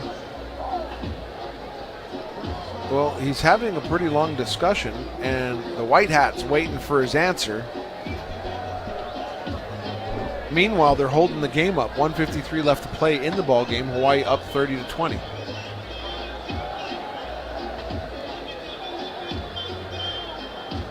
Well, we shall see.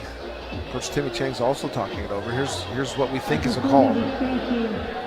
Sam Houston has declined the foul. The result of the play, it'll be 4th down at the 15-yard line. The clock will start on the snap. So 4th down from the 15. That, I don't know. I question that a bit because he's only got to go 2 yards for a 1st down. I mean, clearly Hawaii's going to go for it. Or you could kick the field goal. It's still 2 possessions. Yeah, regardless. you could kick the field goal, and that puts it even more out of reach. Or you go for it, get the 1st down, and call it a day. Yeah. Either way, you're up 2 both, possessions. Both teams have 1 timeout. So it's 4th down and 2 from the 15-yard line. Hawaii 2 receivers right, H-back, single receiver left. Cam Barfield in the backfield. Luke Weaver waiting for the call. Ball right hash. And play clock down to 1. Coach Timmy Chang calls a timeout. Timeout, Hawaii. It's their third and final of the half. One thing different now about college football, you cannot bark out a snap count to try to draw the team off. As John's in the booth doing it at the same. No, yeah, time. you can't do any over exaggerated movements at a quarterback. Whether you're a receiver, you can't clap your hands. You can't do any of that. It does look like Kansei Matsuzawa on the big screen here. I mean, man, what a story this is for him. Why he's called a timeout with the break in action. It's also a Waikea water break, brought to you by Waikea Hawaiian Volcanic Beverages, naturally alkaline and always refreshing, thanks to our friends at Waikea. So what do they do here? Let's check it out. You go for it. Yeah, I mean, to really, I mean, you got 2 yards. You got to get the 2 yards, first of all. And even if they don't get it, John, they pin Sam Houston back. Still a 2-possession game. You force them to drive 85 yards, but you hope that they get the first down. H-back, 2 receivers left, single receiver right. Barfield in the backfield next to Weaver. Motion is Devon Tauefa to the end zone. Luke Weaver, Poveli Ashlock. It's a touchdown! Hawaii said, take that! The corner route is a score, and just like that, this one, you can call it a day. Oh, what a gutsy play call from Coach Timmy Chang. Dialing up. They called that a little spot action. They got the slant, they got the arrow, and then let me just find a little Poveli Ashlock in the corner around in the back in the end zone for the 15-yard touchdown to the Holly. Perfect touch pass from Weaver to Poveli Ashlock. That was a great catch and pass combination. That touchdown was brought to you by BMW of Honolulu, the ultimate driving machine. And that extra point brought to you by Dielectric Supply. They see the light, donating $100 to UH Athletics. Put a bow on this one. Great pitch and catch from Luke Weaver to Poveli Ashlock for the touchdown. 7 catches, $126, 2 tutties. That's my man right there, Poveli Ashlock. 37-20 with 1:47 left to play. Rainbow Warriors didn't have to go very far. 4 plays, 23 yards that ate up 28 seconds, capped off by the 15-yard touchdown. Moving the ball downfield, near scoring drive, brought to you by M. Dyer Global, always on the move. Johnny, also Luke Weaver, 27 of 43. 294, 3 touchdowns. Also has 10 carries for 36 yards. I tip my hat off to you, young man, for stepping up at a big occasion, playing against a team that did a number on us last year. He comes in, fills in nicely for Micah Alejado, and does a great job here tonight. So the question now is, if he's okay, do you bring him back? We're talking about Micah Alejado. We'll talk about that post. Or do you leave Luke Weaver in for one more week? We'll talk about that in our post game, and I'm sure you'll have your questions. Kickoff to the 12-yard line, brought out by Malik Phillips. He'll go left side and then brought down at the 21-yard line. Some pushing and shoving here. Lester he's just got his hands up and, being double teamed, getting hit. Referee saying, hey, just let it go. And still not going to the ground as he's, just like, you guys aren't going to do anything to me, because I'll take care of that my way. But I'm not going to do that because Coach Chang will be pretty upset about that, so I won't do it. So Landon Locke in on relief of Mabry Matoyer, that is, who suffered a vicious hit by a Hawaii player, Giovanni Iovino. Locke with first down and 10 from his own 22-yard line after a 15-yard return. 1:40 left. Hawaii up 37-20. Locke throws to the right sideline. It's caught by O'Neal. O'Neal finally being driven out of bounds at about the 29-yard line. We'll see where they spot it, possibly the 28. Goes out of bounds. It stops the clock. 1:33.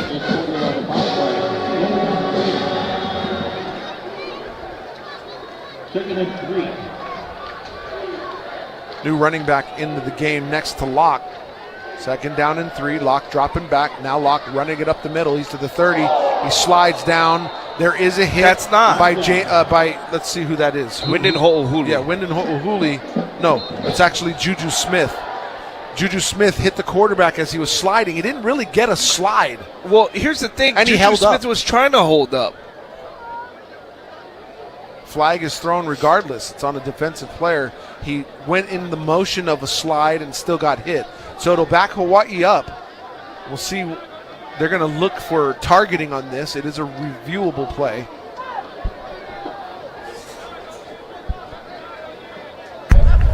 After the play, personal foul, unnecessary roughness, number 7 on the defense. It'll be 15 yards added to the end of the run.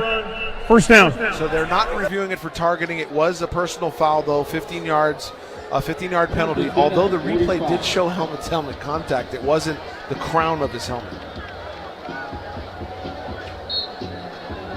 First and 10 from the 45 of the Bearcats. Oh, now they're getting the review. Yeah, here. so I think they're going to review whether or not Juju Smith, his helmet hit the helmet of the quarterback. Please reset the game clock to 126. Okay. Oh. 126. It's always reviewable. Thank you. When there's a hit on a defensive player, it is reviewable, but they didn't call the possible targeting. But it is a personal foul, making it first down and 10 from the 45. Locke all alone in the shotgun, 2 receivers right, 3 receivers left. Calling for ball, looking left, throws the short route. That goes to his receiver at the 50-yard line. Nice move, gives him the first down to the 45 of Hawaii. Malik Phillips, the intended receiver, catches it for the first down. 2 receivers either side now, and the whistles will blow this one dead. 1:18 left to play. Hawaii leading at 37-20. Don't forget fans' voice right after this with Gary Dickman. And don't forget the Timmy Chang Show. After Wednesday. further discussion, it's second down. Thank you. So they didn't give him the first down. He's inches short. There we go. Second down and 1 from the 46. Gain of 9 on the play. Timmy Chang Show Wednesday from Ruby Tuesday, Moanalua. You can come down and catch it live for yourself in person, and then the TV broadcast of that show Thursday at 6 on K-High, and then again on Friday on KH1-2, leading up to homecoming against Portland State.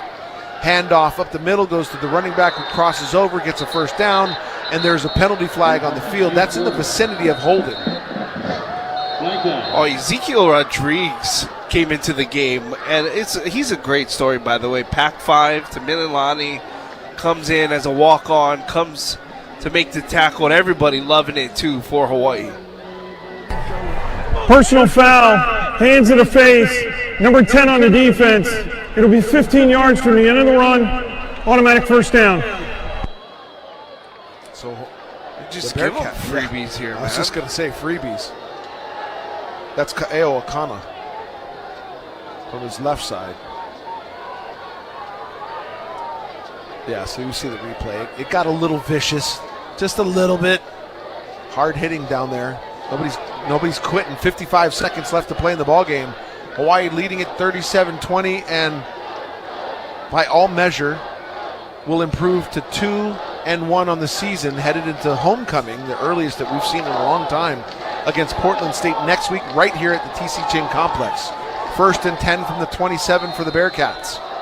2 receivers either side for the backup of the backup, Landon Locke in the game for the injured Mabry Matoyer.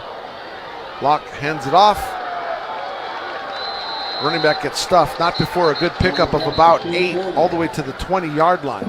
Hawaii now putting in a bunch of reserves into the ball game, and rightfully so, getting to play here towards the end. Clock ticking to 35. 7-yard gain on the play. Rodriguez also in on the stop on that one. 2nd and 3 from the 20 of Hawaii.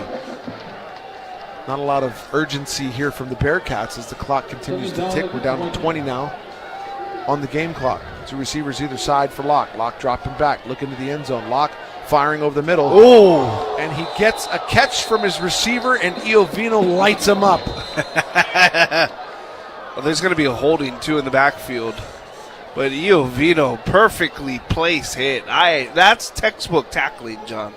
He's like a storm in the middle, just turning the lights out of receivers. Holding. Number 75 on the offense. 10 yards from the previous spot. Still second down. 12 seconds left to play until Hawaii can notch a win in the win column. 75. Yeah, he's right in the middle. Judo toss. Oh, yeah, he definitely judo Then tossed. Fino. Oh, yes. Mark, remember, we're on the radio. You got to tell people I know. what to see. He's just hitting everybody. How about that? Hitting everybody last Small play right kind here. cracks. 2nd and 14 from 21. Locke looking to the end zone. Locke now rolling right. Fires downfield, but that's going to be out of bounds and incomplete. No time on the clock. Hawaii improves to 2-1 with a win over the Bearcats of Sam Houston. 37-20 your final score. We will have much more here from TC Ching Complex, including we're looking for Luke Weaver on the field. We'll have that momentarily, but we'll take a quick break from the booth. 37-20 your final. This is Hawaii Football on the Rainbow Warrior Network. For 48 straight years, Ford F-Series have been the best-selling trucks in America. We got here by engineering breakthrough technology, redefining Built Ford Tough, and never settling for second best. But what's really made Ford F-Series the #1 selling trucks in America is you. Ford F-Series, Built Ford Tough. Based on 1977 to 2024 calendar year total sales. Battery Bill. Battery Bill. For cameras, computers, cars, or scooters. For trucks, boats, jet skis, remotes. Battery Bill.